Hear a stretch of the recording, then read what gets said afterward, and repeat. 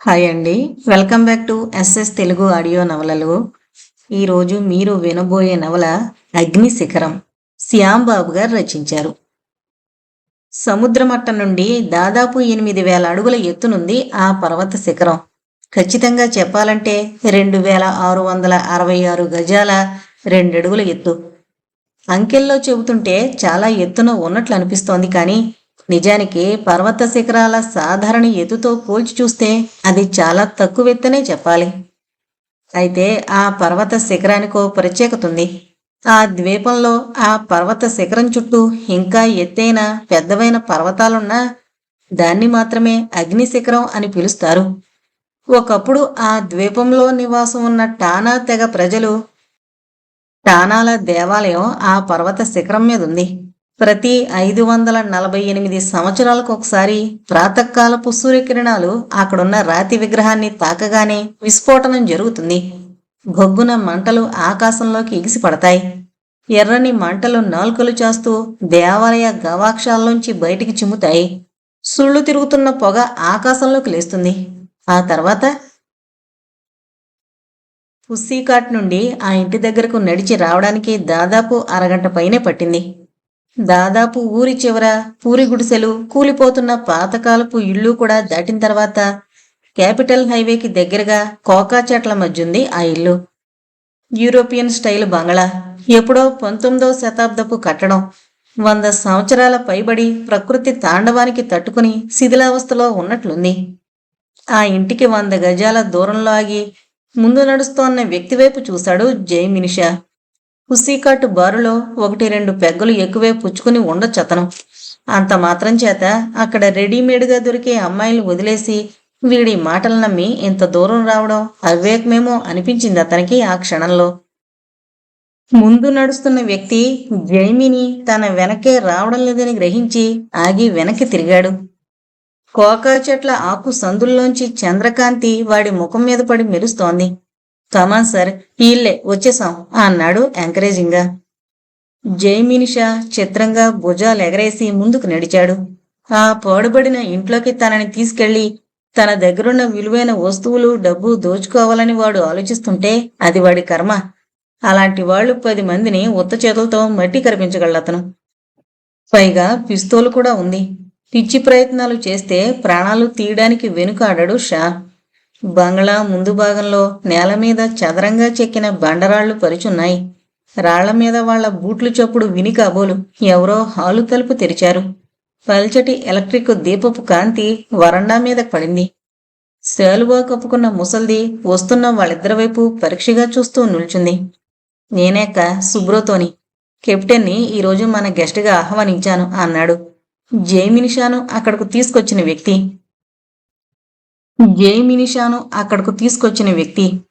ఓహో, ఈ తార్పుడుగాడి పేరు సుబ్రోతో అన్నమాట అనుకున్నాడు షా మనసులోనే.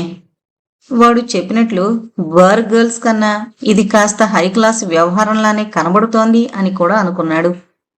ముసల్ది ఏమీ మాట్లాడకుండా కొద్దిగా తలాడించి తలుపులు బార్లా తెరిచి ఓ పక్కకు తప్పుకుంది. మగవాళ్ళిద్దరూ హాల్లోకి ప్రవేశించగానే నిశ్శబ్దంగా తలుపులు మూసి గడియ పెట్టింది. పెద్ద హాల్ అది.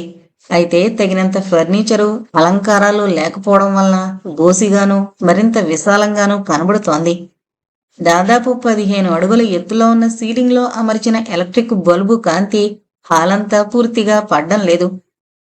హాలు మధ్యగా ఉన్న ఒకే ఒక సోఫాలో వాళ్ళిద్దరినీ కూర్చోమని సైగ చేసి ముసల్ది తన గదిలోకి వెళ్ళిపోయింది. ఒకప్పుడు కూలీనుల వంశం వీళ్ళది. కాలక్రమేణా ఆర్థికంగా చితికిపోయి ఇలా అయ్యారు. ఎప్పుడైనా మీలాంటి మర్యాదస్తునికి కాస్త కాలక్షేపం కలిగించి వచ్చిన ప్రతిఫలంతో గడుపుకొస్తున్నారు చెప్పాడు సుబ్రోతో. నువ్వు మంచి సేల్స్ మ్యాన్వి అన్నాడు షా ఒకసారి బొడ్లో పిస్తోలు తడిమి చూసుకుంటూ. సుబ్రోతో నవ్వుతూ ఏదో చెప్పబోయేంతలో లోపలి గది తలుపు చప్పుడయింది. Hello, good evening, I am ప్రేత అన్నదో కంఠస్వరం. ఆశ్చర్యంగా తల తిప్పి చూశాడు షా. మామూలు వేసేల పొడి పొడి సంభాషణలా కాక ఉచ్చారణ ఎంతో స్వచ్ఛంగా సౌమ్యంగా చదువుకున్న మనిషికి మళ్ళీ ఉంది. బహుశా 18 ఏళ్లుంటాయి ఆమెకి. అంత పొడుగు పొట్టి కాదు, తడి గోధుమ పిండి రంగు శరీర ఛాయ. తల పైకెత్తి ఆమె ముఖం వైపు చూశాడు షా. నవ్వుతూ చూస్తోంది ఆమె షా వైపు. విటులను ఆకర్షించడానికి వేశ్యలు నవ్వే వెకిల్ నవ్వు కాదు, తెలిసిన వ్యక్తిని మర్యాదగా పలకరింపుగా నవ్వే నవ్వు. నవ్వుతున్న పల్చని పేదాలపైన సన్నని ముక్కు, పెద్ద నల్లని కళ్ళు, భుజాల వరకు కత్తిరించుకున్న నల్లని ఒత్తైన వంకీల జుత్తు. Not bad, not bad at all అనుకున్నాడు షా. అరగంట నడక వృధా కాలేదు. Come here baby, meet the captain, he's the nice man అన్నాడు సుబ్రోతో ప్రేతాను దగ్గరికి రమ్మని సైగ చేస్తూ. హలో అన్నాడు షా నవ్వుతూ, తృప్తిగా నకసిక పర్యంతం ఆమెను చూస్తూ. ప్రీతి నవ్వుతూ వచ్చి సోఫాలో షా పక్కనే కూర్చుంది. ఎలా ఉంది boss, do you like her అడుగుతున్నాడు సుబ్రోతో పానకంలో పుడకలా. చిరాకనిపించింది షాకు. ఓకే ఓకే అన్నాడు విసుగ్గా. అయినా సుబ్రోతో కదల్లేదు. చేతులు నలుపుకుంటూ నిలబడ్డాడు. ప్రీతి అతని జుట్టులోనికి చేతివేళ్లు జొనిపి సున్నితంగా పీకుతూ నుదుటిని ముద్దు పెట్టుకుంది. సుబ్రోతో చిన్నగా దగ్గాడు. షా అతన్ని ఒకసారి క్రీగంట చూసి మళ్లీ ఆమెను ఆత్రంగా దగ్గరకు లాక్కుపోయాడు. ప్రీతి అతన్ని ఓ చేత్తో సుతారంగా దూరంగా నెట్టి చెప్పింది. ముందు సుబ్రోతోను పంపేయండి, పాపం అతని కోసం మా అత్త ఇంటి దగ్గర కాచుకుని ఉంటుంది. ఓ అని ప్యాంటు జేబులోంచి పర్సు తీసి ఓ నోటు సుబ్రోతో వైపు విసిరాడు. సుబ్రోతో ముఖం దివిటీలా వెలిగిపోయింది. Thank you sir, thank you very much. నిస్సందేహంగా రాత్రంతా ఎంజాయ్ చేయండి. తెల్లవారుజామున మీరు తిరిగి వెళ్ళడానికి వీలుగా టాక్సీ అరేంజ్ చేసి వెళతాను. Good night. సార్ని జాగ్రత్తగా చూసుకో ప్రీతి. నవ్వుతూ చిన్నగా కన్నుగీటి తలుపు తెరుచుకుని బయటికి వెళ్ళిపోయాడు సుబ్రోతో. మా అమ్మకు కూడా కొంత ఇవ్వండి అంది ప్రీతి ఆ గదిలోనే ఇంకా అలాగే నిలబడున్న తల్లివైపు చూస్తూ. పరసులోంచి 4 నోట్లు తీసి ప్రీతికి ఇచ్చాడు షా. ఇండియన్ కరెన్సీలో 100 రూపాయలకు సమానమైన మొత్తం అది. ఓకే అడిగాడు ప్రశ్నార్థకంగా. సంతోషంగా నవ్వి చెంగున గెంతుతూ వెళ్లి తల్లి చేతుల్లో పెట్టింది డబ్బుని. తిరిగి అంతే హుషారుగా షా దగ్గరికొచ్చి వంగి అతని బొగ్గ మీద చిన్నగా చప్పుడు చేస్తూ ముద్దు పెట్టుకుంది. రండి లోపల గదిలోకి వెళదాం అంది షా చెయ్యి పట్టుకుని సోఫాలో నుండి పైకి లాగుతూ. మౌలి ఐలాండ్స్ ప్రపంచంలోని అతి చిన్న రాజ్యాల్లో ఒకటిగా చెప్పుకోవచ్చు. ఇండోనేషియాకు ఆస్ట్రేలియాకు మధ్య పసిఫిక్ మహాసముద్రంలో ఉన్న 40 దీవుల సముదాయమే ఆధునిక మౌలి ఐలాండ్ దేశం. 1980లో ఫ్రెంచ్ పాలన నుండి విముక్తి పొంది మౌలి ఐలాండ్ ప్రజలు స్వాతంత్రం పొందారు. మౌలి ఐలాండ్స్లో అతిపెద్ద దీవి మోర్నియో. గతంలో ఫ్రెంచ్ సైనికులకు పసిఫిక్ స్థావరంగా ఉండేది. ఆ దీవిలోని ఒకే ఒక పట్టణం ఓడరేవు. దాని పేరు కూడా మోర్నియో అనే అంటారు. నిజానికి ప్రస్తుతం మౌలి ఐలాండ్స్ రాజధాని నగరం కూడా అదే. మోర్నియో కాక మిగిలిన 39 దీవుల్లో చెప్పుకోదగ్గ పట్టణమేమీ లేదు. నిజానికి 1-2 దీవులు తప్ప మిగతావన్నీ చిన్న చిన్న దీవులు. కొన్ని దీవులు నివాసయోగ్యం కూడా కావు. ప్రజల ముఖ్య వృత్తి వ్యవసాయం, తోటల పెంపకం, చేపలు పట్టడం. కొన్ని దీవుల్లో మాత్రం గనుల తవ్వకం జరుగుతోంది. ఇనుము, మాంగనీసు, కొద్దిగా బంగారం. మోర్నియో కూడా మైనింగ్ టౌన్ అనే చెప్పుకోవాలి. కొత్తగా స్వాతంత్రం వచ్చిన అన్ని రాజ్యాలకు మళ్ళనే మౌలి ఐలాండ్స్ కూడా తెలియని శత్రువుని ఎదుర్కోవడం కోసం, స్వాతంత్రాన్ని కాపాడుకోవడం కోసం, పెద్ద ఎత్తున సైనిక శిక్షణ కోసం, ఆయుధాల కోసం ఖర్చు పెడుతోంది. పేదరికంలో ఉన్న ప్రజలకు నిత్యావసరాలు ఎంతో అత్యవసరం అని తెలిసిన దేశాధినేతలు దేశ ఆదాయంలో అధిక భాగం సైన్యం మీద ఖర్చు పెడతారు. ఆ సైన్యం బయట శత్రువుని ఎదుర్కోవడానికి కాదని, అంతర్గతంగా నాయకులపై ధ్వజమెత్తేవారిని అణచడానికేనని రాజకీయాలు తెలిసిన ప్రతివారికి తెలుసు. కొత్తగా ఏర్పరిచిన సైన్యానికి, నావికా దళానికి శిక్షణ ఇవ్వడానికి మౌలి ఐలాండ్స్ ప్రభుత్వం కొన్ని మిత్రదేశాల సహాయాన్ని, సహకారాన్ని అర్థించింది. ఇక్కడ మౌలి ఐలాండ్స్ ప్రభుత్వం కొంత దూరదృష్టితో వ్యవహరించిందనే చెప్పాలి. కొత్త రాజ్యం ఎక్కడ ఏర్పడినా ముందు తమ గుప్పిట్లోకి తీసుకోవాలనుకునే అగ్రరాజ్యాలైన అమెరికా, రష్యాల జోలికి పోకుండా తనకు దగ్గరగా ఉన్న ఆలీన రాజ్యాల్లో కావలసిన సహాయం చేసేవారిని వెతుక్కున్నారు మౌలి అధినేతలు. ఫలితంగా మౌలి ఐలాండ్స్ ప్రభుత్వానికి, భారతదేశానికి మధ్య ఒప్పందం కుదిరింది. మౌలి సైన్యాన్ని, నావికాదళాన్ని సుశిక్షితులుగా తయారు చేయడానికే భారత సైనికాధికారులు మోర్నియో పంపబడ్డారు. అలా మౌలి ఐలాండ్స్కి వచ్చిన ఆఫీసర్లలో ఒకడు షా. తొలి ప్రణయపు వరద వెలువ ఉధృతం తగ్గగానే బెడ్ మీద లేచి కూర్చుని సిగరెట్ వెలిగించాడు షా. ప్రీతి మెల్లగా లేచి గదికి మరోవైపున్న తలుపు తెరుచుకుని వెళ్ళింది. ఆమె ప్రవర్తనలో చిత్రమైన హోమ్లీనెస్ కనబడింది అతనికి. ఆమె ఒక వేశ్యలా కాకుండా ఎంతో దగ్గరి మనిషిలా అనిపించింది. ప్రీతి కన్నా అందమైన స్త్రీలను అనుభవం ఉన్న అతివల్ని అనుభవించాడతను. అయినా ఈ అమ్మాయిలో ఏదో ప్రత్యేకత ఉన్నట్లు అనిపిస్తోంది. మళ్లీ బెడ్ మీద వాలి తృప్తిగా సిగరెట్ పొగ పీలుస్తూ గోడ మీద ఆయిల్ పెయింటింగ్ వైపు చూశాడు. గమ్మత్తుగా ఉంది ఆ చిత్రం. బహుశా చాలా పాతదే అయి ఉండొచ్చు కూడా.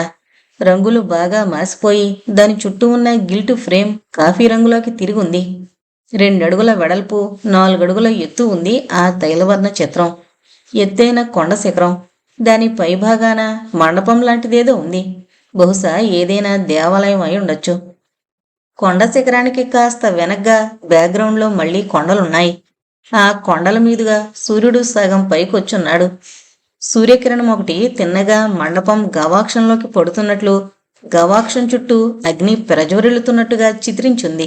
అంతేకాదు, ఆ మండపంలో నుండి గుండ్రటి అగ్ని కణాలు జలపాతంలా శిఖరం కిందకి జరుతున్నట్లుగా ఉంది. చిత్రం చాలా పాతదైన ఆ రంగుల కలయిక, చిత్రించిన విధానం చిత్రకారుడి భావాన్ని స్పష్టంగా తెలుపుతున్నట్లుగా ఉన్నాయి. లేచి కూర్చుని మరింత దగ్గరగా చూశాడు ఆ చిత్రాన్ని. ఇలాంటి గమ్మత్తైన భావాన్ని ఆర్టిస్టు ఎందుకు గీసుంటాడోనని ఓ క్షణం ఆలోచించాడు షా. చిత్రం మీద ఎక్కడా బొమ్మ ఎవరు గీసింది తెలిపే సంతకం లాంటిదేదీ లేదు.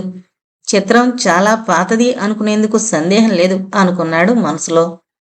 ఏంటి, ఆ చిత్రాన్ని అంత తదేక దీక్షగా చూస్తున్నారు? షా తల తిప్పి ఆమె వైపు చూశాడు. బొంబాయిలో నా మిత్రుడొకడు తైలవర్ణ చిత్రాలు కలెక్ట్ చేస్తూ ఉంటాడు. వాడి దయవల్ల వీటి గురించి నాకు కొంత తెలుసుకునే అవకాశం కలిగింది. సాధారణమైన ఆర్టిస్టు వేసిన చిత్రం కాదిది అన్నాడు షా తమాషాగా పొగ వదులుతూ. చిన్నగా నవ్వింది ప్రీతి. డ్రెస్సింగ్ టేబుల్ మీద పెట్టున్న ఫ్లాస్క్లో నుంచి 2 కప్పుల్లోకి పాలు ఉంచుతూ చెప్పింది. చాలా కాలం నుండింది మా ఇంట్లో అది. బహుశా మా నాన్నగారి కాలంలోదనుకుంటాను. కొట్టం గదిలో పడేసుంటే నేనే తీసి ఈ గదిలో తగిలించాను. ఓ కప్పు షాక్ అందించి మరో కప్పు తను తీసుకుని మంచం మీద కూర్చుంది. ఏంటివి, పాలా? అడిగాడు షా. గంట క్రితం వరకు విస్కీ తాగిన మనిషికి పాలిస్తే అయిష్టం కాక మరేమవుతుంది? చిన్నగా నవ్వింది ప్రీతి. అడవి గొర్రె పాలు ప్లస్ కొన్ని దినుసులు వేసి కాసినవి. మీ విస్కీ ప్రభావం పోవడానికి, అలసట తగ్గడానికి చాలా మంచిది. అలా అయిష్టంగా చూడక తాగండి. అయిష్టంగానే నోటి దగ్గర పెట్టుకున్నాడు షా. కమ్మని వాసన ముక్కు పొటాలకు సోకింది. మాట్లాడకుండా కప్పు ఖాళీ చేసి ప్రీతి చేతికిచ్చాడు. ప్రీతి 2 కప్పుల్ని టేబుల్ మీద పెట్టి మంచం మీద వాలింది. ఏం చేస్తారు ఆర్మీలో? మీరు నిజంగా కెప్టెనేనా? అడిగింది. నవ్వాడు షా. సుబ్రోతో నాలాంటి విదేశీయులందరినీ కెప్టెన్ అనే చెబుతాడు. నిజానికి నేను పనిచేస్తోంది నేవీలో, లెఫ్టినెంట్ని. మోర్నియో నేవల్ బేస్లో మీ దేశస్థులకు ట్రైనింగ్ ఇచ్చేవాళ్లలో నేనొకణ్ణి చెప్పాడు షా. ఆ పిస్టల్ నిజంగా పేలుతుందా? అడిగింది ప్రీతి డ్రెస్సింగ్ టేబుల్ మీద కుప్పగా పడున్న అతని దుస్తుల వైపు చూపుతూ. ఓ షూర్ అన్నాడు.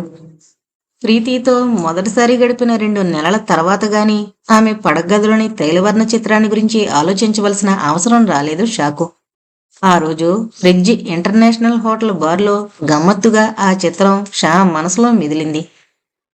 బొంబాయి నుండి వచ్చిన ప్రొఫెసర్ నరేంద్రతో మాట్లాడుతూ కూర్చున్నాడు షా. ప్రొఫెసర్ నరేంద్ర జియాలజీలో డాక్టరేట్ పట్టా పుచ్చుకున్నాడు. బొంబాయి యూనివర్సిటీ ఫ్యాకల్టీలో లెక్చరర్గా పనిచేస్తుండడమే కాక భారత ప్రభుత్వానికి చెందిన జియోలాజికల్ సర్వే ఆఫ్ ఇండియా సంస్థకు సలహాదారుడు కూడాను. బొంబాయిలోని షా మిత్రుడొకరి దగ్గర నుండి ఇంట్రడక్షన్ లెటర్తో మోర్నియాకు వచ్చాడు ప్రొఫెసర్ నరేంద్ర. హోటల్లో దిగిన వెంటనే నేవల్ బేస్కి ఫోన్ చేసి షాతో మాట్లాడాడు. ఆ రోజు మధ్యాహ్నం లంచ్ వేళకు ఇద్దరూ రిడ్జ్ హోటల్ బారులో కలుసుకునేందుకు నిర్ణయించుకున్నారు. డియర్ జై, ఈ ఉత్తరం తెస్తోన్న ప్రొఫెసర్ నరేంద్ర నాకు చాలా సన్నిహిత మిత్రుడు. ఆయన మన దేశంలోని ప్రఖ్యాత జియాలజిస్ట్. ఆయన వ్యక్తిగతమైన పరిశోధనకు సంబంధించిన వివరాల కోసం మౌలి ఐలాండ్స్కి వస్తున్నారు. ఆయనకు అన్ని విధాలా సహకరించి సహాయపడగలవని విశ్వసిస్తున్నాను. నా మిత్రుడు నీకు మిత్రుడేనని వేరే చెప్పనక్కర్లేదు కదా. ఆయన పరిశోధన విజయవంతం అవడానికి నువ్వు చేయవలసింది చెయ్యి. ప్రేమతో నీ సురేంద్ర. ఉత్తరం పూర్తిగా మరోసారి చదువుకుని నవ్వుతూ తలాడించాడు Shah. Very good professor. What can I do for you అన్నాడు సురేంద్ర రాసిన ఉత్తరాన్ని షర్టు పాకెట్లో పెట్టుకుంటూ. నవ్వాడు Narendra. No professor business here, call me Narendra అన్నాడు. వృత్తిరీత్యా ప్రతిష్టాకరమైన స్థానంలో ఉన్నప్పటికీ ప్రొఫెసర్ నరేంద్ర వయసు 35కు మించి ఉండదు. పొడుగు కాకపోయినా వెడల్పైన భుజాలు, ఛాతితో బలంగా కనబడతాడు. నుదుటి మీదకు ఒత్తుగా పడుతోన్న క్రాఫు, తెలివైన కళ్ళు, సూది ముక్కు, బిగించిన పెదిమలు. యూనివర్సిటీ లెక్చరర్లా కాక ఫుట్బాల్ ఆటగాళ్లా ఉంటాడు Narendra. Righto Narendra, you call me Shah. Surendra స్నేహితుడు ఎవరైనా నాకు స్నేహితుడే. చెప్పండి నేనేం చేయాలో అన్నాడు షా వెయిటర్కు సైగ చేస్తూ. నరేంద్ర ఒక్క క్షణం నిశ్శబ్దంగా ఉండిపోయాడు. తర్వాత నీ నుండి కావలసిన సహాయం ఏంటో చెప్పడానికి ముందు నా రీసెర్చ్ గురించి కొంత చెప్పాలి. లంచ్ తర్వాత వెంటనే వెళ్ళిపోవలసిన అవసరం లేకపోతే నా గదికి వెళ్ళి మాట్లాడుకుందాం అన్నాడు. No problem. సాయంత్రం 6 గంటల వరకు నేను బేస్కి రిపోర్ట్ చేయవలసిన అవసరం లేదు. రాత్రికి ఓ 2 గంటలు నైట్ ఎక్సర్సైజులున్నాయి చెప్పాడు షా. ఇద్దరూ లంచ్ పూర్తి చేశాక నరేంద్ర సూటుకి వెళ్లారు. హోటల్ 6వ అంతస్తులో సముద్రం వైపుకున్న సూటు నరేంద్రది. బాల్కనీలో నిలబడితే దూరంగా ఉన్న హార్బరు, సముద్రం చక్కగా కనిపిస్తున్నాయి.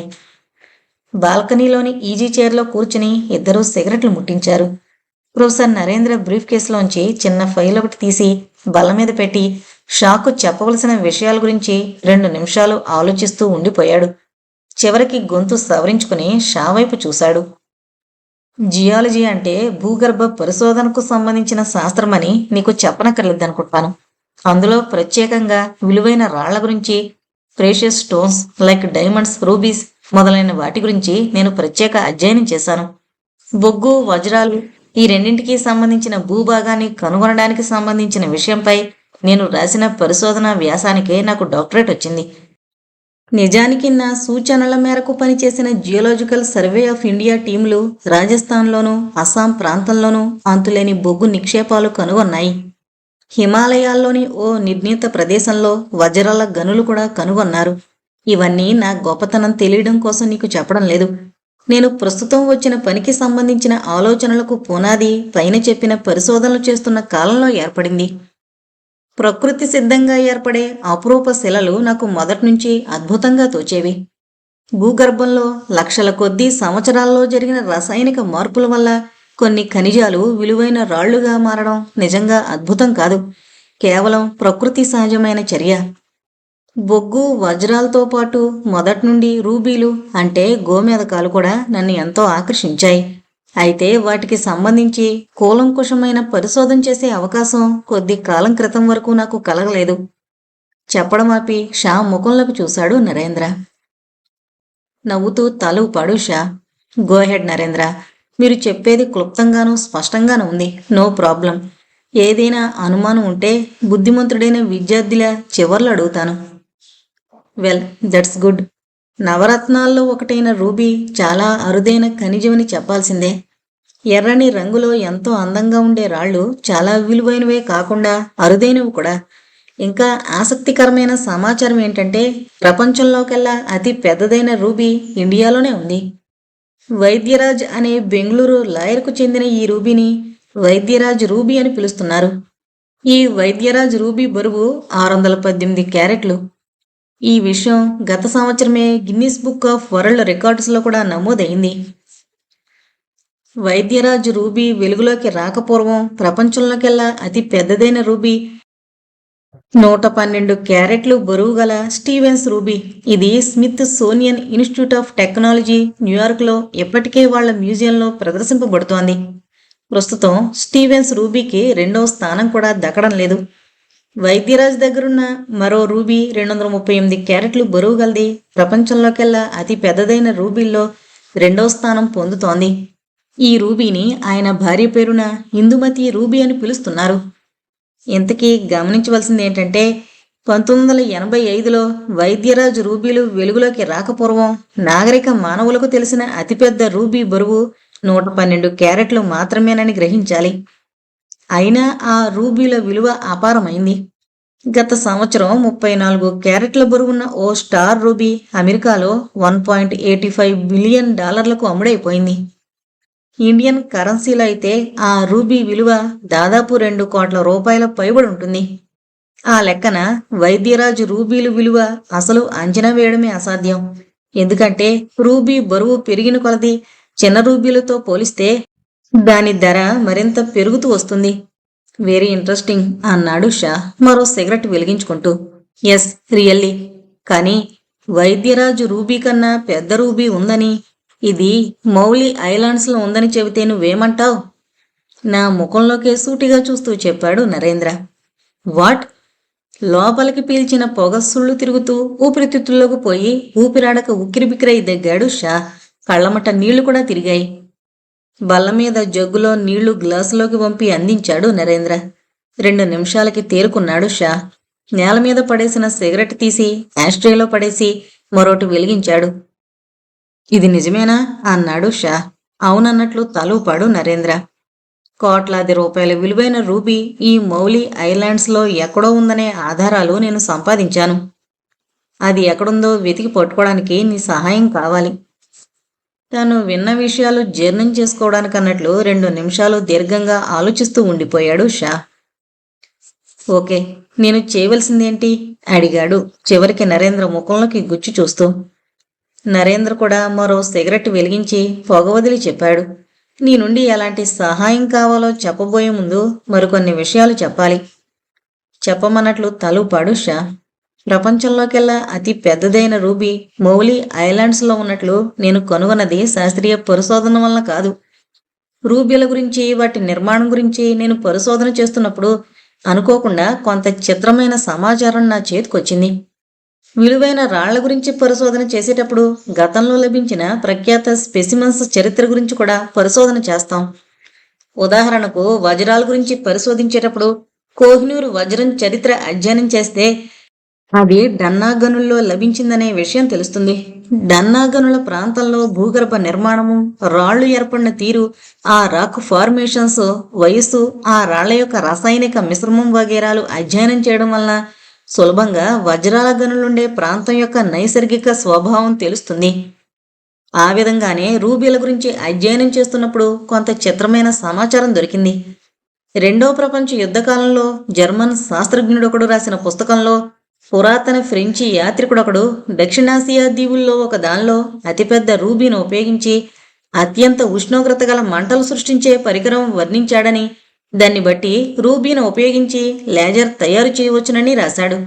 అనుకోకుండా ఈ ఇన్ఫర్మేషన్ నా దృష్టికొచ్చింది. షా ముఖంలో కన్ఫ్యూజన్ చూసి ఆగాడు నరేంద్ర.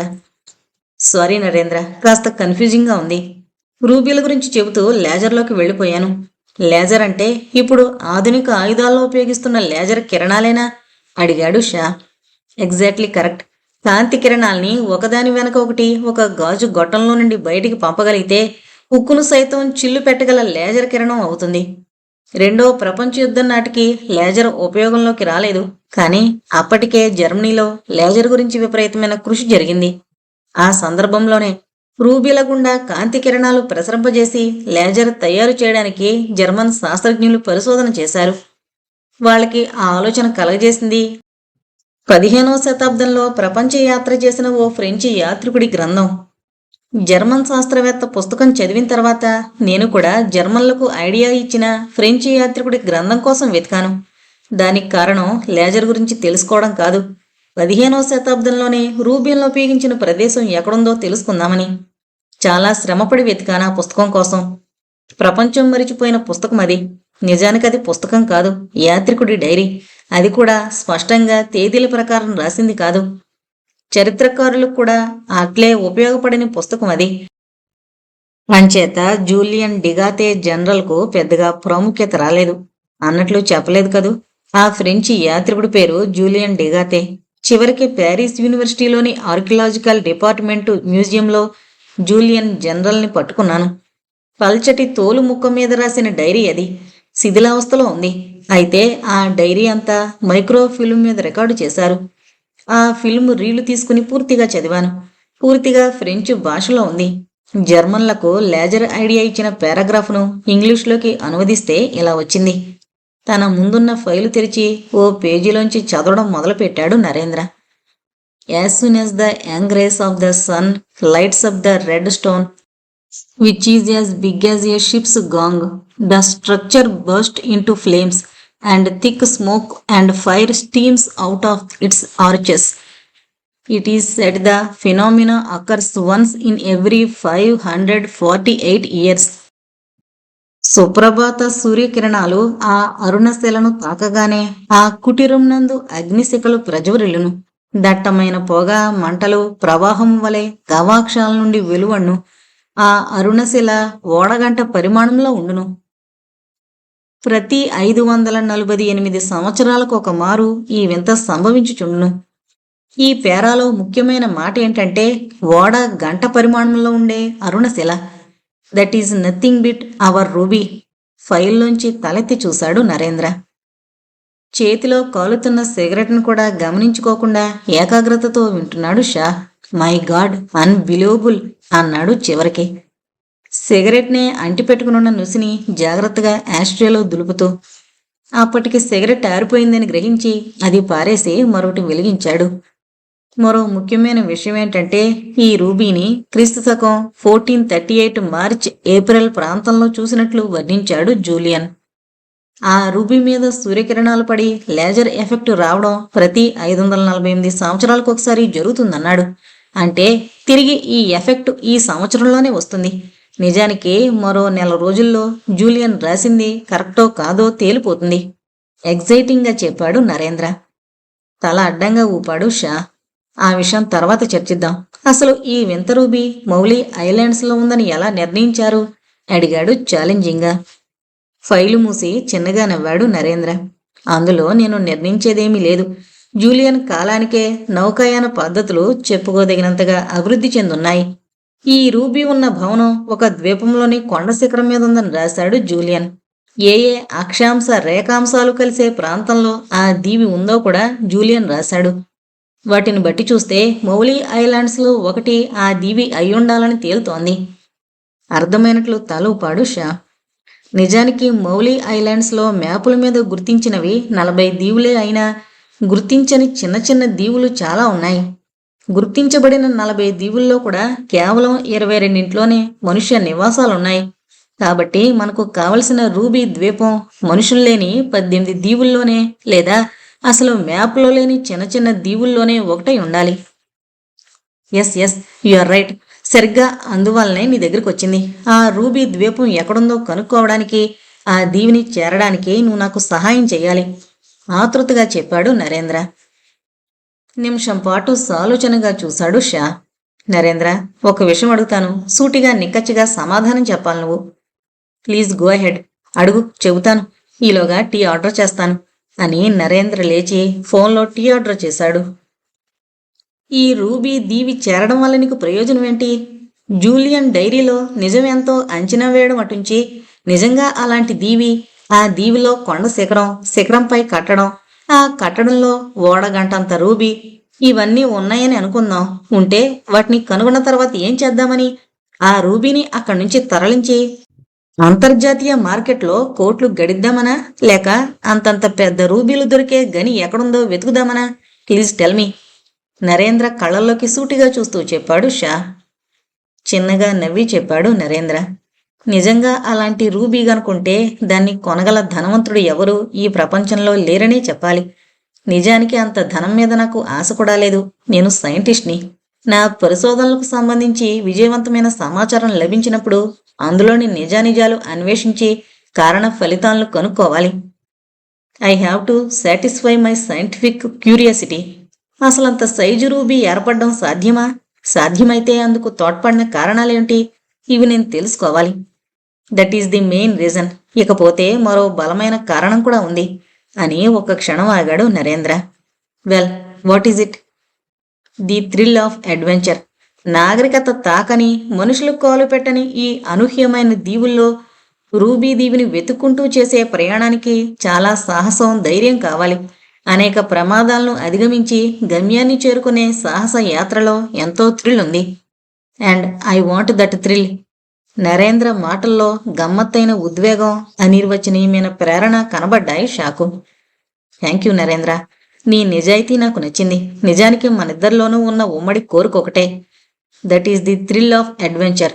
అంతేకాదు, నీ రూబీ దీవి నిజంగా ఉందని నాకు ఎందుకు అనిపిస్తోంది. ఎందుకో చెప్పనా? జూలియన్ డిగోల్తో పాటు మరో వ్యక్తి కూడా ఆ రూబీ దీవిని చూశారు కనుక, అన్నాడు షా సీరియస్గా. వాట్? ఈసారి ఆశ్చర్యపోవడం నరేంద్ర వంతైంది. చిలిపిగా నవ్వాడు షా. ఇంతలో తలుపు చొప్పుడయింది. సర్వీస్ కార్డు తోసుకుంటూ రూమ్ బాయ్ లోపలికొచ్చాడు. నిజంగా? ఇంకా ఆశ్చర్యంగా అడుగుతున్నాడు నరేంద్ర. ముందు టీ తీసుకోండి చెబుతాను, అన్నాడు షా. రూమ్ బాయ్ ఇద్దరికి చెరో కప్పులో టీ పోసి షుగరు క్రీము కలిపి అందించాడు. వేడివేడి టీ తృప్తిగా తాగారు ఇద్దరు. ఇద్దరి మనసుల్లోనూ గమ్మత్తైన ఎగ్జైట్మెంట్ కదులుతోంది. అంచేత టీ తెచ్చిన రూమ్ బాయ్ సూట్లోనే తచ్చెట్లాడుతున్నా గమనించుకోలేదు. టీ పూర్తి చేసి సిగరెట్ వెలిగించేటప్పటికి గాని షాకు తోచలేదు. ఏమైంది, నాకు నిద్రొస్తోంది అన్నాడు కంగారుగా. అవును, నాకు నిద్ర ముంచుకో. వాక్యం పూర్తి కాకముందే నరేంద్ర కుర్చీలో వెనక్కి వాలిపోయాడు. అతనికి ఎదురుగా కూర్చున్న షాకు మూసుకుపోతున్న కనురెప్పల మధ్య నుండి గర్వంగా నవ్వుతోన్న రూమ్ బాయ్ ముఖం కనబడింది. మరుక్షణం అతనికి స్పృహ పోయింది. అదే రిడ్జ్ హోటల్ 7వ అంతస్తులో మరో వ్యక్తి ఆతృతగా కూర్చునున్నాడు. ఏసీ గదిలో చల్లగా అయిన టిండి బీరు తాగుతూ పైపు కాలుస్తూ దేనికోసమో ఓపిగ్గా కాచుకునున్నాడతను. 3 గంటల ప్రాంతంలో హోటల్ బాయ్ ఒకడు తలుపు తెరుచుకుని లోపలకు ప్రవేశించాడు. అతని చేతుల్లో నరేంద్ర బ్రీఫ్ కేస్ ఉంది. జాగ్రత్తగా తలుపు లాక్ చేసి పైపు కాలుస్తోన్న వ్యక్తి దగ్గరకు వచ్చాడు. పైపు వ్యక్తి ముఖంలో సన్నని చిరునవ్వు కదిలింది. Any problem? అడిగాడు బ్రీఫ్ కేస్ అందుకుంటూ. నో ప్రాబ్లం సార్, అంతా స్మూత్గా జరిగిపోయింది, చెప్పాడు హోటల్ బాయ్లా ఉన్న వ్యక్తి. ఎవరు నిన్ను గమనించలేదు కదా? లేదు సార్. ముందు ఈ రూమ్ బాయ్ యూనిఫామ్ వదిలించుకోవాలి. వాళ్ల గదిలోకి టీ తీసుకువెళుతుంటే వెనక నుండి వెళ్లి నెత్తి మీద ఓ దెబ్బ వేసి స్పృహ తప్పించి పక్కనే ఉన్న ఖాళీ గదిలో కాళ్ళు చేతులు కట్టి పారేశాను. మరో గంటగాని స్పృహ రాదు వాడికి. వాళ్ల టీలో మీరిచ్చిన మొత్తుమందు కలిపిచ్చాను. పాలు తాగే పసిపిల్లలా తాగేసి పడిపోయారు, చెప్పాడు ఆ వ్యక్తి రూమ్ బాయ్ యూనిఫామ్ తీసేస్తూ. యూనిఫామ్ కింద తెల్లని నిక్కరు, టెన్నీసు షర్టు వేసుకునున్నాడతను. వెల్డన్ ఫిలిప్స్, ముందు ఆ యూనిఫామ్ ఎక్కడన్నా దూరంగా పారాయి. నిన్ను ఆ హోటల్ బాయ్ చూడకపోవడం కరెక్టే కదా? అడిగాడతను ఆరిన పైపుని వెలిగించుకుంటూ. 100% షూర్ సార్, చెప్పాడు ఫిలిప్స్. బాయ్ యూనిఫారాన్ని చిన్న టవల్ బ్యాగ్లో కుక్కి జిప్పు మూసేసి టేబుల్ మీద టెన్నిస్ ర్యాకెట్ తీసుకున్నాడు. Okay, get lost. You have done a good job, చెప్పాడు పైప్ వాలా. ఫిలిప్స్ తలూపి బయటికి వెళ్ళిపోయాడు. ఫిలిప్స్ వెళ్ళిపోగానే అతను తలుపు బోల్ట్ చేసి తిరిగి లోపలికొచ్చి ఫోన్ ఎత్తాడు. అవతల ఆపరేటర్ కంఠం వినిపించగానే please book 1 international call to Paris అని నెంబర్ చెప్పాడు. ఆల్ రైట్ సార్, కనెక్షన్ రాగానే పిలుస్తాను, చెప్పాడు ఆపరేటర్. అతను మరో బీర్ క్యాన్ ఓపెన్ చేసి మెల్లగా సిప్ చేస్తూ బ్రీఫ్ కేసులో కాగితాల్ని ఒక్కొక్కటి తీసి పరిశీలించసాగాడు. దాదాపు 3 గంటల తర్వాత సాయంత్రం 5 గంటల ప్రాంతంలో మెలకు వచ్చింది షా నరేంద్రలకు. ముందుగా షాకు మెలకు వచ్చింది. చటుక్కున లేచి నిలబడ్డాడు. ఎదురుగా ఈజీ చైర్లో నరేంద్ర ఒళ్ళు మరిచి నిద్రపోవడం కనబడింది. జరిగిన విషయాలు గుర్తు చేసుకున్నాడు. తను, నరేంద్ర, రూబీ దీవి గురించి మాట్లాడుతూ ఉండడం, రూమ్ బాయ్ వచ్చి టీ కలిపి ఇవ్వడం, టీ తాగిన వెంటనే నిద్రమత్తు ముంచుకు రావడం. టీ కప్పులింకా అక్కడే ఉన్నాయి. టీ పాటు కూడా దాని మీదే ఉంది. నరేంద్ర బ్రీఫ్ కేస్ కూడా లేకపోవడం గమనించాడు షా. ముందు కొంగి నరేంద్ర భుజాలు పట్టుకుని కుదిపాడు.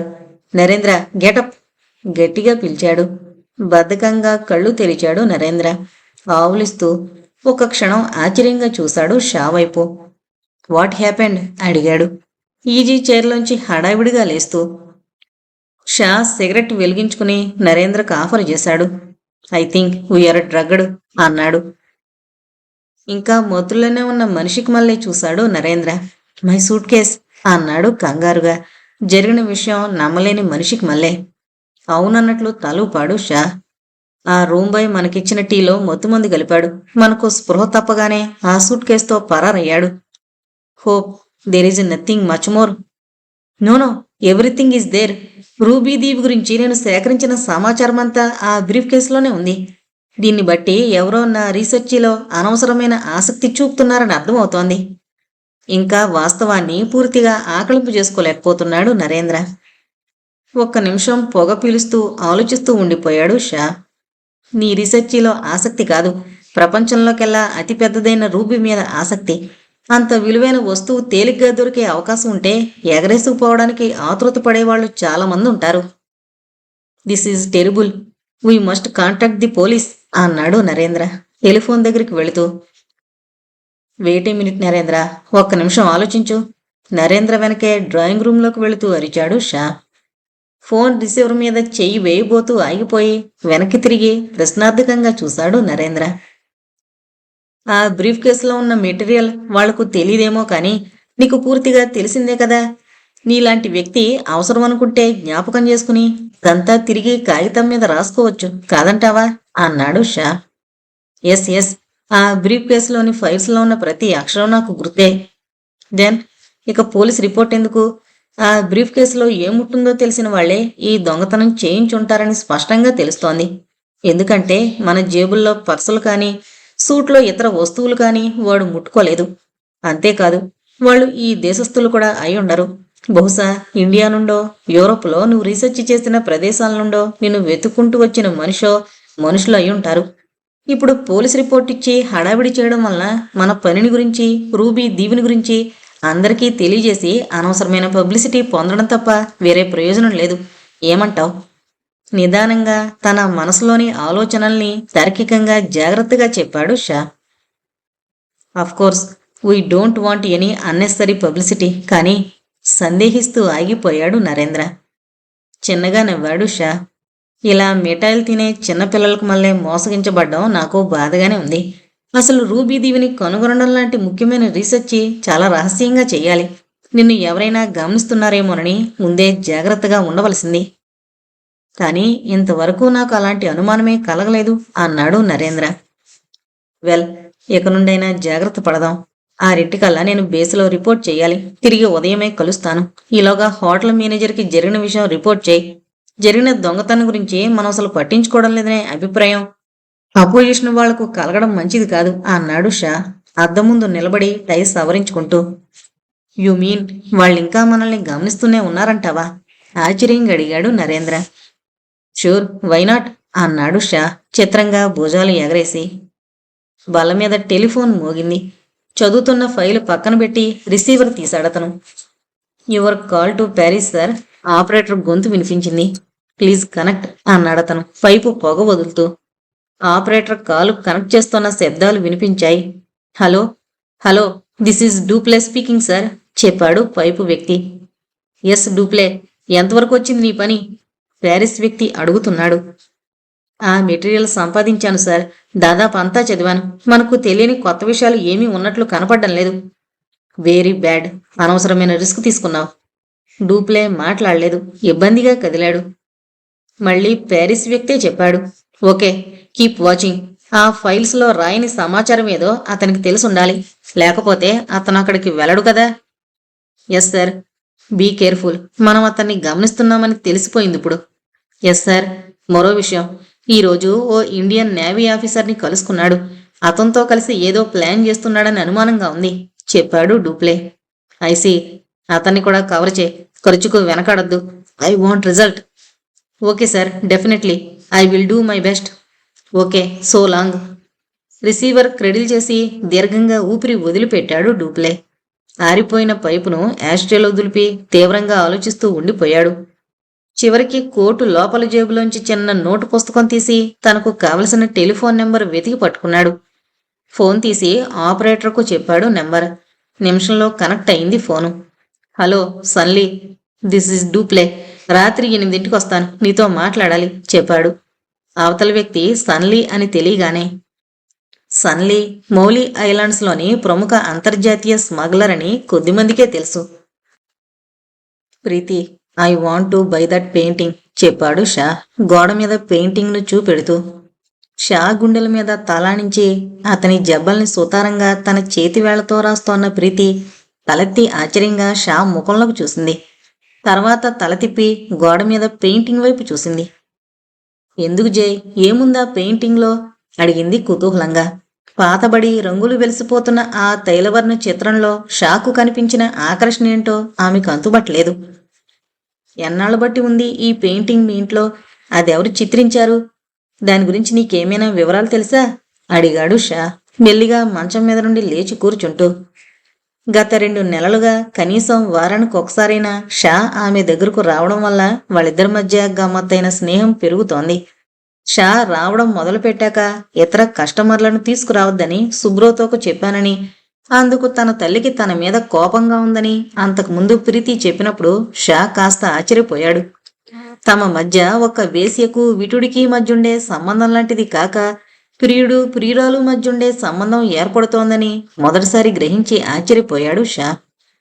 అసలు ప్రీతితో పరిచయానికి, ఆమె పడగదిలోని తైలవర్ణ చిత్రానికి నరేంద్ర రాకకు గమ్మత్తైన సంబంధం కనబడుతోంది షాకు. తనకు అర్థం కాని శక్తి ఏదో తెలియని గమ్యం వైపు తనను నెడుతోందనే భావన మొదటిసారిగా అతనికి కలిగింది. ఓ మై డియర్ కెప్టెన్, ఆ చిత్రం అంటే ఎందుకు నీకింత ఇంట్రెస్టు?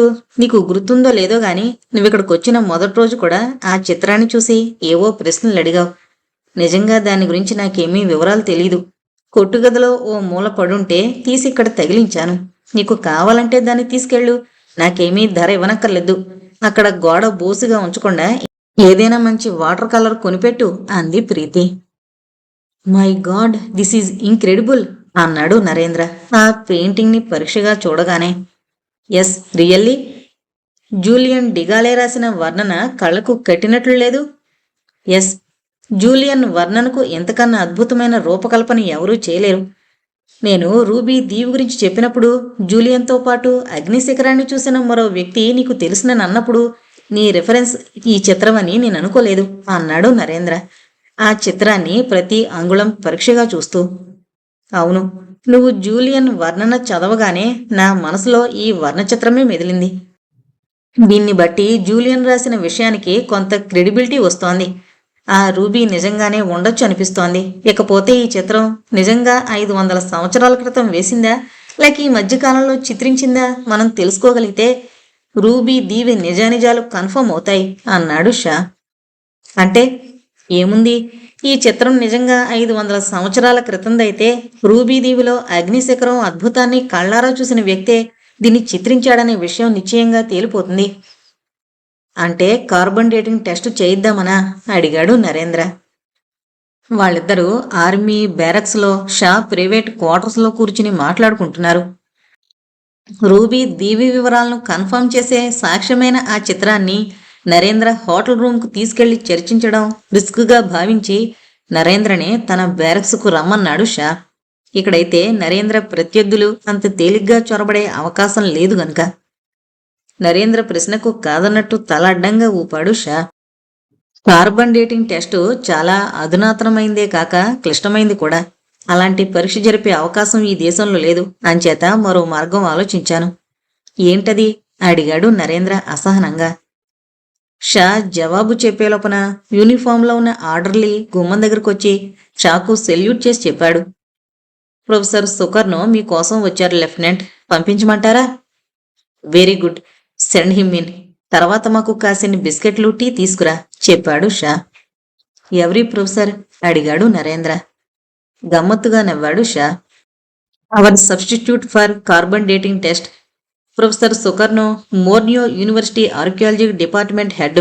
మౌలి ఐలాండ్స్ చరిత్ర గురించి, పురాతన అవశేషాల గురించి ఆయనకు తెలియని విషయాలు లేవంటారు. షా చెబుతూ ఉండగానే సన్నగా పొట్టిగా ఫుల్ సూట్లో ఉన్న వ్యక్తొకడు షా గదిలో ప్రవేశించాడు. సాఫీగా దువ్విన దట్టమైన జుట్టు నల్లగా నిగనిగలాడుతోన్న ముడతలు పడ్డ ముఖం, నడకలో నిదానం ఆయన రుద్దుడనే చెబుతున్నాయి. దట్టమైన కనుబొమ్మల కింద చురుకైన కళ్ళు తీక్షణంగా చూస్తున్నాయి. Hello professor, thank you very much. This is my friend professor Narendra. He's also an archaeology professor in India. పరిచయాలు చేశాడు Shah. My pleasure professor Sukarno, I am honoured sir చెప్పాడు నరేంద్ర నమ్రతగా. ప్రొఫెసర్ సుకర్నో ఆనందంగా నవ్వాడు. మునికాళ్ల మీద ఓసారి పైకి లేచి ఉత్సాహంగా నవ్వి జబ్బలు చరుచుకున్నాడు. నాకు చాలా ఆనందంగా ఉంది. ఏదో ఆర్ట్ పీస్ ఎవాల్యుయేట్ చెయ్యాలి రమ్మన్నారు గాని మరో ప్రొఫెసర్ని పరిచయం చేయబోతున్నానని చెప్పలేదు Shah. I am both surprised and delighted అన్నాడు నరేంద్ర చేతులు పట్టుకుని నొక్కుతూ ప్రొఫెసర్ సుకర్ణో.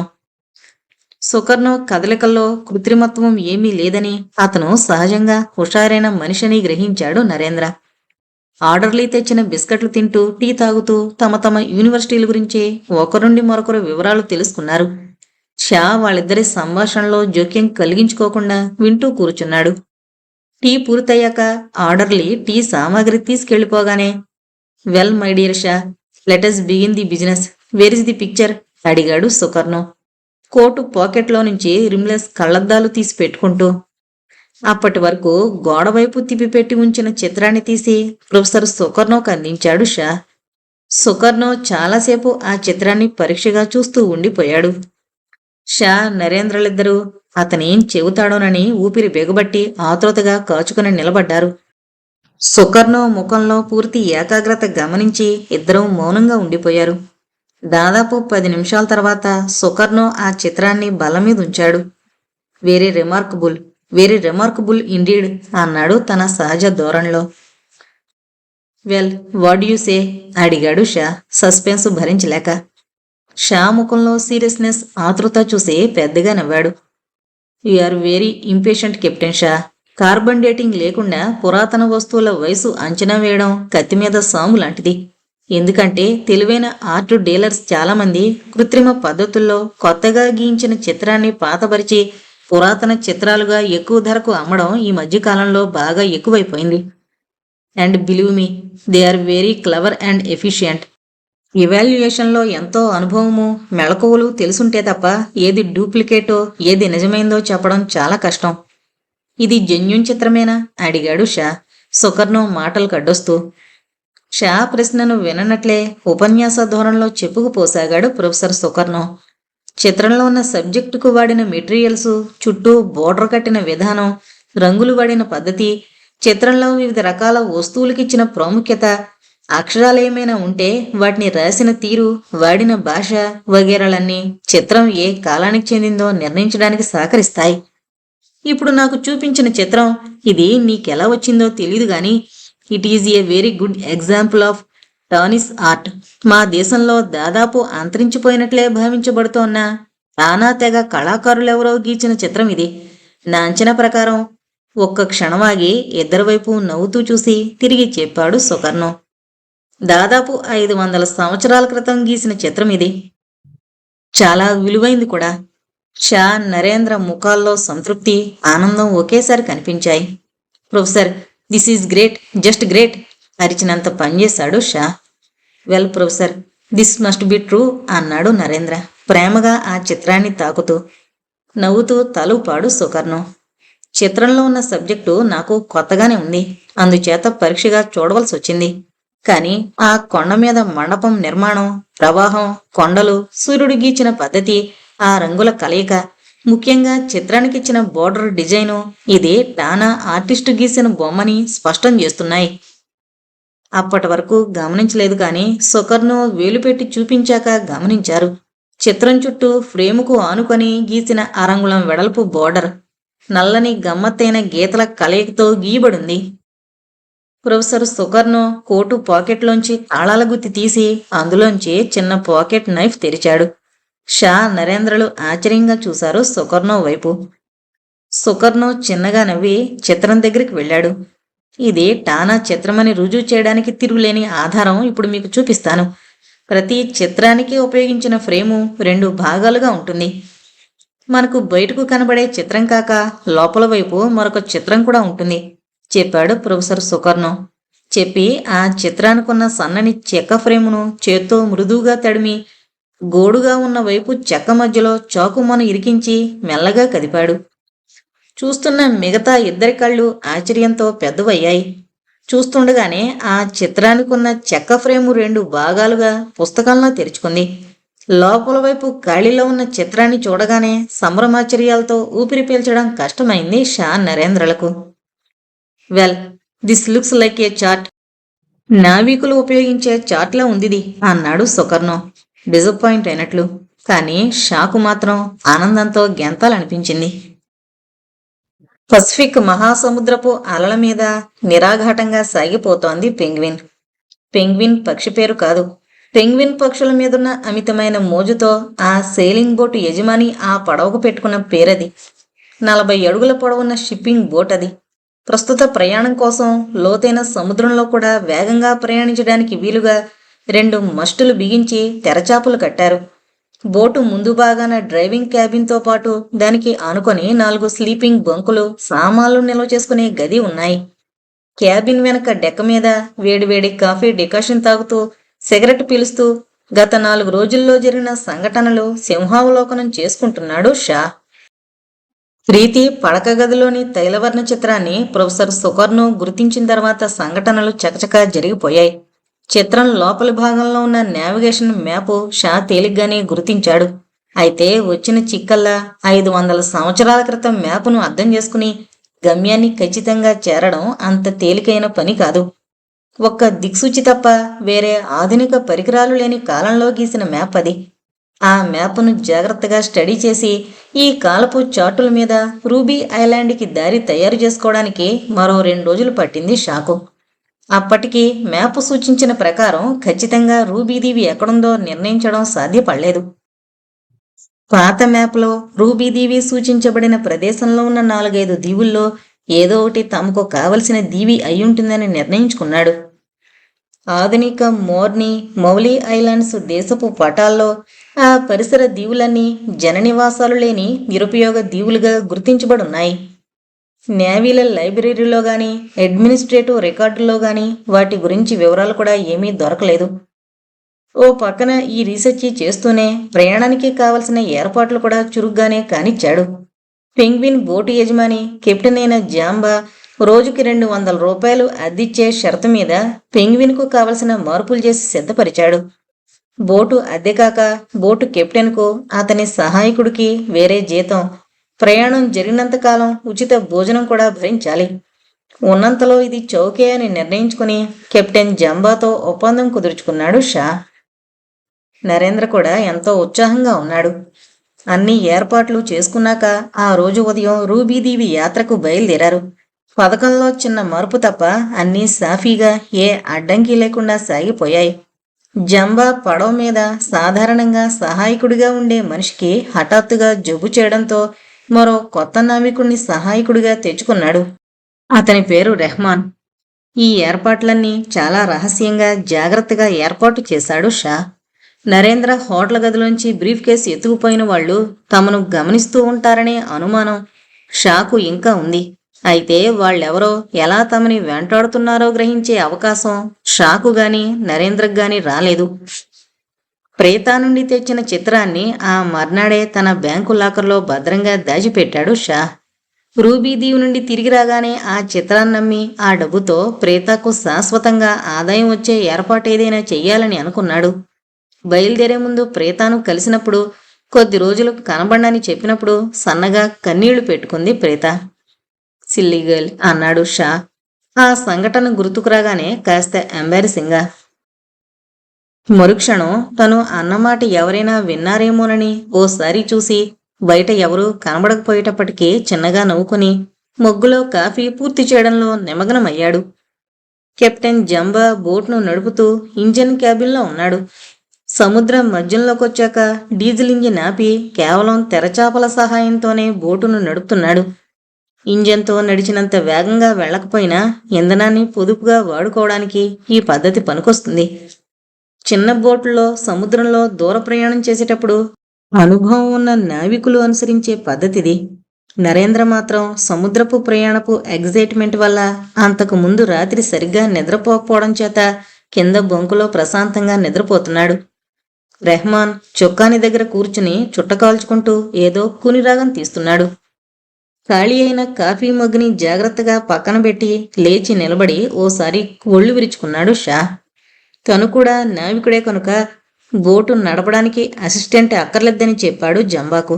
అలా చేయడం వలన ప్రయాణపు ఖర్చు కొంత తగ్గుతుందని, తనకు ప్రయాణంలో తోచుబాటవుతుందని షా ఉద్దేశం. అంచేత జంబా, షాలు వంతుల వారీగా బోటును నడపడానికి నిశ్చయించుకున్నారు. మధ్యాహ్నం నుండి జంబాకి రెస్ట్ ఇచ్చి బోట్ నావిగేషన్ బాధ్యత షా తీసుకోవాలి. అంతవరకు విశ్రాంతి తీసుకోవడం ఉత్తమం అనిపించింది షాకు. తను లోపలకు వెళుతున్నానని రెహమాన్కు చెప్పి క్యాబిన్లోకి వెళ్ళిపోయాడు షా. క్యాబిన్లోకి వెళుతోన్న షాను సాలోచనగా చూస్తూ గమ్మత్తుగా తనలో తానే నవ్వుకుని తుపుక్కున సముద్రంలోకి ఉమ్మాడు రెహమాన్. మోర్నియా సెంట్రల్ టెలిఫోన్ ఆఫీసు భవనంలో నుండి బయటకొచ్చి పైపు వెలిగించుకుని తృప్తిగా పొగ వదులుతూ ఆలోచిస్తూ నిలబడ్డాడు డూప్లే. కొద్ది నిమిషాల క్రితం ప్యారిస్కు టెలిఫోన్ చేసి లేటెస్ట్ డెవలప్మెంట్స్ తెలియజేశాడు. షా బృందం ఆ రోజు ఉదయమే పెంగ్విన్లో బయలుదేరి వెళ్లారని, మరో గంటలో వాళ్లను వెంటాడుతూ బయలుదేరబోతున్నామని డూప్లే చెప్పినప్పుడు ప్యారిస్ వ్యక్తి చెప్పిన సలహా అతని మనసులో గిర్రున తిరుగుతోంది. అసలు ఆ ఉపాయం తనకే తట్టనందుకు కించిత్ చింతించాడు కూడాను. చివరికి ఓ నిశ్చయానికొచ్చినట్టు తల పంకించి మెట్లు దిగి పేవ్మెంట్ మీద నిలబడి దారిని వెళుతోన్న ట్యాక్సీని ఆపమన్నట్లు సైగ చేశాడు. ఆగిన ట్యాక్సీలో ఎక్కి కూర్చుని సన్లీబార్కు పోని అన్నాడు చలాకీగా. ట్యాక్సీ డ్రైవర్ ముఖంలో క్షణం ఆశ్చర్యం కనిపించింది. సన్లీబార్ పెద్ద మనిషిలా కనిపిస్తోన్న ఈ విదేశీ టూరిస్టు వెళ్లదగిన ప్రదేశం కాదు. ఒక్క క్షణం ఏదో అనబోయి తమాయించుకుని నాకెందుకులే అన్నట్లు భుజాలు ఎగరేసి ట్యాక్సీ ముందుకు దూకించాడు. నూనె లేకుండా కాల్చిన చపాతీలు, బంగాళదుంపలు, పప్పు కూరలు, కొద్దిగా వరన్నం, ఉప్పు కారం చల్లిన పచ్చి దోసకాయ, టమోటా ముక్కలతో ఆ రోజు మధ్యాహ్నం భోజనం ముగిసింది.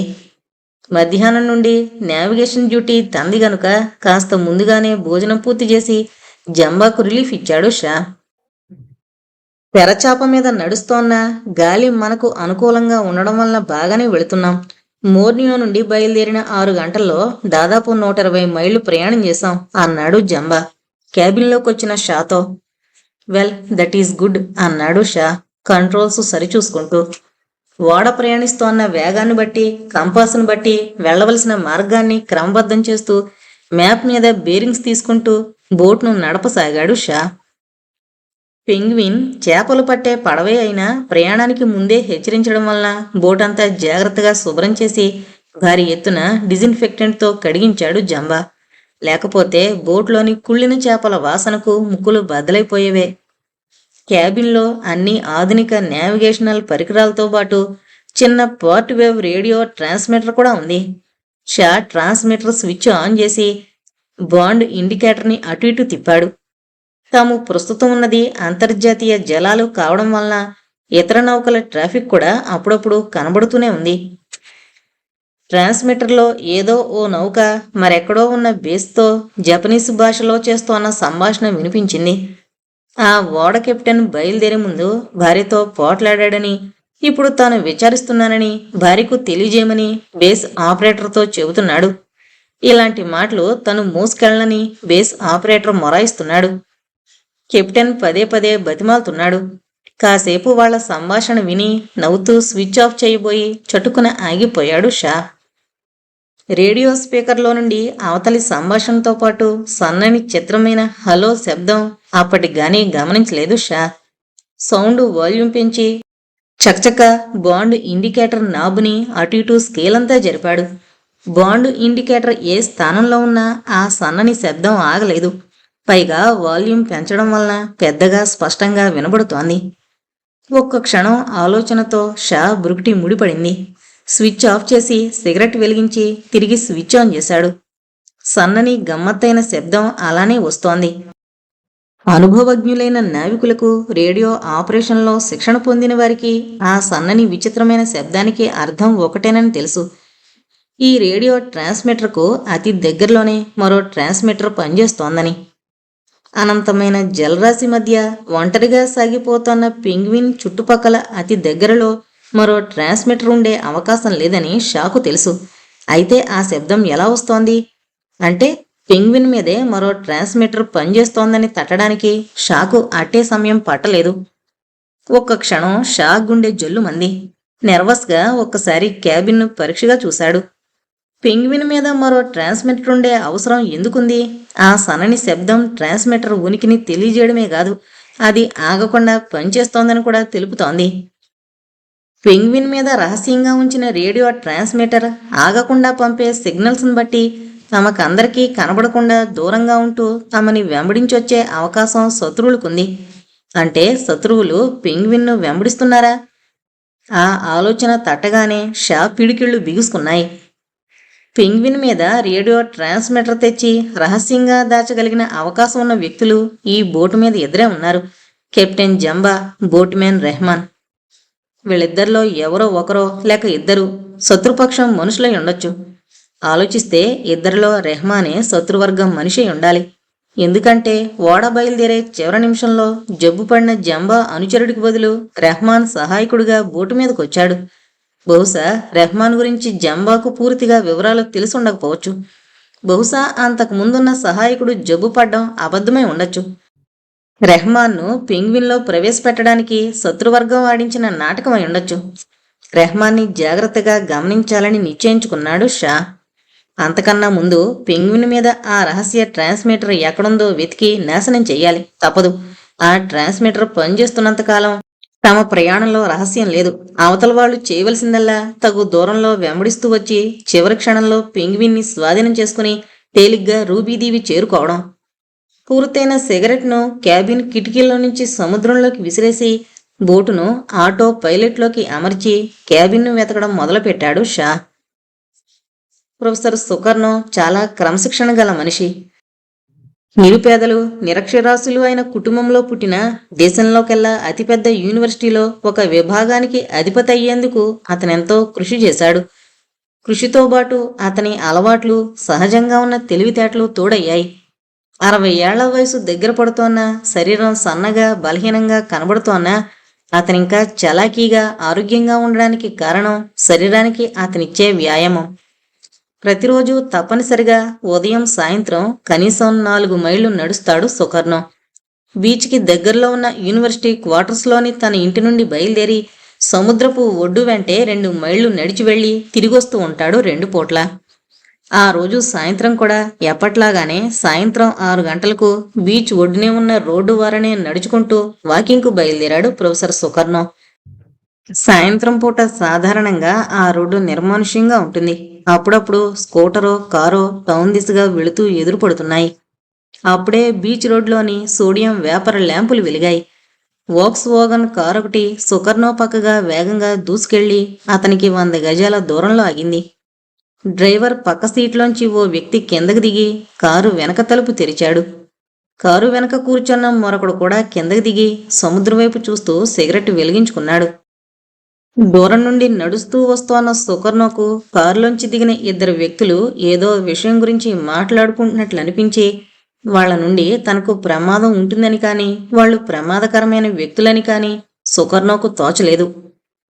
2 పెద్ద మనుషులకు మళ్ళీ ఫుల్ సూట్లలో నిలబడి సాయంత్రపు బీచ్ గాలిలో ఆహ్లాదకరమైన వాతావరణం ఎంజాయ్ చేస్తూ ఏదో పిచ్చాపాటి మాట్లాడుకుంటున్న వ్యక్తుల్లా అగుపిస్తున్నారు. ప్రొఫెసర్ సుకర్ణో వాళ్ళిద్దరినీ దాటి ముందుకు పోబోతుండగా వాళ్లలో ఒక అతను అన్నాడు, good evening professor. Professor Sukarno ఆటోమేటిక్గానే వెరీ గుడ్ ఈవినింగ్ అని సమాధానం చెప్పి క్షణం ఆగి ఆగంతుకుల ముఖంలోకి పరీక్షగా చూశాడు. అతన్ని ఎప్పుడూ చూసిన జ్ఞాపకం రాలేదు సుకర్ణోకు. దాదాపు 30 సంవత్సరాల అధ్యాపక జీవితంలో అనేక మంది విద్యార్థులు తన దగ్గర చదువుకున్నారు. బహుశా ఈ ఆగంతకుడు వాళ్లలో ఒకడే ఉండొచ్చు. ఆగి అతని ముఖాన్ని జ్ఞాపకం చేసుకోవడానికి ప్రయత్నిస్తూ నిలబడ్డాడు సుకర్ణో. ఆగంతుకులిద్దరూ ప్రొఫెసర్కు మరింత దగ్గరగా వచ్చి నిలబడ్డారు. సుకర్ణో కళ్ళు ఆశ్చర్యంతో పెద్దవయ్యాయి వాళ్ల చేతుల్లోని ఆటోమేటిక్ పిస్టల్స్ని చూడగానే. సారీ ప్రొఫెసర్, కంగారు పడకుండా కారుకి కూర్చోండి, మీతో కాస్త మాట్లాడవలసిన పనుంది చెప్పాడు వాళ్లలో ఒకడు. What the hell is this అన్నాడు సుకర్ణో భయంగానే. కంగారు పడద్దని చెప్పానుగా, నోరు మూసుకుని గొడవ చేయకుండా కారులో ఎక్కి కూర్చో. ఈసారి ఆగంతకుడి కంఠంలో చాలా కొరుకుదనం వినబడింది. ప్రొఫెసర్ సుకర్ణో మెదడంతా ఖాళీ అయినట్లయిపోయింది.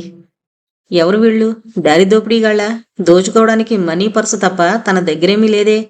కేవలం మనీ పర్సు దోచుకోవడానికి ఇలా పబ్లిక్ రోడ్డు మీద తనను అటకాయించే రిస్క్ తీసుకుంటారా? నెర్వస్గా చుట్టూ చూశాడు సుకర్ణో. రోడ్డు నిర్మానుష్యంగా ఉంది. Come on move. పిస్టల్ బ్యారెల్ కొన డొక్కలో గుచ్చుకుని విపరీతమైన నొప్పి పుట్టింది. అప్రయత్నంగా బాధతో మూలిగాడు సుకర్ణో. రెండో ఆగంతకుడు స్నేహంగా భుజం చుట్టూ చేయి వేసినట్లు నటిస్తూ సుకర్ణోను ముందుకు నడిపించాడు. కారులో కూర్చోక తప్పింది కాదు సుకర్ణోకు.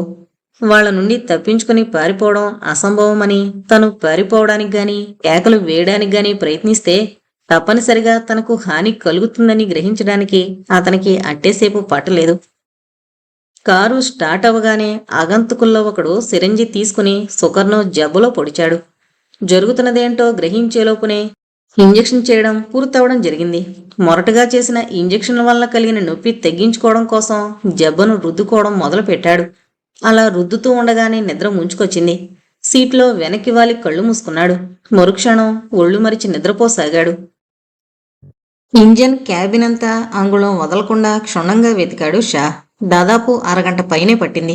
ఎక్కడా శత్రువులు దాచిన ట్రాన్స్మిటర్ జాడ కనిపించలేదు. ఇంజన్ క్యాబిన్ వెనుకున్న స్లీపింగ్ క్యాబిన్, దానికి ఆనుకున్న స్టోర్ రూమ్ కూడా ఉండి వెతకాలని నిర్ణయించుకున్నాడు. బోట్ను ఆటో పైలట్ నుండి తీసేసి కోర్సు కనెక్ట్ చేశాడు. మ్యాపు ప్రకారం మరో అరగంటలో జాబా దీవి పరిసరాల్లోకి చేరుకోబోతున్నాం.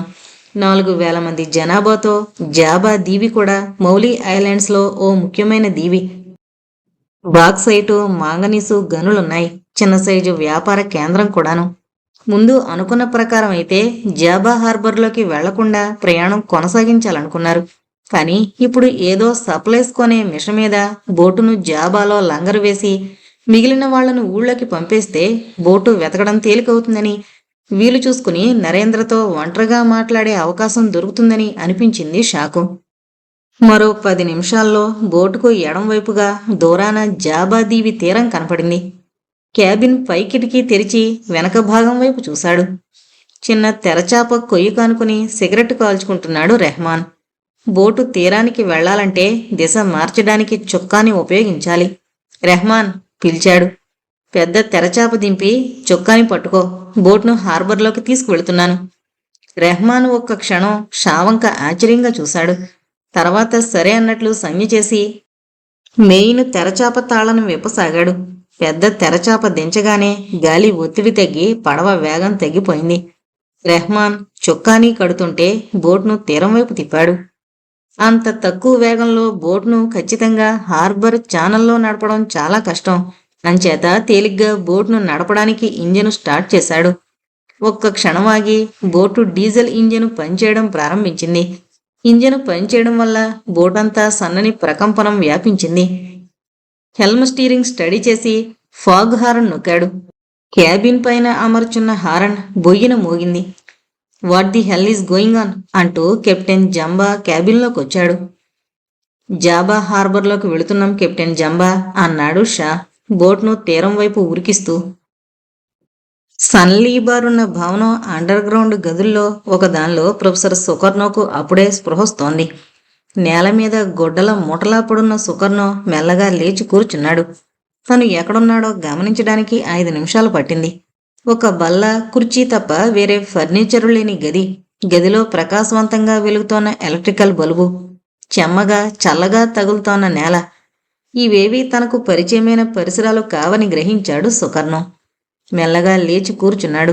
తలంతా దిమ్ముగా, మత్తుగా, పూర్తి వదలనట్టుగా ఉంది. మెల్లిమెల్లిగా జరిగిన సంఘటన గుర్తుకొచ్చింది. బలవంతంగా తనను కారులో ఎక్కించిన అగంతకులు కారులో తనకేదో ఇంజెక్షన్ చేశారు. బహుశా మత్తుమందు అయి ఉంటుంది. ఆ తర్వాత తనను తెచ్చి ఈ గదిలో పడేసి ఉంటారు. దాహంగా ఉంది. మెల్లగా లేచి నిలబడి ఎదురుగా కనబడుతోన్న తలుపుల వైపు తడబడుతోన్న అడుగులతో నడిచి వెళ్ళాడు.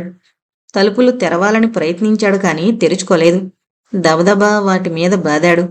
తలుపులు అవతల అలికిడి వినిపించింది. తలుపులు తెరుస్తున్నారని గ్రహించి కాస్త వెనక్కి జరిగి నిలబడ్డాడు. తలుపులు తెరుచుకున్నాయి.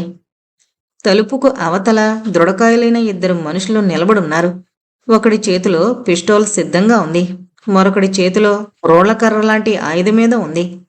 ఇద్దరి ముఖ లక్షణాలను బట్టి జైనీయుల్లా అనిపిస్తున్నారు. వాళ్లలో ఒకడు సుకర్ణను చూసి క్రూరంగా నవ్వాడు. సో ముసలినక్కకు మెలకు వచ్చిందన్నమాట అన్నాడు పెద్దగా నవ్వుతూ. దాహంగా ఉంది, మంచినీళ్లు కావాలి అన్నాడు సుకర్ణో వాళ్ళిద్దరి వైపు భయంగా చూస్తూ. వీళ్లు తననెందుకు కిడ్నాప్ చేసి తీసుకొచ్చారో సుకర్ణోకు అంతుబట్టడం లేదు. తనను కిడ్నాప్ చేయడం వల్ల ఎవరికేం ఉపయోగముందో అర్థం కాలేదతనికి. ముసలాడికి మెలకు వచ్చిందని బాస్తో చెప్పిరా అన్నాడు పిస్టోల్ పట్టుకున్నవాడు రెండో వాడితో. రెండో మనిషి చకచక అక్కడి నుండి వెళ్ళిపోయాడు. మొదటివాడు మాత్రం చేత్తో పిస్టోల్ గురిపెట్టి అలాగే నిలబడున్నాడు శిలా ప్రతిమకు మళ్ళే. మరో 5 నిమిషాలకు చాలామంది వస్తున్నట్లుగా అడుగుల చప్పుళ్లు వినపడ్డాయి. డూప్లేతో పాటు ఫిలిప్, సన్లీ, అతని అనుచరుడు గదిలోకొచ్చారు. తనను కిడ్నాప్ చేసిన వ్యక్తుల్లో ఒకడిగా సన్లీని సుకర్నో గుర్తించాడు. అతన్ని గుర్తించడంతోనే ఒక అడుగు ముందుకు వేసి చెప్పాడు, చూడు మిస్టర్, నన్నిలా బలవంతంగా తీసుకురావడంలో నీ ఉద్దేశం ఏమిటో బోధపడ్డం లేదు. సుకర్నో ప్రశ్నకు సన్లీ సమాధానం చెప్పలేదు. ఎన్నో సంవత్సరాల తన క్రైమ్ చరిత్రలో ఏనాడు ఎవరికీ ఏ సమాధానాలు ఇవ్వలేదు సన్లీ. టైహిం అన్నాడు పక్కనున్న అనుచరుడితో. మరుక్షణం సన్లీ అనుచరులిద్దరూ సుకర్నోను బలవంతంగా ఈడ్చుకెళ్లి కుర్చీలో కోలేసి బలమైన తాడుతో అతన్ని కుర్చీకి కట్టేశారు. చేతులు కదపడానికి వీల్లేకుండా కుర్చీ హ్యాండ్కి చేతుల్ని ఆనించి తాళ్లతో బిగించారు. This is too much. మీరెందుకిలా చేస్తున్నారో అర్థం కావడం లేదు, కీచుగరిచాడు సుకర్నో. ఆరిపోయిన గొంతుతో గట్టిగా అరవడంతో దగ్గుతెర ముంచుకొచ్చి భళ్ళు భళ్ళును దగ్గాడు. గివ్ హిమ్ సమ్ వాటర్ చెప్పాడు డూప్లే సలహా ఇస్తున్న ధోరణిలో. సన్లీ అనుచరుడి వైపు చూసి తల ఊపాడు. గాజు గ్లాస్తో కాసిని నీళ్లు తెచ్చి సుకర్నో పెదుములకు అందించాడతను.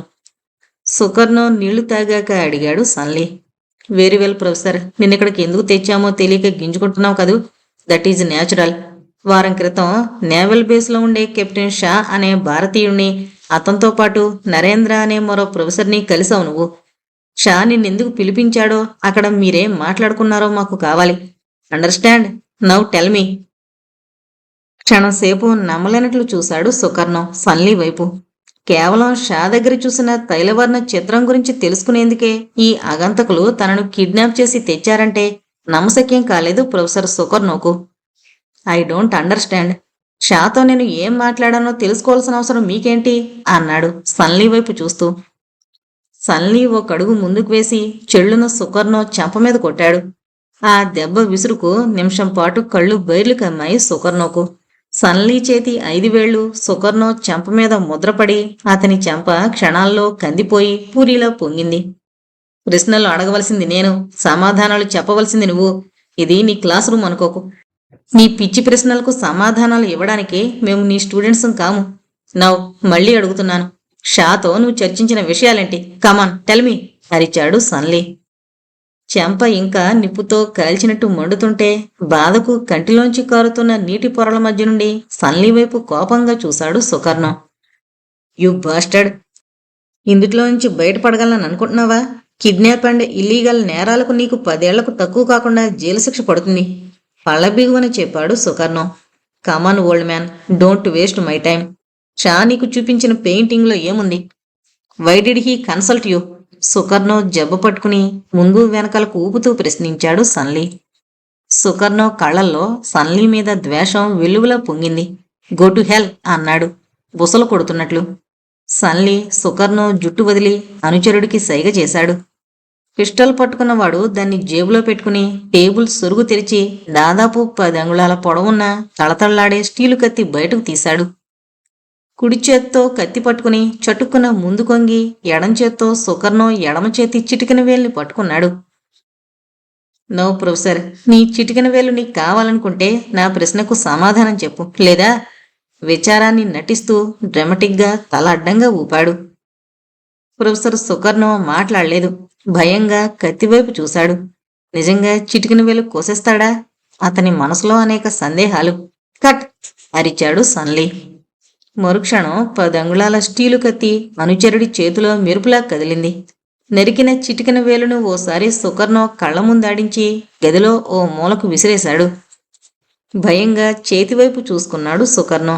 చిటికెన వేలు స్థానంలో తెల్లని ఎముక, అప్పుడే పైకి ఉబ్బుకుతోన్న రక్తం కనిపించాయి. వేలు తెగిన మరుక్షణం బాధ తెలియలేదు.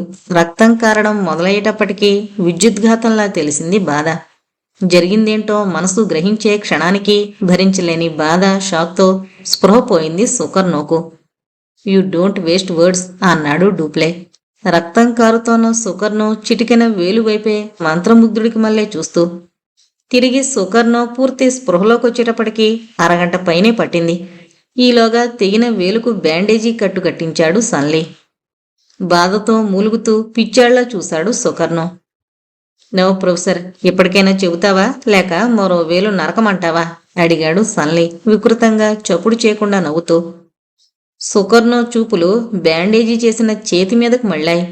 కోసేసిన వేలును కత్తిగుచ్చి దగ్గరకు తీసుకొచ్చాడు అనుచరుడు. ప్లీజ్ చెబుతాను వణుకుతోన్న కంఠంతో అన్నాడు సుకర్ణం. డూప్లే పెదవుల మీద చిరునవ్వు వెలిగింది.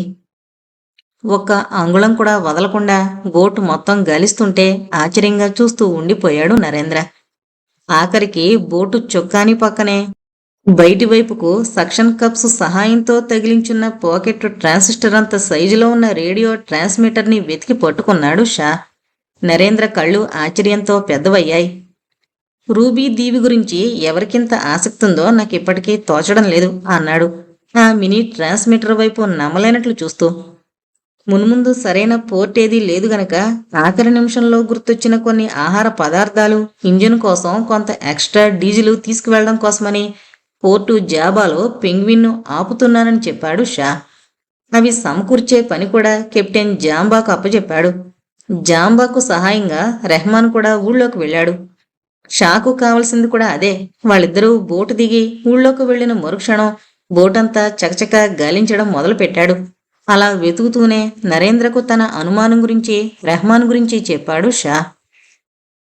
నీకు తోచినా తోచకపోయినా రూబీ దీవిలో అత్యంత విలువైన రూబీ ఉన్నదని నీతో పాటు మరికొందరు నమ్ముతున్నారనేది నిర్వివాదాంశం. ఎటొచ్చి వాళ్ళు ఎవరనేది మనకు తెలీదు. వాళ్ళెవరో తెలియకపోయినా వాళ్ళు మనల్ని వెంబడించి వస్తున్నారనడానికి సందేహం లేదు. అందుకు ఈ రేడియో ట్రాన్స్మిటరే సాక్ష్యం అన్నాడు షా. ట్రాన్స్మిటర్లో ఉన్న బ్యాటరీలు ఊడదీసి సముద్రంలోకి విసిరేస్తూ. ఆ తర్వాత ట్రాన్స్మిటర్ను సుత్తితో తుక్కులా కొట్టి దాన్ని కూడా సముద్రంలోకి పారేశాడు. చేతులు దులుపుకుని జబ్బలు చెరుచుకుని నవ్వుతూ సిగరెట్ వెలిగించాడు.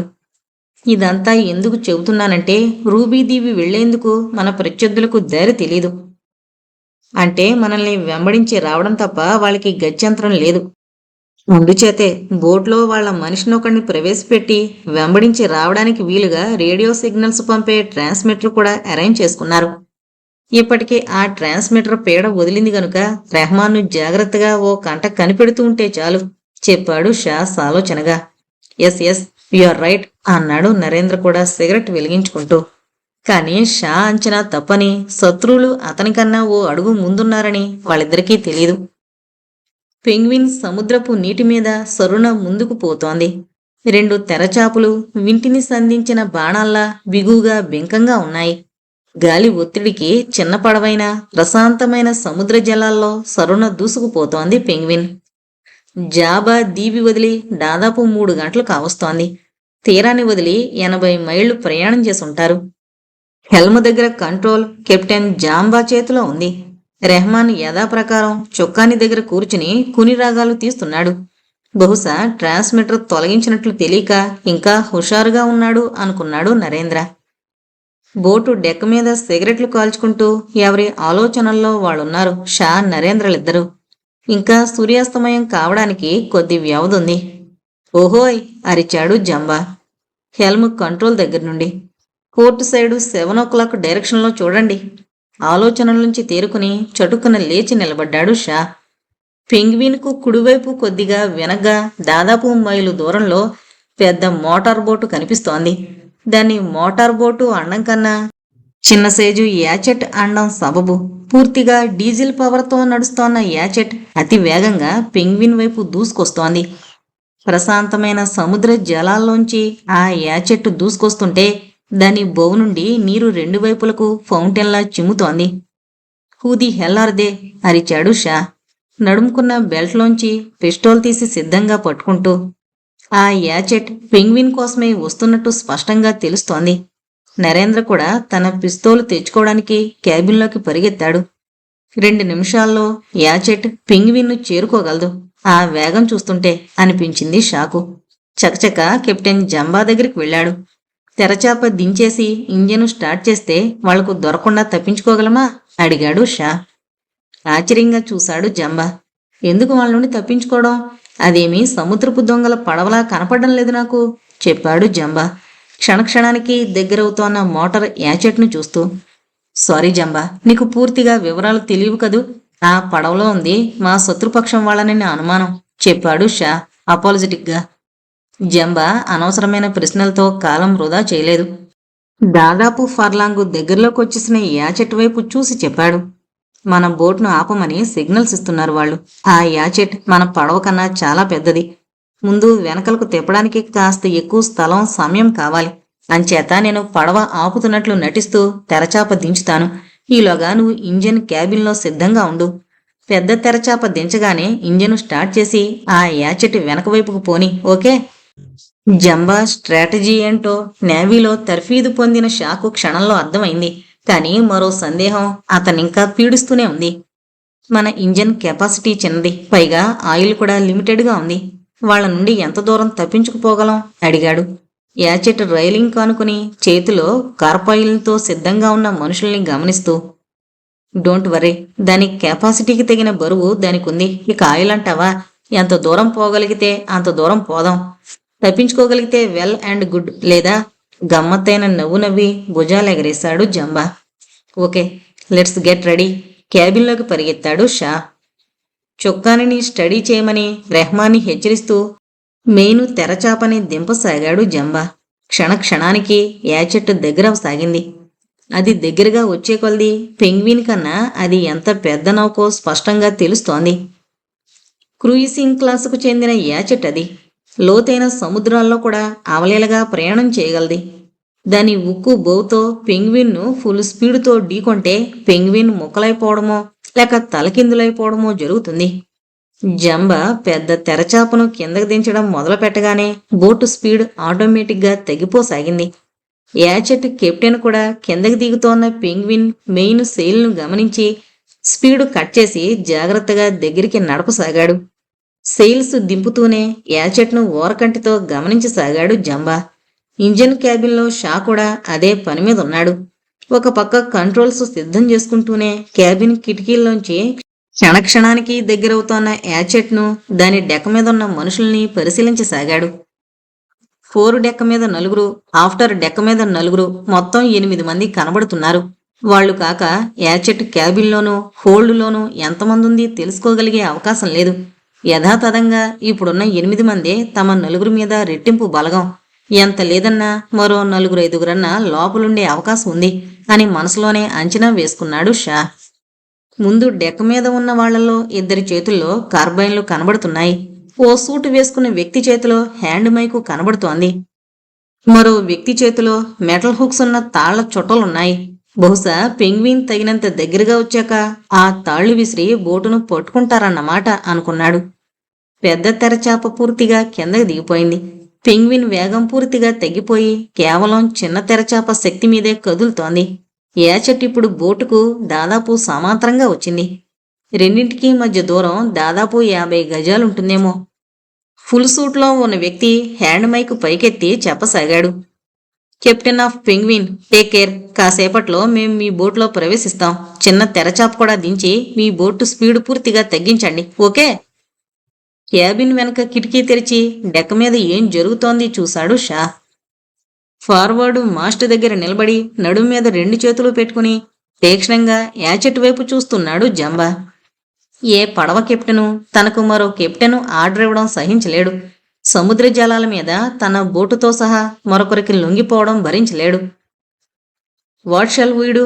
వాళ్ల కార్బైన్స్ ముందు మన పిస్తోల్ ఎందుకు పనికిరావు అంటున్నాడు నరేంద్ర స్లీపింగ్ క్యాబిన్ నుంచి ఇంజన్ రూమ్లోకి వస్తూ.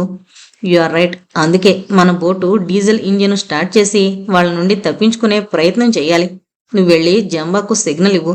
మనం ఇంజిన్ స్టార్ట్ చేసి కదలగానే మన మీద కార్బైన్స్ గుళ్లవర్షం కురిపిస్తారు వాళ్ళు. డెక్క మీద వాళ్ళిద్దరూ కవర్ తీసుకునే వ్యవధి ఉండాలి, చెప్పాడు షా నరేంద్రతో. నరేంద్ర తల ఊపి క్యాబిన్లో నుండి వెనక వైపుకు పరిగెత్తాడు. చొక్కాని తిప్పడం వలన బోటు నీటిలో దిశ మారుతోన్న ప్రెషర్ తెలుస్తోంది. తన బోటు వాళ్ల బోటు వైపు తిరిగే వరకు ఊపిరి బిగబట్టి నిల్చున్నాడు షా. అతని బొటన వేలు ఇంజిన్ స్టార్టర్ బటన్ మీద సిద్ధంగా ఉంది. పెంగ్విన్ బౌ అవతలి పడవకు సమాంతరంగా తిరగగానే చటుక్కున స్టార్టర్ బటన్ నొక్కాడు షా. సన్నని శబ్దంతో వెంటనే స్టార్ట్ అయింది బోటు ఇంజన్.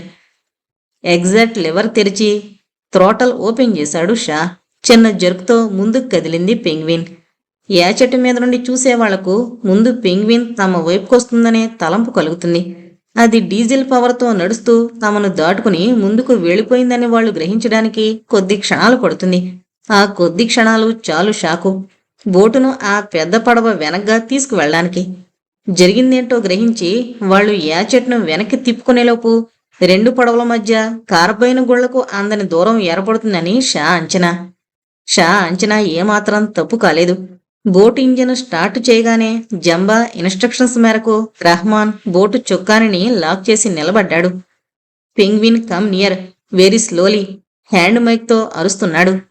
సూటువాలా వాక్యం పూర్తి కాకముందే పెంగ్విన్ ఒక్క ఉదుటున ముందుకు దూకింది.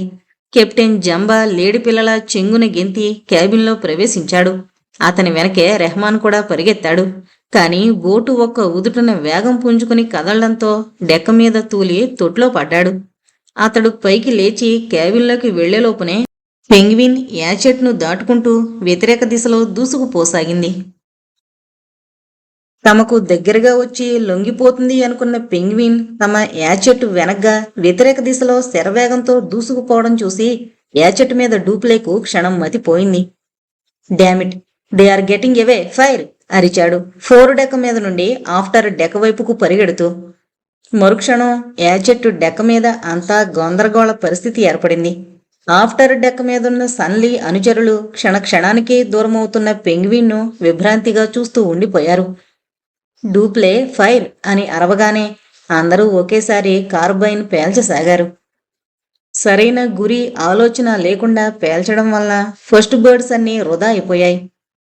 పెంగ్విన్కు కనీసం ఒక్క బుల్లెట్ కూడా తగల్లేదు.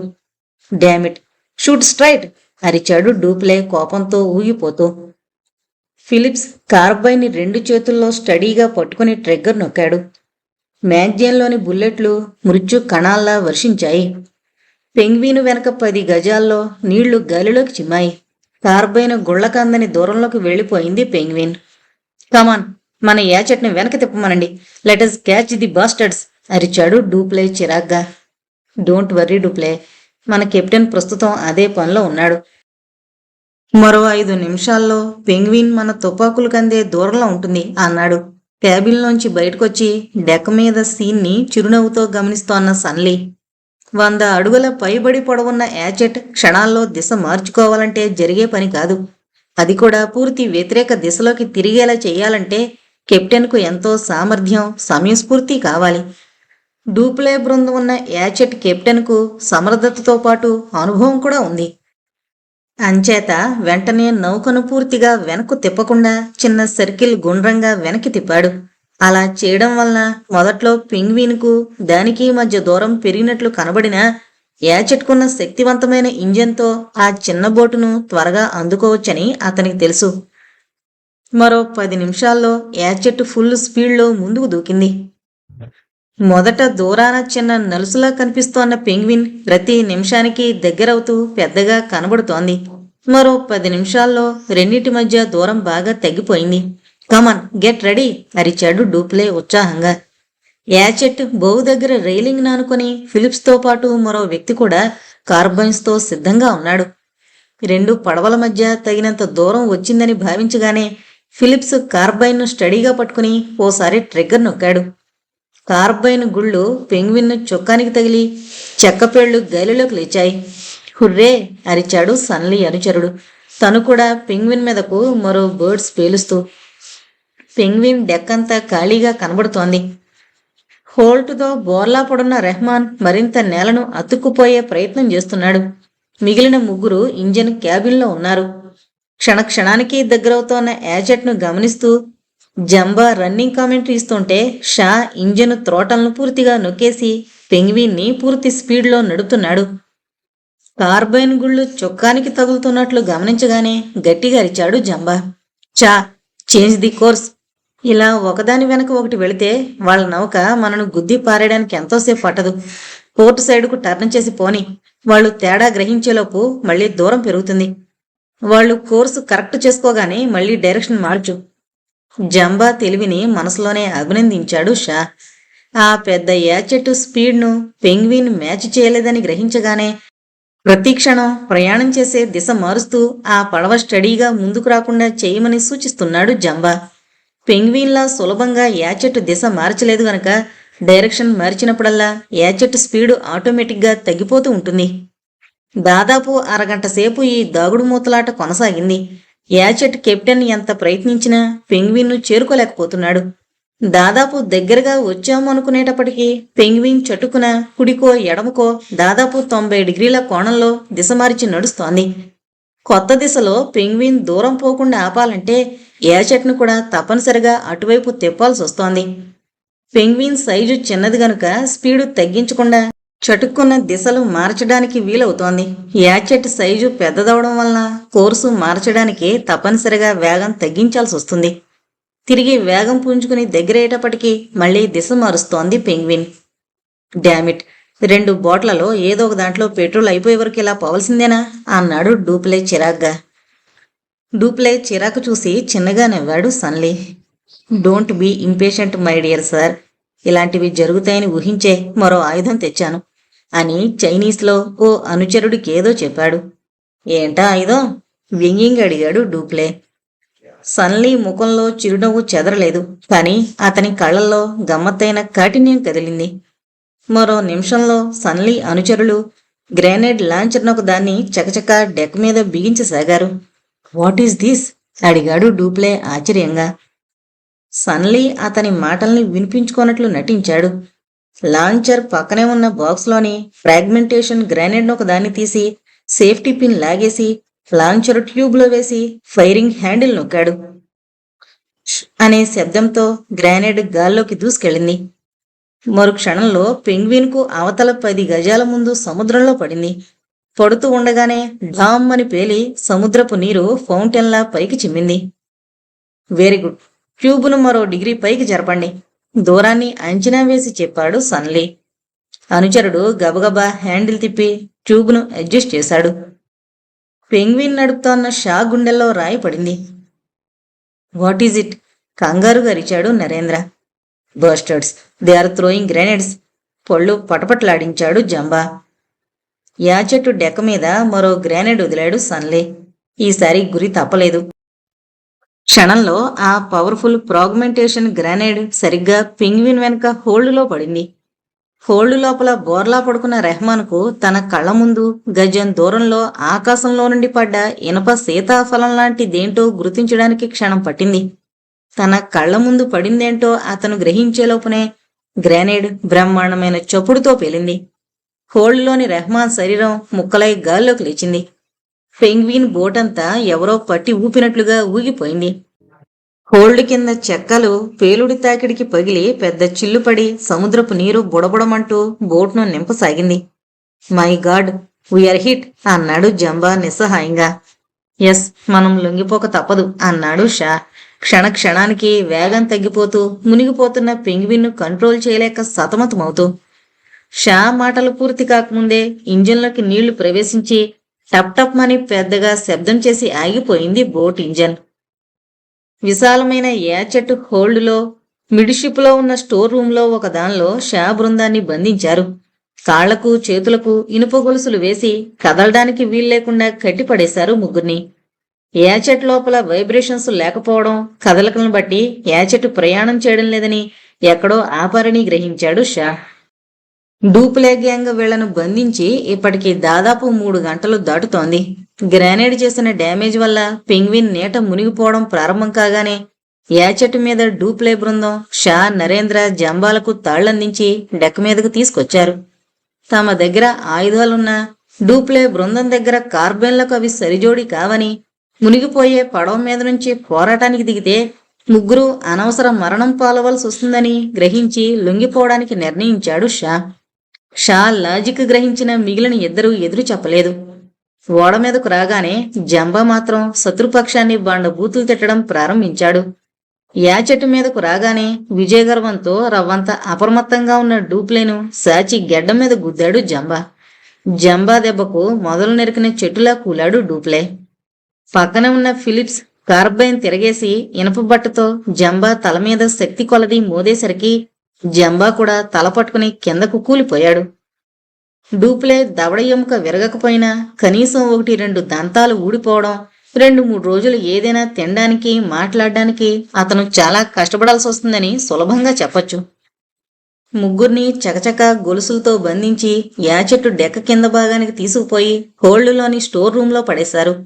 దాదాపు 3 గంటలు ఎటూ కదలడానికి వీల్లేకుండా కాళ్ళు చేతులు కట్టిపడేసి ఉండడంతో వాటిలో రక్త ప్రసరణం తగ్గి తిమ్మిరెక్కుతున్నట్లు గ్రహించాడు షా.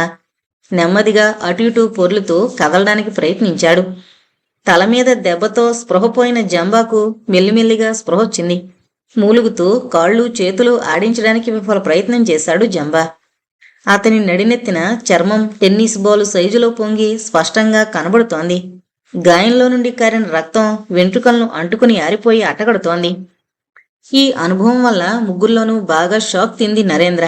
యాచెట్ నుండి వస్తోన్న కార్బైన్ గుళ్ళు తప్పించుకోవడానికి పెంగ్విన్ చేసిన ప్రయత్నం, కార్బైన్ గుళ్ళు పడవ క్యాబిన్ని మస్టును తాకి రికోయిట్ అవుతూ చేసిన శబ్దాలు, చివరికి గ్రానైడ్ పేలుళ్ళు, పెంగ్విన్ ముందు తర్వాత పెంగ్విన్ హోల్డ్లోనూ పెద్ద పేలుడితో పగిలిన శబ్దాలు, కళ్ల ముందే గ్రానైడ్ పేలుడికి ముక్కలు ముక్కలైన రెహమాన్ శరీరం నరేంద్రకు తీవ్రమైన షాక్ కలిగించాయి. అతని చెవులు మూసుకుపోయినట్లయిపోయి మెదడు ఆలోచించడం మానేసి స్తబ్దుగా మాట పలుకు లేని మనిషిలా అయిపోయాడు. అతని చెవుల్లో హోరు తగ్గడానికి, మనసులో చలనం రావడానికి దాదాపు 3 గంటలు పట్టింది. వీళ్లల్లో ఎవరినైనా ఎప్పుడైనా చూసిన గుర్తుందా? అడిగాడు షా. ఉన్నంతలో సుఖంగా ఉండే పొజిషన్లోకి శరీరాన్ని సర్దుకోవడానికి ప్రయత్నిస్తూ. నరేంద్ర నీరసంగా మూలిగాడు. వాళ్లల్లో ఎవరిని ఎప్పుడూ చూసిన గుర్తులేదు. కాకపోతే జంబా గుద్దిన వ్యక్తి, జంబాను తల మీద కొట్టిన వ్యక్తి ఇద్దరు యూరోపియన్లలా ఉన్నారు. జంబా మాత్రం మూలుగుతూనే తిట్ల వర్షం ప్రారంభించాడు. దట్ బస్టర్డ్ సన్లీ ఈ ప్రాంతంలోని బిగ్గెస్ట్ ఇంటర్నేషనల్ స్మగ్లర్ వాడు. వెయిట్ ఏ మినిట్ జంబా, సన్లీ ఎవరు? అడిగాడు షా. డెక్క మీద నేను తన్నిన వాడికి కాస్త వెనగ్గా నిలబడ్డ చైనా వాడు. Very dangerous fellow. Sunley direct గా రంగంలోకి దిగాడంటే మీరు చేస్తున్నదేదో పెద్ద ఘనకార్యం అయి ఉంటుంది. ఓ నేవల్ ఆఫీసర్ నా పడబడితే ఏదో ప్రభుత్వం తాలూకా పని అనుకున్నాను గాని మీరిద్దరూ పెద్ద మనుషుల్లా కనబడుతోన్న స్మగ్లర్స్ అనుకోలేదు. You dam dirty. ఈసారి షాను నరేంద్రను బూతులు తిట్టడం ప్రారంభించాడు జంబా. జంబా తిట్ల ప్రవాహం ఆగేంత వరకు 5 నిమిషాలు ఓపిక పట్టాడు షా. తర్వాత చెప్పాడు, సారీ జంబా, అసలు విషయం పూర్తిగా నీకు చెప్పనందుకు నిజంగా సారీ. అప్పట్లో సీక్రెసీ అవసరం గనుక చెప్పలేదు. ఇప్పుడిక సీక్రెట్ల పనిలేదు. అసలు విషయం చెబుతాను విను. మెల్లగా అగ్ని శిఖరం గురించి, రూబీ ఐలాండ్ గురించి, జూలియస్ డిగాలే వర్ణం గురించి, తైలవర్ణ చిత్రం గురించి చెప్పాడు షా. మంత్రముగ్ధుడికి మళ్ళీ వింటూ ఉండిపోయాడు జంబా. అయితే రూబీ దీవికెళ్లే ప్లాన్ ఎక్కడుంది? అడిగాడు చివరికి. అంత బాధలోనూ నవ్వాడు షా. ఎక్కడా లేదు, నా బ్రెయిన్లో తప్ప. ఆ ప్లాను కాగితం రూపంలో ఉంటే ఎవరికైనా దొరికే అవకాశం ఉంది. అందుకే దాన్ని బాగా గుర్తుపెట్టుకుని కాల్చి పారేశాను, చెప్పాడు షా. సరిగ్గా అదే సమయంలో స్టోర్ తలుపు తెరుచుకుంది. ముందు సన్లీ, అతని వెనక డూప్లే, ఫిలిప్పులు లోపలికొచ్చారు. Too bad mister Shah. So మాకు సగం శ్రమ తప్పించావు. ఇప్పుడు ఆ మ్యాప్ కోసం నిన్నొక్కడిని ప్రశ్నిస్తే చాలన్నమాట అన్నాడు సన్లీ షా దగ్గరకొచ్చి నిలబడుతూ. షా ఒక క్షణం అపరిమితుడే చూశాడు. చివరికి మెల్లగా, సో యు ఆర్ సన్లీ అన్నాడు. చిన్నగా నవ్వాడు Sunley. So you know my name, very good. అయితే నన్ను నేను పరిచయం చేసుకోవాల్సిన అవసరం లేదు. ఇక వాళ్ళిద్దరినీ పరిచయం చేస్తాను. He is mister Dupleix, my French partner. European మార్కెట్లలో వజ్రాల వ్యాపారంలో దిట్ట. ఆ పక్కనుంది ఫిలిప్స్, డూప్లే అసోసియేట్. ఇకపోతే ఆ టానా తెగ రూబీలో మా అందరికీ ఇంట్రెస్ట్ ఉంది. మిస్టర్ నరేంద్ర డిస్కవరీ వల్ల ప్రపంచానికి జరిగే మేలు ఏమీ లేదు. బహుశా గిన్నీస్ బుక్ ఆఫ్ రికార్డుల్లో అతిపెద్ద రూబీని వెతికి పట్టుకున్న మనిషిగా ఆయనకు గుర్తింపు రావచ్చేమో, నవ్వుతూ అన్నాడు సన్లీ. నరేంద్ర కోపంతో ఏదో అనబోయాడు. కానీ షా వారిస్తున్నట్లు చూడడంతో ఆగిపోయాడు. రూబీల మిలిటరీ అప్లికేషన్ కూడా శూన్యమని దాదాపు 30 సంవత్సరాల క్రితమే జర్మన్లు నిర్ణయించారు కాబట్టి నరేంద్ర అడ్డు రావడంతో సన్లీ మాటలు మధ్యలోనే ఆగిపోయాయి. నీలాంటి స్మగ్లింగ్ ముఠాగాళ్ళకి రూబీల సైంటిఫిక్ అప్లికేషన్ గురించి ఏం తెలుసు? పెద్ద సైంటిస్ట్ మళ్ళీ చెబుతున్నావు, యు బ్లడీ ఈడియట్. సన్లీ మాటలకు అడ్డొస్తూ పెద్దగా కోపంగా అరిచాడు నరేంద్ర. నరేంద్ర మాట పూర్తి కాకముందే బూటు కాలితో ఈడ్చి తన్నాడు డూప్లే. నరేంద్ర వెన్నుముక చివరి భాగంలో తగిలింది ఆ దెబ్బ. బాధతో పెద్దగా మూలిగాడు నరేంద్ర. విపరీతమైన నొప్పితో కళ్ళంట నీరు గిర్రుం తిరిగింది. Setup you bloody fool. డూప్లే దవడ వాచి బ్యాండేజీలో ఉండడం వలన మాటలు ముద్దగా వస్తున్నాయి. ఇలాంటి పుస్తకాల పురుగులందరూ నూతిలోని కప్పల్లాంటి వాళ్ళు. తమకు కనబడుతోంది తమ చుట్టూ ఉన్నదే ప్రపంచమనే భ్రమలో బ్రతుకుతూ ఉంటారు. సన్లీ స్మగ్లర్ అని ఆ జంబాగాడు చెప్పు ఉంటాడు. కానీ సన్లీ ఒకప్పుడు నీకన్నా పెద్ద రీసెర్చర్ అని, న్యూక్లియర్ ఫిజిక్స్ లో ఇల్లినాయిస్ యూనివర్సిటీ నుండి అతనికి డాక్టరేట్ డిగ్రీ ఉందని నీకు తెలుసా? ప్రపంచాన్ని జయించాలనుకునే మనుషులు నీలా డిగ్రీలతో తృప్తి పడరు. కోపంతో ఊగిపోతూ నరేంద్రను మరో తన్ను తన్నాడు డూప్లే. సన్లీ చటుకున అతని జబ్బ పట్టుకుని వెనక్కు లాగాడు. Restraint my friend. నీ అక్కసు అతని మీద వెళ్ళగక్కితే ప్రయోజనమేముంది? అనవసర హింసొద్దు. Let us leave the professor in peace అన్నాడు సన్లీ, అతని ముఖంలో నవ్వు ఏమాత్రం చెదరనీయకుండా. చా మరింత ఆసక్తిగా సన్లీ వంక చూశాడు.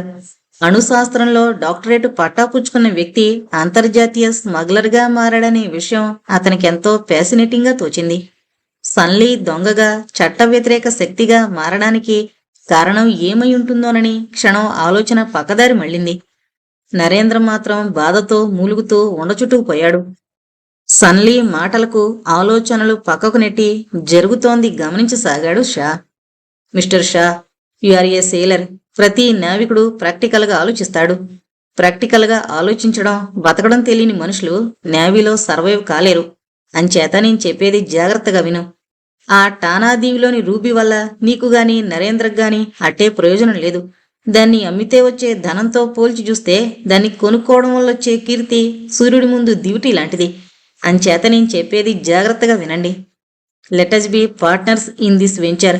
ఈ అపరూపమైన రూబీని ధనరాశులుగా మార్చుకునే సాహస కృత్యంలో మనందరం భాగస్వాములు మోదాం. రూబీ ఎక్కడుందో కనుక్కోవడం ఒకెత్తైతే దాన్ని అమ్మి డాలర్లలోకి బంగారంలోకి మార్చుకోవడం మరో ఎత్తు. మొదటి దశ పూర్తి చేసే శక్తి నీ చేతుల్లో ఉంటే రెండో దశ పూర్తి చేయగల శక్తి సామర్థ్యాలు నాకున్నాయి. బిలీవ్ మీ, ఆ టానా రూబీని మనం క్యాష్ చేసుకోగలిగితే we will be billionaires. No, not billionaires, we will be trillionaires. Rockefeller, Ford, వనాసిన్ మొదలైన వాళ్లంతా మన ముందు బలాదూరు. అంత సంపదతో ప్రపంచాన్నే ఓ ఊపు ఊపచ్చు. ఆ సంపదతో నువ్వు కావాలనుకుంటే ఇండియాకే ప్రధానివి కావగలవు. ప్రొఫెసర్ నరేంద్ర సొంత యూనివర్సిటీ పెట్టుకుని వందలాది సబ్జెక్టుల మీద రీసెర్చ్ చేసుకోవచ్చు. Think mister Shah, just think. Use your common sense. మాతో చేయగలిపితే మనందరం ఊహకందని ఐశ్వర్యంలో మునిగి తేలుతాం. నవ్వుతూ అడిగాడు సన్లీ. నీతో చెయ్యి కలపకపోతే? షా పెదవుల మీద కూడా సన్నని నవ్వు. సన్లీని ఛాలెంజ్ చేస్తున్నట్లు, అతని గేమ్ని పూర్తిగా అర్థం చేసుకున్నట్లు. సన్లీ మాటల్ని నరేంద్ర, జంబాలు కూడా మంత్రముగ్ధులకి మళ్ళీ వింటున్నారు. నరేంద్ర బాధను కూడా మరిచి కళ్ళప్పగించి సన్లీనే చూస్తున్నాడు.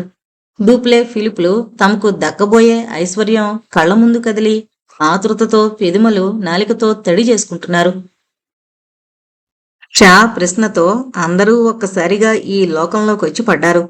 సన్లీ మాటల మత్తులోంచి ప్రస్తుత ప్రపంచపు వాస్తవంలోకి జారిపడ్డారు. షా ప్రశ్న ప్రమాదకరమైన పేలుడు పదార్థంలా పేలబోయే క్షణం ముందు క్షణం ఆగినట్లు గాలిలో స్తంభించింది. సన్లీ పెదవుల మీద నవ్వు చెదరలేదు. కళ్ళు మాత్రం నల్లరాతి శిలల్లా మారాయి. షా ప్రశ్నకు నిమిషం పాటు జవాబు చెప్పలేదు. అందరూ ఊపిరి బిగబట్టినట్లు నిశ్శబ్దం క్షణకాలం ఘనీభవించింది. చివరికి సన్లీ తల మెల్లగా అడ్డంగా ఊపాడు. Very unwise mister Shah, very unwise అన్నాడు. షా అంత తెలివి తక్కువ ప్రశ్న వేస్తాడని తను ఊహించలేకపోయాడని ధ్వనించేలా. నాతో చెయ్యి కలపకపోతే అని నువ్వు సందిగ్ధతలో ఆపిన ప్రశ్నకు నిర్ద్వందంగా సమాధానం చెబుతాను విను. మాతో కలిసి పనిచేయడం తప్ప మార్గం లేదు మీకు. ఆ రూబీ దీవికి దారి చూపి మాతో సహకరించకపోతే మీ ముగ్గురిని నిర్దాక్షిణ్యంగా చంపేస్తాం. మామూలు చావు కాదు, నరకయాతన పెట్టి చంపుతాం. ఓపెన్ డెక్ మీద మాస్టికి కట్టిపారేసి రోజుకో అవయవం ధ్వంసం చేస్తూ చిత్రహింసలు పెట్టి చంపుతాం. That is for sure. ఆలోచించుకో mister Shah. I am a man of action. ప్రతిఫలం లేదే పని చేయను. నా పథకానికి ప్రతిఫలం లేదని భావించినప్పుడు మిమ్మల్ని ప్రాణాలతో వదిలిపెడతానని అనుకోకు. నెవర్. ఇది ఉత్త బెదిరింపు కాదు. మీ పెంగ్విన్ డెక్ హ్యాండ్ రెహమాన్ గుర్తున్నాడుగా, నేనే అతన్ని మీ నావలో ప్రవేశపెట్టాను. నువ్వు సప్లైస్ పేరుతో జాబా దీవిలో పెంగ్విన్ ఆపావని రెహమాన్ ఫోన్ చేసి చెప్పగానే పెంగ్విన్ మీద రహస్యంగా దాచిన ట్రాన్స్మిటర్ను కనిపెట్టామని ఊహించాను. నేను ఊహించినట్లుగానే రెహమాన్ నాకు ఫోన్ చేసిన కొద్దిసేపటి నుండి మా రిసీవర్స్లో సిగ్నల్స్ రావడం ఆగిపోయాయి. అందుచేత వెంటనే హెలికాప్టర్లో జాబా దీవి చేరుకుని అక్కడి నుండి మిమ్మల్ని వెంటాడడం ప్రారంభించాం. మిమ్మల్ని రహస్యంగా వెంటాడుతూ మీ వెనకే రూబీ దీవి చేరుకోవాలని నా ఉద్దేశం. కానీ నువ్వు ట్రాన్స్మిటర్లు నాశనం చేయడం వల్ల ఆ పథకం ఫలించే అవకాశం లేదు. అంచేత ఇక డైరెక్ట్గా రంగంలోకి దిగక తప్పలేదు. మిమ్మల్ని బందీలు చేస్తే తప్ప రూబీ దీవికి దారి తెలిసే అవకాశం లేదు. అప్పటికీ మీరు మమ్మల్ని తప్పించుకోవడానికి చాలా తెలివిగా ప్రయత్నించారు. బహుశా రాత్రిపూటైతే అది సాధ్యమయ్యేదేమో. ఎనీహౌ, ఇదంతా ఎందుకు చెబుతున్నానంటే మేము గ్రెనేడ్స్ పేల్చే సమయానికి రెహమాన్ పెంగ్విన్ హోల్డాల్లో ఉన్నాడనే సంగతి నాకు తెలుసు. గ్రెనేడ్ సరిగ్గా పెంగ్విన్ మీద పేలితే రెహమాన్కు చావు తప్పదని తెలుసు. అయినా నేను సందేహించలేదు. రెహమాన్ నా మనిషి అయినా అతని గురించి ఆలోచిస్తే మీరు తప్పించుకుపోయే ప్రమాదం ఉంది. You monster, you bloody heartless bastard. Grenade పేలుడికి ముక్కలై గాల్లోకి లేచిన రెహమాన్ శరీరం గుర్తుకు రాగానే నరేంద్రలో కోపం, నిస్సహాయత పెళ్ళుబికి నోటికొచ్చినట్లు సన్లీని తిట్టడం ప్రారంభించాడు. నరేంద్ర నోరు మూయించడానికి డూపులే మళ్లీ ముందుకు రాబోయాడు గాని సన్లీ అతని భుజం పట్టుకుని వారించాడు. మనసులోని ఆవేశం తగ్గే వరకు 2 నిమిషాలు తెట్ల వర్షం కురిపించి ఆయాసంతో నీరసంగా కళ్ళు మూసుకున్నాడు నరేంద్ర. చివరికి సన్లీ మాత్రం నరేంద్ర ఆ గదిలోనే లేనట్లు ప్రవర్తిస్తూ జేబులోంచి సిగరెట్ తీసి వెలిగించుకుని నరేంద్ర తెట్ల వర్షం ఆగే వరకు తాపీగా సిగరెట్ కాలుస్తూ ఉండిపోయాడు. నరేంద్ర నీరసంతో కళ్ళు మూసుకోగానే ఏమీ జరగనట్లు మళ్లీ తన సంభాషణ ప్రారంభించాడు. ప్రాణాల కన్నా పని ముఖ్యం నాకు. ఆ విషయం నొక్కి చెప్పడానికే రెహమాన్ని గుర్తు చేయాల్సి వచ్చింది. సో మిస్టర్ షా, ఒక్కసారి ఆలోచించుకో. మొండితనంగా ప్రవర్తించడం వల్ల నీకు కలిసొచ్చేది ఏమీ లేదు. అనవసరంగా మీ ముగ్గురి ప్రాణాలు పోగొట్టుకోవడం తప్ప. ఆన్ ది అదర్ హ్యాండ్, మాతో సహకరించడం వల్ల ప్రపంచంలోనే అత్యంత ఐశ్వర్యవంతుల్లో నువ్వు ఒకడు అవుతావు. You will be all of you will be richer than an Indian maharaja. Just think mister Shah, ఆగాడు Sunley. Yeah, just think and make it quick అన్నాడు డూప్లే ముద్దగా, ఫ్రెంచ్ సిగార్ తీసి వెలిగించుకుంటూ. ఫిలిప్స్ మాత్రం శిలాప్రతిమకు మళ్ళే వాళ్ళ ముగ్గురిని చూస్తూ నిలబడున్నాడు. చా, don't answer them, let them go to hell, పిచ్చిగారిచాడు నరేంద్ర. ఓహ్, షటప్ ప్రొఫెసర్, షాని ఆలోచించి నువ్వు అన్నాడు జంబా విసుగ్గా. సన్లీ ప్రపోజల్ అతనికి బాగా నచ్చిందని స్పష్టంగా అర్థమవుతోంది. కాళ్ళు చేతులు బంధించబడి ఉండడం వలన అటు ఇటు కదలడానికి, సన్లీ వైపు చూడడానికి చాలా ఇబ్బందిగాను ఇరిటేటింగ్ గాను ఉంది షాకు. నరేంద్ర జంబాల పరిస్థితి కూడా అలాగే ఉందని గ్రహించాడు షా. మీరు ముగ్గురు హేమాహేమీలు ఆయుధాలతో కాచుకునుండగా మీ నుండి తప్పించుకుని మీ షిప్లో ఎక్కడికి పారిపోతాం? మమ్మల్ని ఇలా ఇబ్బందిగా కట్టిపడేయకపోతే కాస్త కట్లు ఓడదీస్తే సుఖంగా కూర్చుంటాం కదా అన్నాడు షా సన్లీని ఉద్దేశించి. వద్దనట్లు తల ఊగించాడు డూప్లే, ఒకసారి బాధగా దవడ నిమురుకొని. సన్నగా నవ్వాడు సన్లీ. డోంట్ వర్రీ డూప్లే, చారిత్రాత్మక నిర్ణయాలు తీసుకునేటప్పుడు కాస్త విశ్రాంతిగా కూర్చొనివ్వడంలో తప్పులేదు. బట్ ఒక విషయం మాత్రం గుర్తుంచుకోండి, సడన్ గా కదలడానికి ప్రయత్నించినా, ఇంకేమైనా పిచ్చి వేషాలు వేసినా నిర్దాక్షిణ్యంగా కాల్చి పారేస్తాను. కేవలం చేతులకున్న కట్లు మాత్రం విప్పుతాం. మెల్లిగా లేచి కూర్చోండి అని ఫిలిప్స్కు సైగ చేశాడు సన్లీ. ఫిలిప్స్ డూప్లే వైపు ప్రశ్నార్థకంగా చూశాడు. సరే కాని అన్నట్లు భుజాలు ఎగరేశాడు డూప్లే. ముందు షా, తర్వాత నరేంద్ర, చివరికి జంబా. ఒక్కొక్కరి చేతులకి ఉన్న కట్లు ఊడదీశాడు ఫిలిప్స్. షా పాకుతూ లేచి గోడ కానుకుని కాళ్లు చాపుకుని కూర్చున్నాడు. నరేంద్ర కూడా మూలుగుతూ మెల్లగా లేచి కూర్చుని చేతులు తాళ్లతో కట్టించోట రక్త ప్రసరణం జరగడానికి వీలుగా రుద్దుకోసాగాడు. జంబా మాత్రం చేతికట్లు తీసిన వెంటనే తల మీద కార్బైన్ దెబ్బకు వాచిన ప్రదేశాన్ని మెల్లగా చేతితో తడుముకుని క్షణం బాధతో పళ్ళు బిగబట్టాడు. తర్వాత షాకు మళ్ళీ గోడ కానుకుని కూర్చోడానికి వీలుగా గోడ దగ్గరికి చేతుల మీదుగా పాకసాగాడు. ఇదంతా చూస్తూనే షా తన ఆలోచనల్లో బిజీగా ఉన్నాడు. సన్లీ మాట్లాడిన ప్రతి మాట నిజమని అతనికి తెలుసు. రూబీదేవికి దారి కనుక్కోవడానికి తమ ముగ్గురిని చిత్రహింసలు పెట్టి చంపడానికి వాళ్ళేమాత్రం వెనకాడరు. తను వాళ్లతో సహకరించకపోతే చావు తథ్యం. ఏదైనా మహత్తర దైవశక్తి అకస్మాత్తుగా అడ్డుపడితే తప్ప. సన్లీ తను చేయదలుచుకుంది చేసి తీరతాడు. వాళ్ళు పెట్టే చిత్రహింసలను తట్టుకునే శక్తి తనకుందా? అసలు తనెందుకు చిత్రహింసలు పడ్డానికి సిద్ధపడాలి? చావుకు కూడా వెరవక రూబీదేవి రహస్యాన్ని దాచిపెట్టవలసిన అవసరం ఏముంది? సన్లీ అన్నట్టు ఆ రూబీని బయట ప్రపంచానికి పరిచయం చేస్తే బహుశా నరేంద్రకు అతిపెద్ద రూబీ డిస్కవరర్గా పేరు రావచ్చు. రికార్డు పుస్తకాల్లో అతని పేరెక్కచ్చు. బహుశా అతనితో పాటు తన పేరు కూడా రావచ్చు. ఇంకా అదృష్టం బాగుంటే రూబీలో నుండి కొండలు కరిగే భయంకర అగ్ని ఎలా పుడుతుందో నరేంద్ర కనుక్కోవచ్చు. కానీ ఆ అవకాశం చాలా తక్కువ. ఎందుకంటే నరేంద్ర కేవలం జియాలజిస్టే గాని ఫిజిస్ట్ కాడు. ఇకపోతే అతిపెద్ద రూబీ ఎలా ఏర్పడిందో, ఆ పరిసరాలు ప్రకృతి సహజంగా ఎలా ఏర్పడ్డాయో అతను సిద్ధాంతం తయారు చేయొచ్చు. దానివల్ల ఎవరికీ ఒరిగేది ఏమీ ఉండకపోవచ్చు. కేవలం ఒక పరిశోధకుడిగా అతనికి ఆత్మ సంతృప్తి తప్ప. అసలు నరేంద్రకు తన లాయల్టీ ఏముంది? కేవలం లవ్ ఆఫ్ అడ్వెంచర్, సాహసాలు చెయ్యాలనే కాంక్ష, ప్రమాదాల్లో థ్రిల్ తనను ఈ రూబీ దీవి యాత్రకు పురికొల్పింది. అంతకు మించి ఇందులో తనకు ఇంట్రెస్ట్ ఏముంది? కేవలం నరేంద్రలోని సైంటిఫిక్ క్యూరియాసిటీని తృప్తిపరచడం కోసం వీళ్ళకి ఎదురు తిరిగి ప్రాణాలు పోగొట్టుకోవాలా? తమతో సహకరిస్తే రూబీని అమ్మితే వచ్చే డబ్బులో వాటా ఇస్తానంటున్నాడు సన్లీ. ఒకవేళ సన్లీతో చేతులు కలిపితే రూబీ చేజిక్కిన తర్వాత మోసం చేయడని నమ్మకం ఏమిటి? అసలు సన్లీ గ్యాంగ్తో చేతులు కలపడానికి నరేంద్రకి ఏమాత్రం ఇష్టం లేనట్టు అర్థమవుతోంది. జంబా మాత్రం సన్లీ స్వీట్ టాకుకు పూర్తిగా వశమైపోయినట్లు అనిపిస్తోంది. కేవలం నరేంద్ర ఇష్టాయిష్టాల మీద తన ప్రాణాలు పోగొట్టుకోవాలా? నరేంద్ర మాత్రం అంత మూర్ఖంగా ఎందుకు ఆలోచించాలి? తన కోసం మరో ఇద్దరి ప్రాణాలు బలిపెట్టడానికి అతనికేం అభ్యంతరం లేనట్లుగా ఉంది. సన్లీతో చేతులు కలిపితే తర్వాతొచ్చే డబ్బులో వాటా వచ్చినా రాకపోయినా మున్ముందు వీళ్ల చేతుల్లోంచి తప్పించుకునే అవకాశమన్నా వస్తుంది కదా. ఇలా ఆలోచిస్తున్నాడు Shah. Well mister Shah, what do you say? అడిగాడు సన్లీ సిగరెట్టు నేల మీద పారేసి గూటు కాలితో నొక్కి ఆర్పేస్తూ. అంతర్గతంగా షా ఆలోచనలో ఇంకా ఓ కొసకు రాలేదు. సన్లీతో చేతులు కలపడం తప్ప గత్యంతరం లేదు. కాని ఆ నిర్ణయానికి రావడానికి ఏదో తెలియని కారణం అడ్డొస్తోంది. తనకు నరేంద్రతో స్నేహధర్మమా? కాదు. ప్రాణాల మీద ఆశ లేక? అది పూర్తిగా కాదు. కేవలం ఓడిపోవడం ఇష్టం లేక? నో. సన్లీతో భాగస్వామై ఆ రూబీని సంపాదించి తను ఓ కోటీశ్వరుడు కావడానికి అభ్యంతరం ఏమిటి? There is some reason. చిన్నగా నవ్వాడు షా. గివ్ మీ ఏ సిగరెట్ అడిగాడు. సన్లీ జేబులోంచి సిగరెట్ పెట్టే అగ్గిపెట్టే తీసి షా దగ్గర పడేట్లు విసిరాడు.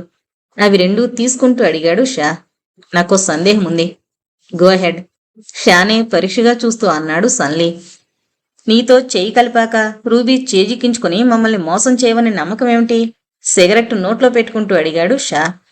Shah, please don't. సన్లీతో మాట్లాడద్దన్నట్లు జాలిగా అర్థించాడు నరేంద్ర. చా అగ్గిపొల్లగీసి సిగరెట్ వెలిగించి ఓ దమ్ములాగి తృప్తిగా పొగ బయటకు వదిలే వరకు మాట్లాడలేదు సన్లీ. చివరికి షా ప్రశ్నకు సమాధానం చెప్పినప్పుడు అతని ముఖంలో పూర్వపు నవ్వు లేదు. గమ్మత్తైన గాంభీర్యం కనబడింది. మిస్టర్ షా, రూబీల విలువ గురించి నీ పరిజ్ఞానం ఎంతుందో నాకు తెలీదు. కానీ ప్రపంచంలోని అతి ఖరీదైన రాళ్లలో రూబీలు ప్రథమ స్థానాన్ని ఆక్రమిస్తాయి. టానాల రూబీ విలువ దాన్ని ముక్కలు చేయకుండా అమ్మితే కొన్ని $100 బిలియన్ విలువ చేస్తుంది. దాన్నలా కొనగలిగిన ధనవంతుడెవరు ఇప్పటికీ భూమి మీద లేడు. కనీసం ప్రభుత్వాలు కూడా అంత ధనం వెచ్చించి ఆ రూబీని కొనలేవు. కనుక టానాల రూబీని క్యాష్ చేసుకోవాలంటే దాన్ని ముక్కలు చేయక తప్పదు. బహుశా 4-5 ముక్కలు. ప్రపంచంలో ఇప్పటి వరకు లేని పరిమాణంలో ఉండే 4-5 పెద్ద రూబీలుగా ఆ టానా రూబీని ముక్కలు చేస్తే వాటిని అమ్మకం చేయడానికి పెద్ద ఇబ్బంది ఉండదు. ఒక్కో రూబీ అమ్మగా వచ్చే మొత్తం కూడా కొన్ని బిలియన్ల డాలర్లుంటుంది. ఓ రూబీ విలువ మీకు ఇచ్చినందువల్ల నాకు వచ్చే నష్టం లేదు.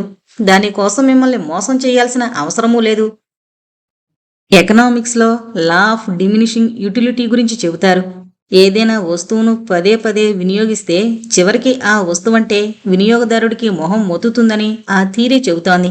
నా థీరీ ఏంటంటే డబ్బు కూడా ఓ నిర్ణీత పరిమాణం తర్వాత మనకు అదనంగా ఇచ్చే ఆనందం గాని సుఖాలు గాని ఏమీ ఉండవు. కేవలం మరింత డబ్బు పోగు చేయాలనే దురాశ తప్ప. కానీ డబ్బు స్వభావాన్ని, దాని విన్యాసాన్ని అర్థం చేసుకునే వ్యక్తిగా డబ్బు పోగు చేసుకోవాలనే దురాశ నాకు లేదు. సాధించడంలో థ్రిల్ మాత్రమే నాకు ఆనందం ఇస్తోంది. అంచేత ఇప్పుడు మాటిచ్చి తర్వాత మోసం చేయవలసిన అవసరం లేదు నాకు, చెప్పడం ఆపాడు సన్లీ. షా ఒక్క క్షణం సన్లీని అడ్మైరింగ్గా చూశాడు. ఎవడైనా తన వృత్తిలో టాప్కు వెళ్లాలంటే ఆ వ్యక్తిలో తప్పనిసరిగా కొన్ని విలక్షణమైన స్వభావం వల్లనే అని షా ఎప్పుడూ అనుకునేవాడు. ఆర్మీ జనరల్ అయినా, అంతర్జాతీయ స్మగ్లర్ అయినా ఆ స్థితికి రావడానికి బలమైన ప్రత్యేక వ్యక్తిత్వ లక్షణాలు అవసరం. సన్లీలో ఆ శక్తియుక్తులు అతను చూస్తున్నాడిప్పుడు ప్రత్యక్షంగా. నిర్దయగా ప్రత్యర్థుల్ని చంపి కార్యాన్ని సాధించుకునే కర్కోటకుడుగానే సన్లీ ఇంతవరకు కనిపించాడు.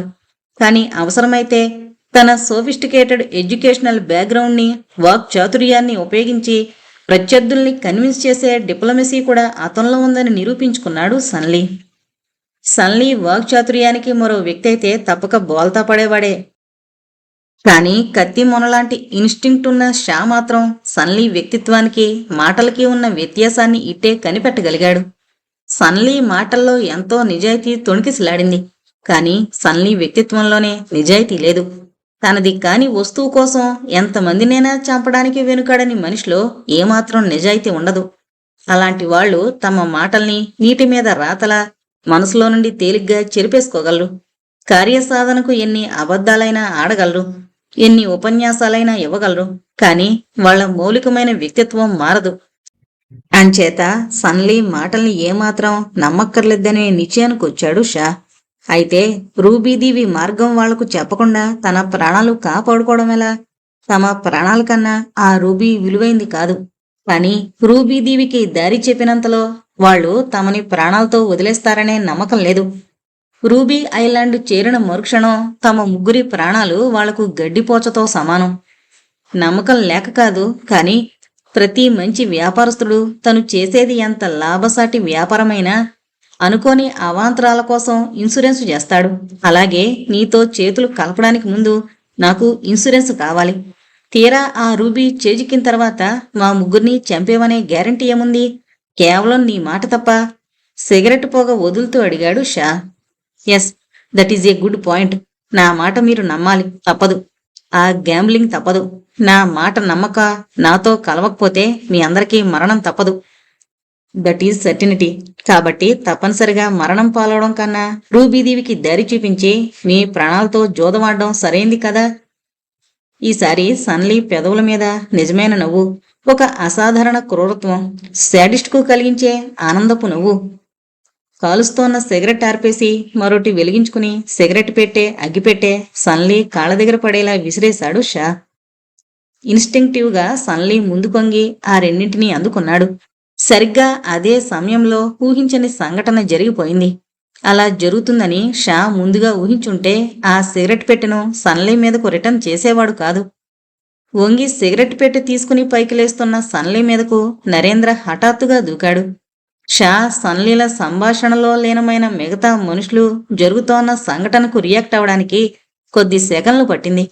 ఈలోగా గోల్ పోస్ట్లోకి వస్తోన్న బంతిని అడ్డుకునే గోల్ కీపర్లా నరేంద్ర నేల మీద నుండి ఎగిరి సన్లీ గొంతు పట్టుకుని అతన్ని కిందకి పడదోశాడు.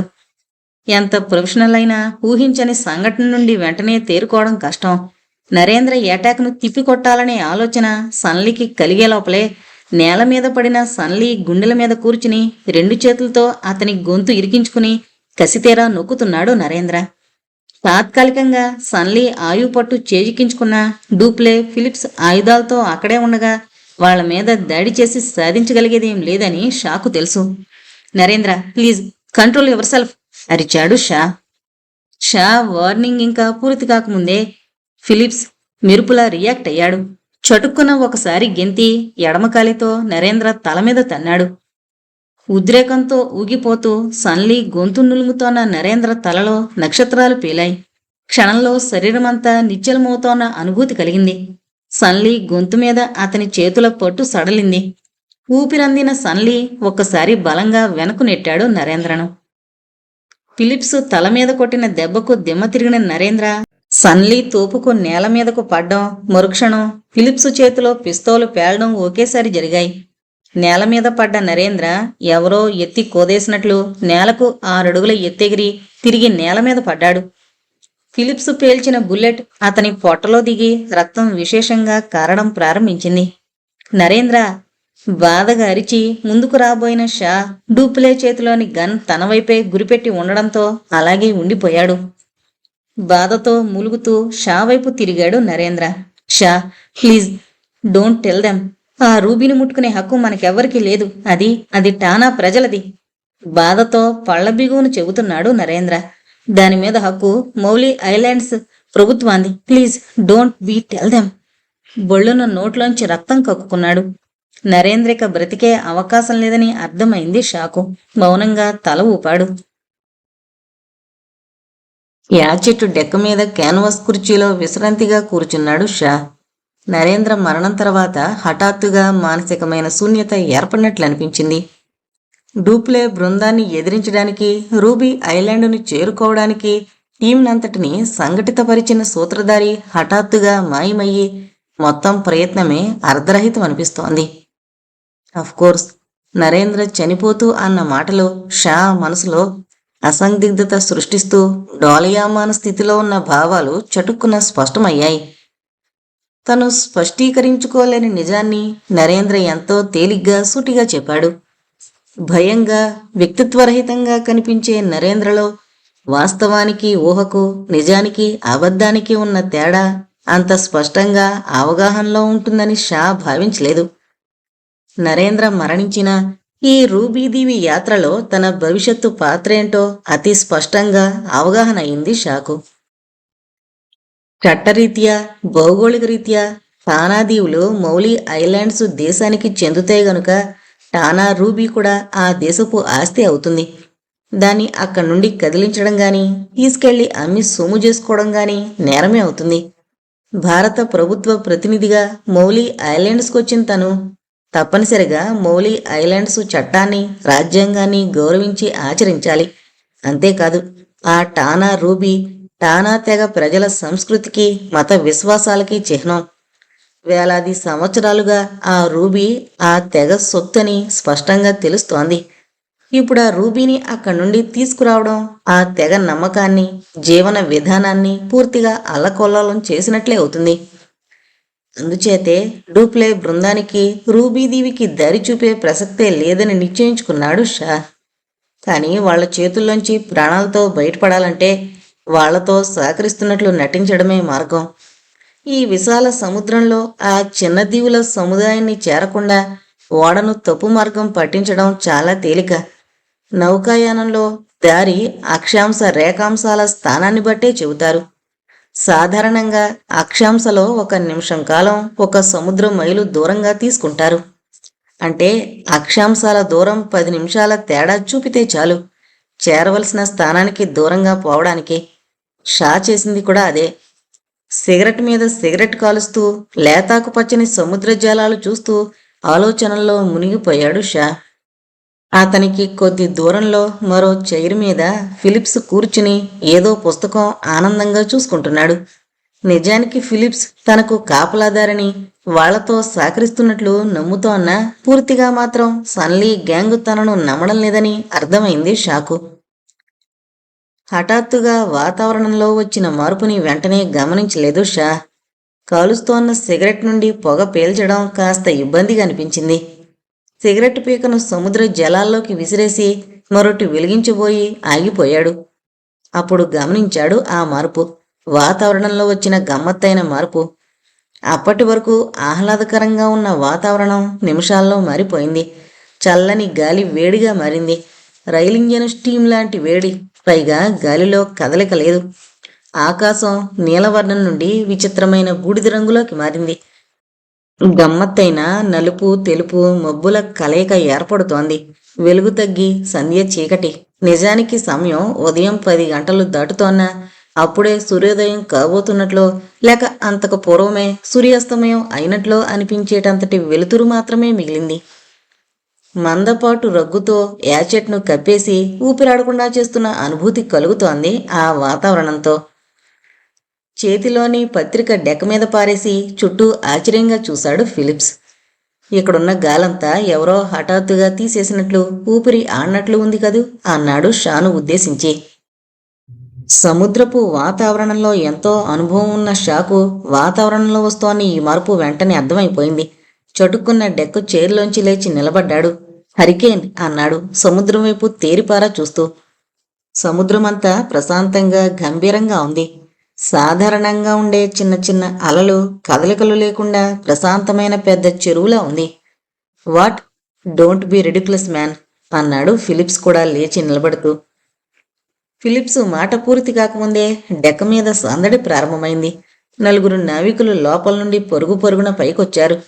2 చకచక యాచెట్టు సెయిల్స్ను కిందకు దించుతుంటే మిగిలిన 2 డెక్క మీద సామాన్లు చకచక సర్దసాగారు. Come on, let's go in to the cabin. పరుగులాంటి నడకతో మెయిన్ క్యాబిన్కు కాస్త వెనగ్గా ఉన్న వీల్ హౌస్ వైపు దారి తీశాడు షా. షా క్యాబిన్లోకి ప్రవేశించేటప్పటికీ క్యాబిన్లో ఓడ కెప్టెన్తో పాటు సన్లీ షిప్ ఇంజనీరు ఉన్నారు. క్యాబిన్ అద్దాల్లోంచి సముద్రాన్ని చూస్తూ యాచెట్ పక్కకు తిప్పుతున్నాడు కెప్టెన్. ఓడ కెప్టెన్తో ఏదో అనబోయి సముద్రం వైపు కళ్ళప్పగించి చూస్తూ ఉండిపోయాడు షా. సన్లీ ఇంజనీరు ఫిలిప్స్ కూడా షా చూపులను బట్టి సముద్రంలో ఏదో జరుగుతోందని గమనించి క్యాబిన్ అద్దాల్లోంచి బయటకు చూశారు. సముద్రం వైపు కనబడిన దృశ్యం వాళ్ల మొతుల్ని పోగొట్టింది. మాటలు రానట్లు, ఊపిరి పీల్చడం మరిచిపోయినట్లు కళ్ళప్పగించి చూస్తూ ఉండిపోయారు. ఒక మహోజ్వల తరంగం, ఒకే ఒక రాక్షస కెరటం చడి చప్పుడు లేకుండా నిశ్శబ్ద పర్వతంలా ఓడ మీదకి దూసుకొస్తోంది. సముద్ర ఉపరితలం మీద నుండి దాదాపు 80 అడుగుల ఎత్తున ఒకే ఒక కెరటం భయంకర మేరు పర్వతంలా కదిలొస్తోంది. పర్వత శిఖరం లాంటి దానిపై అంచు పాము పడగలా ఊంపు తిరిగి నొరగలు చిమ్ముతోంది. ఆ కెరటం మరింత దగ్గరగా వచ్చేప్పుడు క్యాబిన్ అద్దాలకు హత్తుకుపోయి పైకి చూస్తేనే గాని దాని అంచు కనబడలేదు. ఆకాశానికి సముద్రానికి మధ్య వందలాది టన్నుల సముద్రపు నీరు ఘనీభవించి చక్రాలు అమర్చిన నీటి గోడల యాచెట్ మీద రాకాసిలా పడబోతోంది.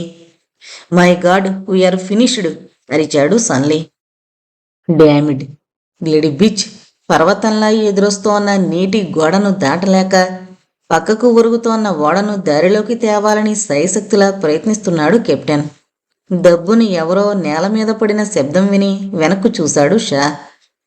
ఫిలిప్స్ మోకాళ్ళ మీద కూర్చుండిపోయి కళ్ళు మూసుకుని వణికే గొంతుతో ఆపద నుండి గట్టెక్కించమని దేవుణ్ణి ప్రార్థిస్తున్నాడు. క్యాబిన్ కిటికీల్లో నుంచి డెక్క మీదకు తొంగి చూశాడు షా.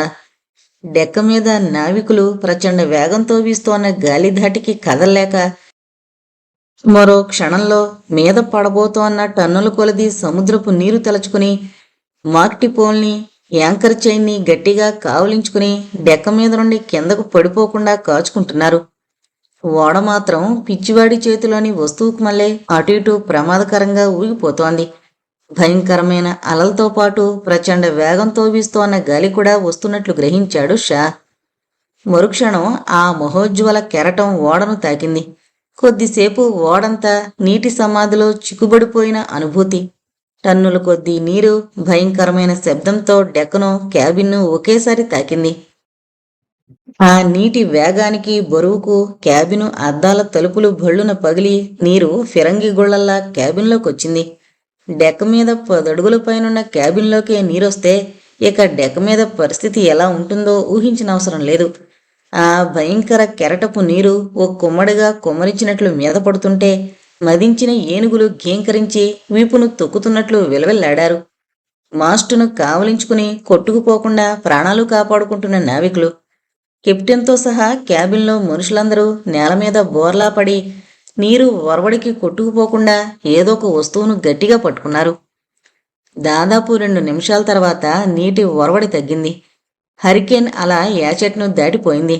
పక్క కొరిగిపోయిన యాచెట్ ఒక్క నిట్టూర్పు వదిలి సర్దుకున్నట్లు తిరిగి యథాస్థితికి తిరిగింది.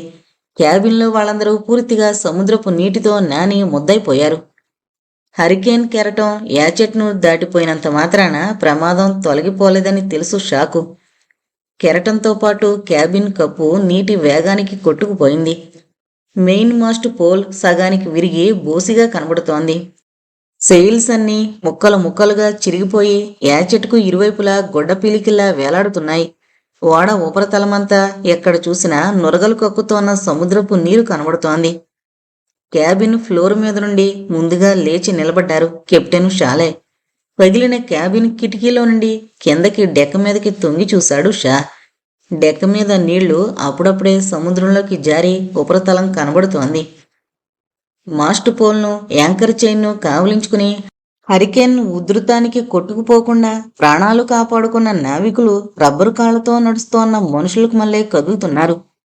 ఓడ కెప్టెన్ మరో కిటికీలో నుండి తల బయటకు పెట్టి పెద్ద పొలికేక పెట్టాడు. Switch on the pumps, you bloody lazy beggars. అక్కడక్కడా తెరుచున్న మ్యాన్ హోల్స్లో నుండి నీరు ఓడ లోపలికి ప్రవేశించి హోల్స్ అన్నీ నీటిమయమైపోవడమే కాక హరికేన్ రెండవ తాకిడికి తట్టుకుని శక్తి పూర్తిగా నశించిపోయింది. అంచేత హాల్ట్లోని నీటిని బయటికి తోడివేయడానికి పంపులు ఆన్ చేయమన్నాడు ఓడ కెప్టెన్. తల పైకెత్తి ఆకాశం వైపు చూశాడు షా. ఆకాశం బూడిద రంగు నుండి నీలివర్ణానికి మారుతోంది. కానీ గాలి మాత్రం ప్రచండ వేగంతో వీస్తోంది. ఉక్కురేకుతో చేసిన క్యాబిన్ గోడలే అడ్డు లేకపోతే అసలు ఆ క్యాబిన్లో నిలబడ్డం కూడా కష్టమయ్యేది. మీరు కింద హాల్ట్లోకి వెళ్ళిపోవడం మంచిది అన్నాడు షా సన్లీని ఫిలిప్ని ఉద్దేశించి. తాగిన మనుషులకు మళ్ళీ తూలుతూ లేచి నిలబడుతోన్న సన్లీ నిర్లక్ష్యంగా చూశాడు షా వైపు. ఇంకెందుకు, ఆ హరికేన్ వెళ్ళిపోయిందిగా అన్నాడు. పగిలిన కిటికీల్లోంచి దూసుకొస్తోన్న గాలి ఒత్తిడికి ఊపిరాడక తల పక్కకు తిప్పుకొని ముఖానికి చేతులు అడ్డం పెట్టుకుంటూ. Don't be a bloody fool. మరో అరగంటలో ఇందాక వెళ్లిన హరికేన్ కెరటం కేవలం శాంపిల్ అనిపిస్తోంది అన్నాడు షా జాగ్రత్తగా సముద్రపు ఉపరితలాన్ని గమనిస్తూ. వాతావరణం ఒత్తిడి తగ్గి గాలి వేగం పెరగడం వలన సముద్రంలో అలలు ఎగిసిపడుతున్నాయి. ఓడ చుట్టూ సముద్రమంతా చిన్న చిన్న నీటి కొండల్లా పొంగి పొర్లుతోంది. Yes, he is right. ముందుంది ముసళ్ల పండగ. ఆ రెండో ఇంజిన్ తిరిగి స్టార్ట్ అవ్వకపోతే మనం జలసమాధి ఖాయం అన్నాడు కెప్టెన్ ప్రెషర్ గేజ్ చెక్ చేస్తూ. సన్లీ ఏదో అనబోయాడు. ఈలోగా బడబడ వాన చినుకులు ముమ్మరంగా పడసాగాయి. గాలితో పాటు వర్షం కురుస్తూ చిన్న తుఫాను వాతావరణం ఏర్పడసాగింది. సన్లీ మాట్లాడకుండా కిందకి దిగాడు. అతనితో పాటే ఫిలిప్స్ కూడా వెళ్ళిపోయాడు. కింద క్యాబిన్లో డూప్లే పరిస్థితి గమ్మత్తుగా ఉంది. గాలి వీస్తోన్న దిశలో ఉన్న ఓ క్యాబిన్లో ఉన్నాడతను. హరికేన్ ఓడను తాకే సమయానికి కన్నుల కొద్దీ నీరు పెద్ద చప్పుడుతో ఓడ మీద పడ్డం, ఓడలో లైట్లు ఆరిపోయి అంతా చీకటైపోవడం జరిగింది. దాదాపు 15 నిమిషాల పాటు ఆ చీకటి క్యాబిన్లో ఉండిపోయాడు డూప్లే. క్యాబిన్ తలుపు ఎంత తెరవాలని ప్రయత్నించినా అతని వశం కాలేదు. లోపల నుండి బయటి వైపుకు తెరుచుకునే తలుపది. లోపల నుండి ఎంత బలంగా నెట్టినా తలుపు తెరుచుకోలేదు. ప్రచండమైన వేగంతో వీస్తోన్న గాలి ఒత్తిడికి ఎవరిదో రాక్షస హస్తం నొక్కిపట్టినట్టు తలుపు మూసుకుపోయి ఎంత ప్రయత్నించినా తెరుచుకోలేదు. దానికి తోడు ఓడ ఓ పక్కకి ఒరిగిపోవడంతో క్యాబిన్ నేల పక్కకు తిరిగి క్యాబిన్ గోడ మీద నిలబడాల్సి వచ్చింది. నిజానికి నిలబడ్డానికి కూడా డూప్లేకి అవకాశం రాలేదు. అటు ఇటు ఊగిపోతోన్న ఓడ అతన్ని ఆ ఇరుకు క్యాబిన్లో ఆ మూల నుండి ఈ మూలకు ఫుట్బాల్లా విసిరేసింది. హరికేన్ కెరటం ఓడను దాటి ఓడ తిరిగి యథాస్థితికి రాగానే తిరిగి క్యాబిన్ తలుపు తెరవడానికి తీవ్రంగా ప్రయత్నించసాగాడు డూప్లే. ఓడ బయట ఏం జరుగుతుందో ఏమవుతుందో అంతుబట్టక గుండెదడ క్షణానికి పెరిగిపోతుంది అతనికి. కనీసం అతని అరుపులు కూడా ఎవరూ వినిపించుకుంటున్నట్లు అనిపించలేదు. క్యాబిన్ అంతా చీకటి.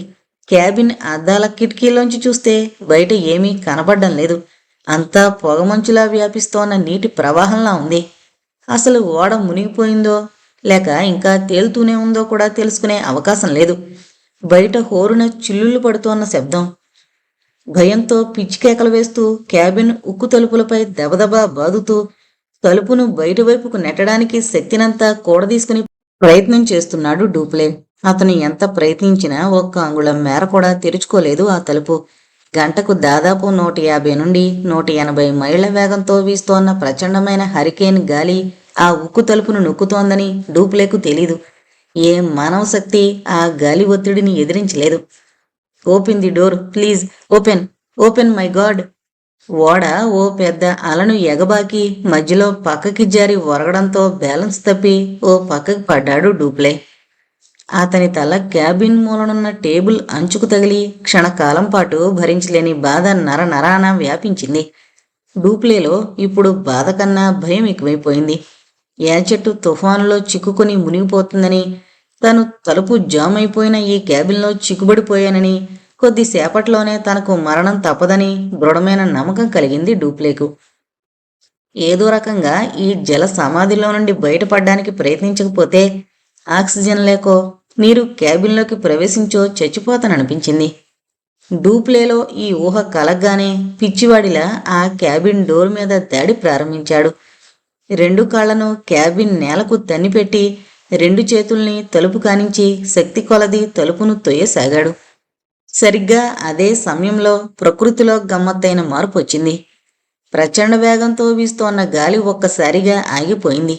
ఊపిరి పీల్చుకోనివ్వని వేగంతో వీచిన గాలి ఒక్కసారిగా ఆగిపోయి అసలు వాతావరణంలో నుండి గాలే పూర్తిగా మాయమైనట్లు అనిపించింది. ఒక్కసారిగా తలుపును నొక్కి పడుతోన్న గాలి ఆగిపోగానే క్యాబిన్ తలుపు బడాల్న తెరుచుకుంది. లోపల నుండి తలుపును బలంగా నెడుతోన్న డూప్లే తెరుచుకున్న ద్వారంలో నుండి ఫిరంగి గుండులా బయటకొచ్చి పడ్డాడు. ఆ పడిన తాకిడికి అతని తల డెక్క ఫ్లోర్కు కొట్టుకుని వెంటనే స్పృహ పోయింది డూప్లేకి. పైన క్యాబిన్లో కెప్టెన్తో పాటు ఉన్న షాకు చుట్టూ ఉన్న సముద్రం చూస్తుంటే ఇక రూబీదీవి యాత్ర అర్ధాంతరంగా ముగిసినట్లేనన్న భావం కలిగింది. అంత గాలివానలోనూ హెల్మ్ వీల్ను వదలకుండా ఓడను సురక్షితంగా నడపాలని కెప్టెన్ పడుతోన్న ప్రయాస చూసి క్షణం ఆ నావికుడి పట్టుదలకు ముచ్చటేసింది షాకు. ఏ ఓడ కెప్టెన్ అయినా, అతని వ్యక్తిత్వం ఎలాంటిదైనా, నీతి నియమాలు ఏ కోవకి చెందినా, తన కమాండ్లో ఓడను మాత్రం స్వంత బిడ్డలా కాపాడుకోవడానికి ప్రయత్నిస్తాడు. నావికుల శిక్షణలోనూ నౌకా సాంప్రదాయంలోనూ ఉన్న గొప్పతనం అదే. ప్రమాదకరమైన సముద్రపు అలల మీద ఓడ ఎంత చిన్నదైతే అంత మంచిది. క్షణానికి అన్ని దిశల్లో నుండి పిచ్చెక్కినట్లు దూసుకొస్తోన్న నీటి కొండల్లాంటి అలల్ని చిన్న పడవైతే తేలిగ్గా ఎగబాకి అధిగమించగలుగుతుంది.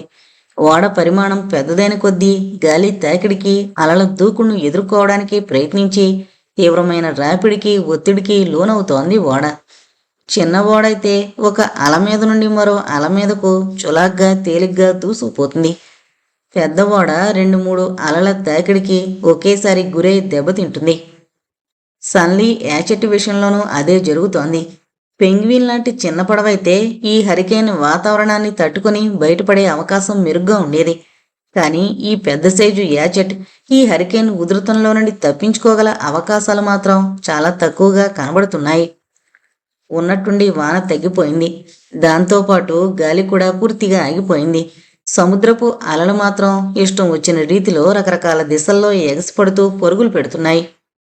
We are in the eye of the hurricane అన్నాడు కెప్టెన్. ఓడను ఇదివరకు గాలి వీచిన దిశకు పూర్తిగా వ్యతిరేక దిశకు మార్చడానికి ప్రయత్నిస్తూ అవునన్నట్లు తల ఊపాడు షా. జేబులోని సిగరెట్ ప్యాకెట్ను బయటకు తీస్తూ. సిగరెట్లన్నీ తడిసి ముద్దైపోయాయి. తుఫాను, వాయుగుండం, ఉప్పెన లాంటి ప్రకృతి బేభత్సాల కోవకు చెందిన మరో విలక్షణమైన సముద్ర బేభత్సం హరికేన్ అని చెప్పుకోవచ్చు. సెంట్రల్ అమెరికాకు చెందిన రెడ్ ఇండియన్లు పూజించే వరుణదేవుడు హురాకాన్ పేరిట ఈ ప్రత్యేక ప్రకృతి బేభత్సాన్ని హరికేన్ అని పిలుస్తున్నారు. దీన్నే పశ్చిమ పసిఫిక్ ప్రాంతంలో టైఫూన్ అని కూడా అంటారు. చైనా భాషకు చెందిన టైఫంగ్ అనే మాటలో నుండి టైఫూన్ వచ్చిందంటారు. టైఫంగ్ అంటే జపనీస్లో భయంకరమైన గాలి అని అర్థం. దీనినే రకరకాల ప్రాంతాల్లో బుబాస్కో అని, సిక్లాన్ అని, హురుకాన్ అని, టోర్బిల్లినో అని, టోర్మెంటా అని ఇలా రకరకాల పేర్లున్నాయి. పేరు ఏదైనా నడి సముద్రంలో హరికేన్ వాతబడిన వారు బ్రతికి బయటపడడం చాలా అరుదైన విషయం. హరికేన్లో గాలి ప్రచండ వేగంతో వృత్తాకారంలో సుడి తిరుగుతూ ఉంటుంది. సాధారణంగా ఈ గాలి వేగం గంటకు 100 నుండి 200 మైళ్ల వరకు ఉంటుంది. ఈ సుడి తిరుగుతోన్న గాలితో పాటు సముద్రపు నీరు కూడా రాక్షసి అలల రూపంలో తిరుగుతూ ఉంటుంది. హరికేన్లో గాలి ప్రచండ వేగంతో ఉన్నప్పటికీ మొత్తం వృత్తమంతా మాత్రం చాలా మెల్లగా సాధారణంగా 10 నుండి 20 మైళ్ల వేగంతో ముందుకు కదులుతూ ఉంటుంది. ఈ వాయువృత్తం మధ్యలో ఐ ఆఫ్ ది హరికేన్ ఉంటుంది. ఇక్కడ మాత్రం గాలి గాని ఒత్తిడి గాని ఉండదు. ఓడ హరికేన్లో ప్రవేశించినప్పుడు జరిగిన బీభత్సానికి పూర్తి వ్యతిరేకంగా హరికేన్ మధ్యలో ప్రశాంత వాతావరణం ఉంటుంది. తిరిగి ఓడ హరికేన్ సరిహద్దు దాటేటప్పుడు ప్రవేశించినప్పటికంటే రెట్టింపు బీభత్స వాతావరణాన్ని ఎదుర్కోవలసి ఉంటుంది. సరిగ్గా అందుకోసమే ఓడ కెప్టెన్ ఇప్పుడు ఓడను వ్యతిరేక దిశలోకి తిప్పుతోంది.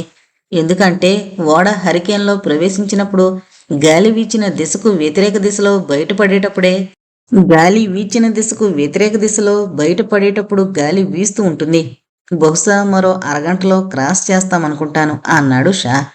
అప్పటికే ఓడ మాస్టు మీద, విరిగిన క్యాబిన్ మీద రకరకాల పక్షులు వచ్చి వాలసాగాయి. పక్షులతో పాటు రకరకాల కీటకాలు కూడా తెరలుగా వస్తున్నాయి.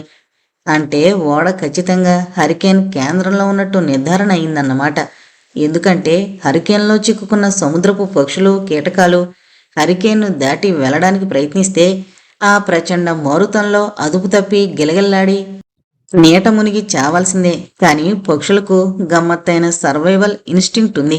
అవి హరికేన్లో నుండి బయటపడడానికి ప్రయత్నించకుండా హరికేన్ కేంద్రంలోకి చేరి దాంతోపాటు ప్రయాణిస్తూ ఉంటాయి.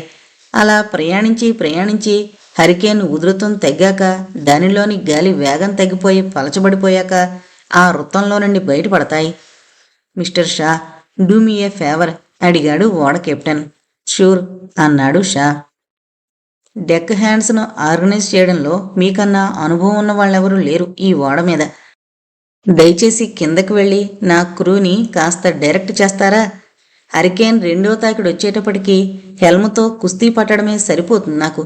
కింద డెక్ మీద పంపులు రన్ చేయించడం, అవసరమైతే పీ యాంకర్ ఏర్పాటు చేయడం మొదలైనవి మీరు చూడండి, ఓకే చెప్పాడు కెప్టెన్. ఆయ్ కెప్టెన్ అన్నాడు షా చిరునవ్వుతో. కెప్టెన్ కృతజ్ఞతగా తల ఊపాడు. షా చకచక కిందకి దిగొచ్చాడు. కిందున్న నావికుల్ని ఒక దగ్గరగా చేర్చి ఎమర్జెన్సీలో ఏం చెయ్యాలో క్లుప్తంగా ఇన్స్ట్రక్షన్స్ ఇచ్చాడు. నావికులంతా గబగబా ఎవరి పనుల్లో వాళ్ళు నిమగ్నమయ్యారు. స్పృహ తప్పిన డూప్లేకు 5 నిమిషాల్లో స్పృహొచ్చింది. తూలుతూ బలహీనంగా అడుగులేస్తూ షా దగ్గరకొచ్చాడు. దెయ్యాన్ని చూసి జడుసుకుని లంకణాలు పట్టిన వాళ్ళ అయిపోయిన డూప్లే వైపు క్షణం ఆశ్చర్యంగా చూశాడు షా. వాట్స్ హ్యాపెనింగ్ మ్యాన్, ఏం జరిగింది? ఓడ తుఫాన్లో చిక్కుకుందా అని తలకు తగిలిన దెబ్బ సలపడం మొదలు పెట్టడంతో my God what a man అంటూ తల పట్టుకున్నాడు డూప్లే. హరికేన్ మధ్యలో ఉన్నాం మనం. మరికొద్దిసేపట్లో తిరిగి హరికేన్ వాతావరణంలో ప్రవేశిస్తాం. ఇంతకు ముందుకు 3 రెట్లు ఉధృతంగా ఉంటుంది ఈసారి. You better stay inside. నువ్వు లోపలికి వెళ్ళి నీ క్యాబిన్లో ఉండడం మంచిది చెప్పాడు షా. ఫిలిప్సు సన్లీ ఎక్కడా అడిగాడు తడారిపోయిన గొంతుతో డూప్లే. అదే సమయానికి సన్లీ, ఫిలిప్సులు కూడా డెక్ మీదకొచ్చారు. ఇద్దరూ తడిసిపోయిన బట్టలు విడిచేసి పొడి బట్టలు వేసుకునున్నారు. ఇక హరికేన్ గోల వదిలినట్లేనా అడిగాడు సన్లీ విలాసంగా సిగరెట్ పొగ వదులుతూ. జ్ఞానశూన్యత ఒక్కోసారి వరం లాంటిది. రాబోయే నిమిషాల్లో ఏం జరగబోతుందో తెలిగిపోవడం వీళ్ళ అదృష్టం అనుకున్నాడు షా మనసులోనే. ఎందుకంటే జరగబోయే బేబచ్చాన్ని ఊహించుకుని ముందే కలవరపడవలసిన అవసరం వాళ్లకు లేదు. సన్లీ దగ్గర నుండి సిగరెట్ అడిగి తీసుకుని వెలిగించుకుని పొగ పిలుస్తూ క్లుప్తంగా హరికేన్ గురించి, దాని స్వభావం గురించి వాళ్లకు చెప్పాడు షా. వాళ్లతో మాట్లాడుతూ ఉండగానే వాతావరణంలో వస్తున్న మార్పు కూడా గమనించసాగాడు. నీలపు ఆకాశం తిరిగి నల్లని బూడిద రంగులోకి మారసాగింది. యాచెట్టు మీద వాలిన పక్షులు ఒక్కొక్కటే ఎగిరిపోతున్నాయి. కీటకాలు కూడా తెరలుగా జారుకుంటున్నాయి. గాలి ఉధృతం మెల్లగా పెరిగిపోసాగింది. Please stay back in your cabins చెప్పాడు షా ఓ పక్క డెక్ హ్యాండ్స్ చేస్తూ అన్న పనిని గమనిస్తూనే. ముగ్గురు వెనక్కి తిరిగి క్యాబిన్ వైపు నడిచారు. సన్లీ 4 అడుగులు వేసి వెనక్కి తిరిగి షా దగ్గరికి వచ్చాడు. షా ప్రశ్నార్థకంగా చూశాడు అతని వైపు. షా, దిస్ హరికేన్ బిజినెస్, ఈ బీభత్సు నుండి బయటపడే అవకాశం ఎంతవరకు ఉంది అడిగాడు సన్లీ సూటిగా. పెరిగిపోతోన్న గాలితో పాటు క్షణానికి మరింత ఎత్తుకు ఎగసిపడుతోన్న అలల్ని ఒక్క క్షణం నింపాదిగా చూసి చెప్పాడు షా. వెరీ బ్లీక్ సన్లీ, బహుశా మనం బ్రతికి బయటపడే అవకాశం 10% మించి లేదనుకుంటాను. హరికేన్ చాలా ప్రమాదకరమైంది. మన ఓడ పెంగ్విన్ లాంటి చిన్న పడవైతే మన సర్వైవల్ ఛాన్సెస్ 50-50 ఉండేవి. ఇంత పెద్ద వెజల్స్ వేగంగా వచ్చే అలల తాకిడికి గాలి ఒత్తిడికి నిలదొక్కుకోవడం కష్టం. అందుకే లైఫ్ బోట్లను కూడా సిద్ధం చేస్తున్నాను. మీరు కూడా లైఫ్ జాకెట్స్ తొడుక్కుని ఉండడం మంచిది. క్షణం సన్లీ ముఖంలో విచారం లాంటి భావం కదిలింది. వాటేపిటి, ఇంత దూరం వచ్చాక అన్నాడు చిత్రంగా భుజాలు ఎగరేసి. అతను రూబీ ఐలాండ్ గురించి ఆ మాటలన్నాడని అర్థమైంది షాకు. ఎస్, టఫ్ లక్ అన్నాడు షా. షాతో ఏకీభవిస్తున్నట్టు తల ఊపి మౌనంగా వెనక్కి తిరిగాడు సన్లీ. పెద్ద అల ఒకటి బళ్ళున డెక్క మీదకు దూకింది. దాని వెనకే చెవులు చిల్లులు పడే హోరుతో విపరీతమైన గాలి. The hurricane is here again అనుకున్నాడు షా మనసులోనే. హరికేన్ రెండవ పర్వం ఊహించిన దానికన్నా ఉధృతంగా ఉంది. నిజానికి అక్కడ జరుగుతోన్న బేభత్సాన్ని వర్ణించడానికి మాటలు చాలవు. ప్రచండ వేగంతో హరికేను గాలి వీస్తుంటే దాని ఒత్తిడికి విసురుకు సముద్రం పొంగి పొర్లుతోంది. పెద్ద పెద్ద రాక్షసి కెరటాలు ఒకదాని వెనక ఒకటి గాలితో పాటే కదులుతూ ఏదో రహస్య సంకేతాన్ని అనుసరించిపోతున్నట్లు ఒకే దిక్కుగా విరామం లేకుండా దూసుకొస్తున్నాయి.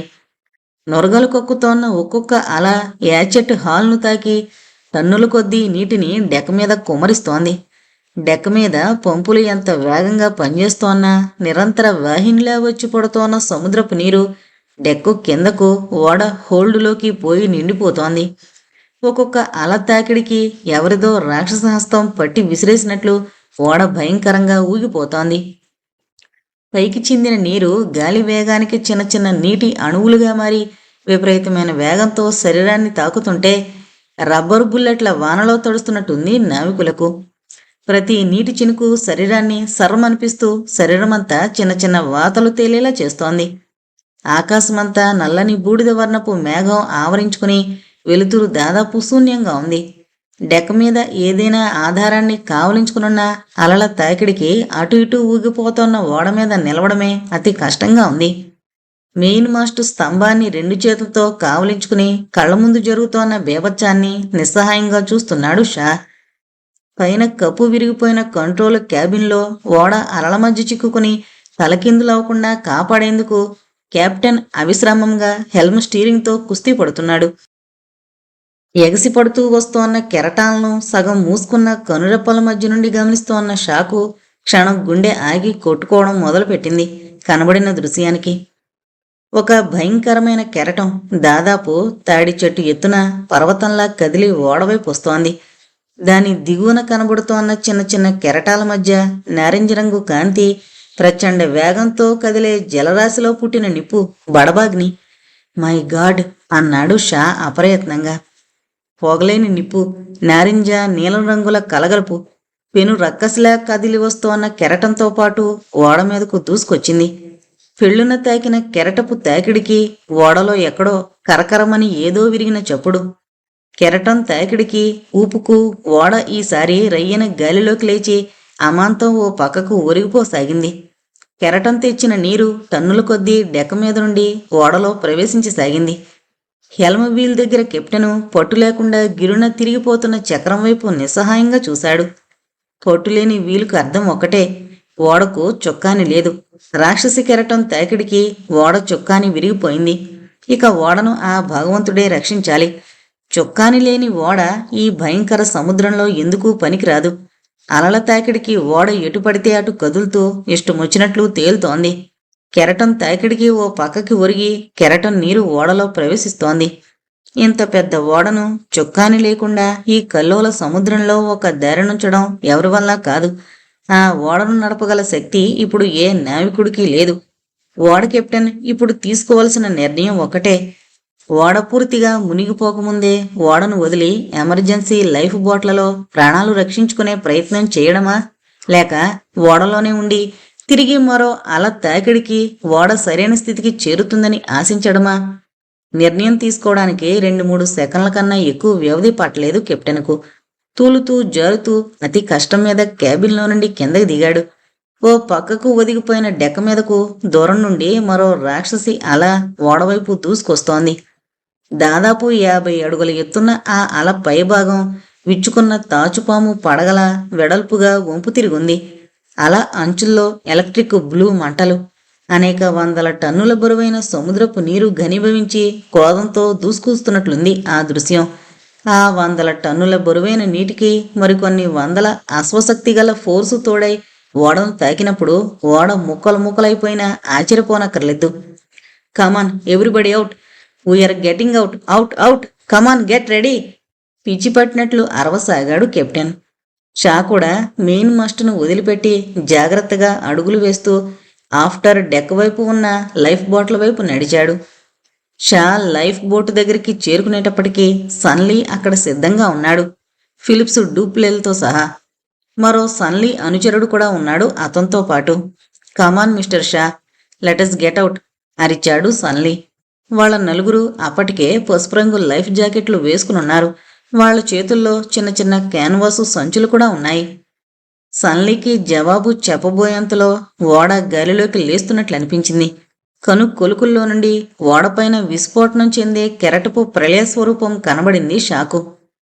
వాచౌట్ అని అరుస్తూ యాచెట్ రైలింగ్ను 2 చేతులతో కావలించుకున్నాడు షా. మిగిలిన వాళ్లు కూడా ఇన్స్టింక్టివ్గా రైలింగ్ వైపు దూకారు. సరిగ్గా అదే సమయంలో చెవులు చిల్లులు పడే శబ్దం, వందలాది టన్నుల నీరు యాచెట్టు ఉక్కు చట్రాన్ని ఢీకొని సృష్టించిన ప్రళయ ఘోష, ఎక్కడో ఎవరిదో క్షణకాల ఆర్తనాదం, ఆ తర్వాత విశృంఖల వేగంతో శరీరంలోని ఊపిరిని ఒక్క తాకిడికి బయటికి నెట్టేస్తూ వచ్చిపడిన కెరటపు తాకిడి. నీరు నీరు, ఎటు చూసినా నీరే. శరీరం తేలిపోతున్నట్లు, అంతులేని వేగంతో దూసుకుపోతున్నట్లు, ఊపిరి ఆడనట్లు అనుభూతి. కళ్ళు గట్టిగా మూసుకుని ఊపిరి బిగబట్టి రైలింగ్ను మరింత గట్టిగా కావలించుకుని ఉండిపోయాడు షా. కళ్ళు తెరిచినా, చేతుల పట్టు సడలినా, ఊపిరి పీల్చినా ఇక ప్రాణాల మీద ఆశ వదులుకోవాలని అతనికి తెలుసు. 2 నిమిషాలకు కెరటం ఓడం దాటింది.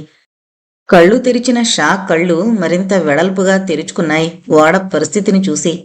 డెక్కు పైభాగానికి కనబడే క్యాబిన్లు, అబ్జర్వేషన్ బ్రిడ్జి, మాస్టు పోలులు, యాంకర్ పోస్టులు అన్నీ పూర్తిగా తుడిచిపెట్టుకుపోయి డెక్కంతా సాఫీగా పూర్తి జలమయంగా కనబడుతోంది. ఇక ఆ యాచెట్ ఈ హరికేన్ నుండి బయటపడే అవకాశం లేదు. కెరటం తోపిడికి ఓ పక్కకు వాలిన ఓడ తిరిగి యథాస్థితికి చేరుకుంది.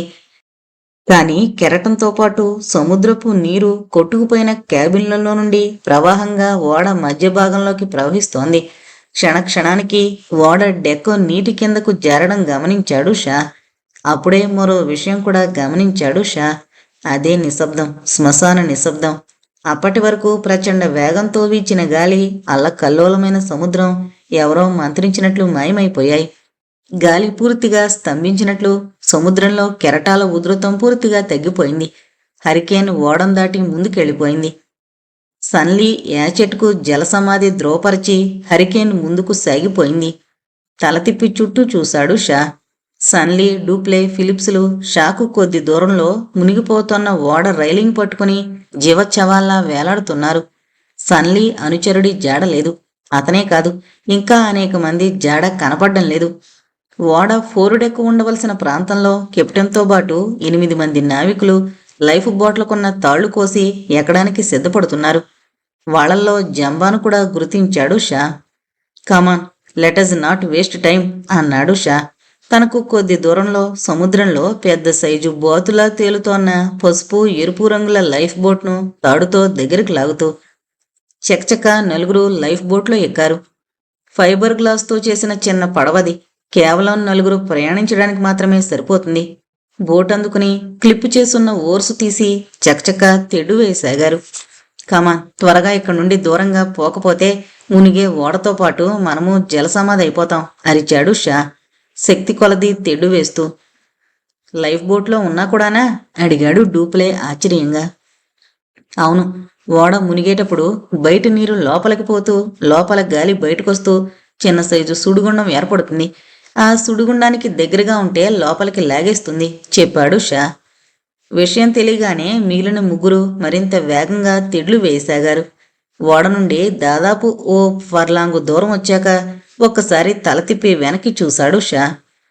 యాచెట్టు చుక్కాని వైపు భాగం పూర్తిగా నీటిలో మునిగిపోయింది.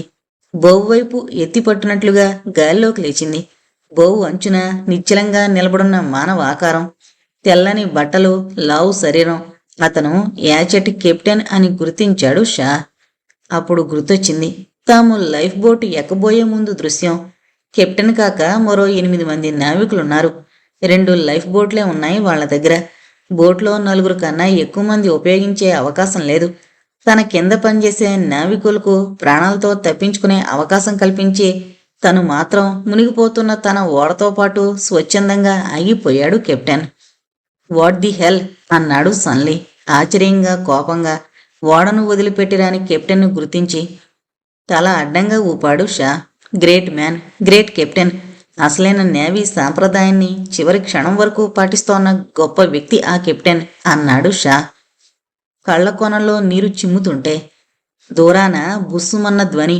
మునుగుతోన్న ఓడ చుట్టూ చిన్న చిన్న అలలు. ఓడ వేగంగా సముద్రంలోకి దిగిపోతోంది. బో మీద నిలబడ్డ కెప్టెన్ చెయ్యి గాలిలోకి లేచింది. గుడ్ బై చెబుతున్నట్లుగా చెయ్యి ఊగింది. మరుక్షణం ఓడతో పాటు కెప్టెన్ కూడా సముద్ర గర్భంలో కలిసిపోయాడు. సోలాంగ్ కెప్టెన్, గొణిగాడు షా. సన్లీ అంతర్జాతీయ స్మగ్లరే అయినా మంచి ఆర్గనైజర్ కూడా. ఒక విధంగా చెప్పాలంటే అతని ముందు చూపు వల్లే అంతూ దరిలేని ఆ సముద్రంలో 8 మంది ప్రాణాలు నిలబడగలిగాయి. మునిగిపోయిన ఓడలో నుండి బయటపడిన 3 లైఫ్ బోట్లలో ఒకటి ఏ వైపుకు వెళ్ళిందో తెలీదు. షా ఉన్న లైఫ్ బోటుతో పాటు జంబా, మరో 3 నావికులు ఎక్కిన బోట్ ఒకే దిశలో ప్రయాణం చేశాయి. యాచెట్ మునిగిపోవడం తథ్యం అని గ్రహించిన సన్లీ షిప్ సప్లైస్లో నుండి కొన్ని ఆహార పదార్థాలు మూటల్లో కట్టి తనతో పాటు డూప్లేకు, ఫిలిప్స్కి కూడా ఇచ్చాడు. అనుభవం లేకపోవడం వలన సముద్రం మీద మంచినీటి అవసరం అతనికి గుర్తుకురాక నీరు తేలేదు. అయితే ప్రతి లైఫ్ బోట్లోనూ ఉన్న ఎమర్జెన్సీ మంచినీటి క్యాన్ ఆ కొరత తీర్చింది. మునిగిపోయిన ఓడను వదిలి ఓ అరగంట దూరం వచ్చాక జరగవలసిన కార్యక్రమం గురించి అందరికీ వివరించాడు షా. ముందుగా సముద్రం మీద మంచినీటి అవసరాన్ని వివరించి తమ దగ్గరున్న నీటిని జాగ్రత్తగా ఎలా వాడుకోవాలో చెప్పాడు. సముద్రం మీద సర్వైవల్లో మొదటి మెట్టు వాటర్ రేషనింగ్. ప్రతి బోట్లోనూ 4 లీటర్ల మంచినీళ్ల క్యాన్లు 2 చొప్పునున్నాయి. అంటే మనిషికి 2 లీటర్ల చొప్పున మంచినీరు ఉంటుందన్నమాట. మామూలు పరిస్థితుల్లో సగటు మనిషి రోజుకు 3 లీటర్ల నీరు వరకు తాగుతాడు. వేసవిలోనూ బాగా శ్రమపడుతూ పనిచేసినప్పుడు మరింత ఎక్కువ నీరు కావలసి ఉంటుంది. ఆ లెక్కన లైఫ్ బోట్ల ఎమర్జెన్సీ క్యాన్లలో ఉన్న మంచినీరు ఒక్క రోజు కూడా సరిపోదు. మంచినీరు దొరికే ఒడ్డుకు ఎప్పుడు చేరేది తెలీదు గనుక ఉన్న నీటిని వీలైనంత ఎక్కువ కాలం ఉపయోగించుకోవాలని చెప్పాడు షా. చుట్టూ సముద్రమంతా జలమయమైన ఆ నీరు తాగడానికి పనికిరాదని, సముద్రపు నీరు గనక తాగితే అందులో అత్యధిక శాతంలో ఉన్న సోడియం, పొటాషియం మొదలైన ఖనిజాలు పేగుల్ని చిల్లులు పడేలా చేస్తాయని, అత్యధిక సాంద్రత కలిగిన ఆ నీరు వెనువెంటనే వాంతులు, తీవ్రమైన గొంతు నొప్పి కలిగించడం చేస్తుందని, ఆ నీటిలో ఉండే బ్యాక్టీరియా వల్ల రకరకాల వ్యాధులు వస్తాయని, రక్తంలో జీర్ణమైన లవణాలు, ఖనిజాలు జీర్ణాశయంలోనూ పేగుల్లోనూ అంతర్గత రక్తస్రావం కలగజేసి తప్పనిసరి మరణం కలగజేస్తాయని ఎంతో ఓర్పుగా నేవీ ట్రైనింగ్ లేని ముగ్గురికి తెలియజెప్పాల్సి వచ్చింది షాకు. శరీరంలోని నీరు ప్రధానంగా 2 మార్గాల ద్వారా బయటకు పోతూ ఉంటుంది. మొదటిది మలమూత్ర విసర్జన ద్వారా. రెండవది చర్మంలోని శ్వేతగ్రంథుల్లో నుండి చెమట రూపంలోనూ తడి రూపంలోనూ బయటికి రావడం వల్ల. మొదటి పద్ధతిలో బయటికి పోయే నీటిని ఆపడం కష్టం. అలా జరగడం మనిషి బ్రతకడానికి అవసరం కూడా. ఇకపోతే శ్వేతగ్రంథుల్లో నుండి నిరంతరం బయటకొచ్చి ఆవిరయ్యే జలాన్ని తగ్గించడం ద్వారా శరీరంలో నుండి ఎక్కువ నీరు బయటికి పోకుండా చూసుకోవచ్చు. శరీరంలో నుండి ఎంత తక్కువ నీరు బయటకు పోతే తాగవలసిన నీరు అంత తగ్గుతుంది. బయటి వాతావరణం చల్లగా ఉన్నప్పుడు, చర్మం వేడెక్కినప్పుడు శ్వేతగ్రంథుల నుండి బయటకొచ్చే నీరు తక్కువగా ఉంటుంది.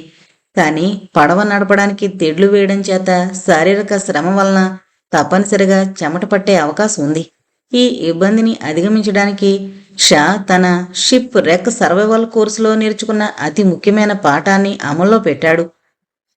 బోట్ను ఎప్పుడూ 2 కన్నా ఎక్కువ మంది తెడ్లు వేయకుండా ఉండడం, 2 తెడ్లు వేస్తుంటే మిగిలిన 2 సముద్రంలో దిగి బోటుకు చెరోవైపు సముద్రంలో ఈదుతూ రావడం.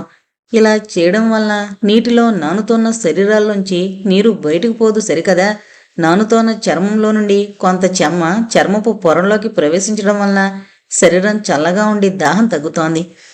అదృష్టవశాత్తు అందరికీ ఈత రావడం వలన ఈ పని చేయడం అట్టే కష్టం కాలేదు. అంతులేని దూరం ఈదడం మొదట కష్టమని భావించిన కాళ్ళు చేతులు అట్టే కదపకుండా శరీరాన్ని నీటిపైకి తేల్చుంచుతూ అతి తక్కువ చలనంతో బోటుతో పాటు ముందుకు కదిలే పద్ధతి షా స్వయంగా చేసి చూపించాక మిగిలిన వారికి కూడా కష్టం కాలేదు.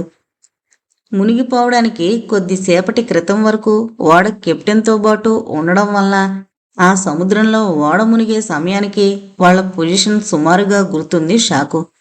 అంచేత లైఫ్ బోట్లో ఉన్న చిన్న మ్యాగ్నెటిక్ కంపాసు సహాయంతో లైఫ్ బోట్లను అక్కడకు సమీపంలో నేల ఉంటుందని భావించిన వైపుకు లైఫ్ బోట్లను నడిపించసాగాడు. నిజానికి ఆ మహాసముద్రంలో ప్రయాణం కోసం ఉద్దేశింపబడినవి కావు ఆ లైఫ్ బోట్లు. తుఫానులకు పెద్ద పెద్ద చేపల తాకిడికి తట్టుకునే శక్తి వాటికి లేదు. కేవలం సముద్రంలో మునిగిపోకుండా కొంతకాలం నీటి మీద తేల్చి ఉంచడానికే ఆ బోట్లు ఉపకరిస్తాయి. షిప్ వ్రిక్ అయినప్పుడు స్టాండర్డ్ ఇంటర్నేషనల్ ప్రొసీజర్ ఏంటంటే ప్రమాదానికి ముందు రేడియో సిగ్నల్స్ ద్వారా చుట్టుపక్కలున్న ఓడలకు ప్రమాద సూచిక పంపడం, రేడియో పిలుపుకి ఎవరూ అందకపోతే ప్రమాద పరిస్థితుల్లో ఉపయోగించే ఎమర్జెన్సీ ఫ్రీక్వెన్సీలో పదే పదే ప్రమాద సూచికను ట్రాన్స్మిట్ చేయడం, ఓడ మునిగిన తర్వాత లైఫ్ బోట్లలోనూ లైఫ్ జాకెట్లలోనూ ఉన్నవాళ్లు ప్రమాదం జరిగిన ప్రదేశం నుండి మరీ దూరంగా వెళ్ళిపోకుండా ఆ చుట్టుపక్కలే ఉండడం, ఇది ప్రమాదాల్లో నావికులందరూ పాటించవలసిన సాంప్రదాయం. అయితే ఓడ హరికేన్లో చిక్కుకుని ప్రమాదంలో పడినప్పుడు SOS పంపమని కెప్టెన్ ఆజ్ఞ ఇవ్వలేదనే షాకు గుర్తుంది. బహుశా ప్రయాణపు తీరు, ఓడలో బందీలుగా ఉన్న షా బృందం మరో ఓడకు తమ ఉనికిని తెలియనివ్వకపోవడం కోసం కెప్టెన్ సిగ్నల్ పంపకుండా చేసి ఉంటారు. పరిస్థితి విషమించేటప్పటికీ అసలు సిగ్నల్ పంపే అవకాశమే పోయింది. అందుచేత షిప్ రిక్కు జరిగిన ప్రదేశంలోనే సముద్రంలో సహాయం కోసం కాచుకునుండడం వ్యర్థమని భావించాడు షా.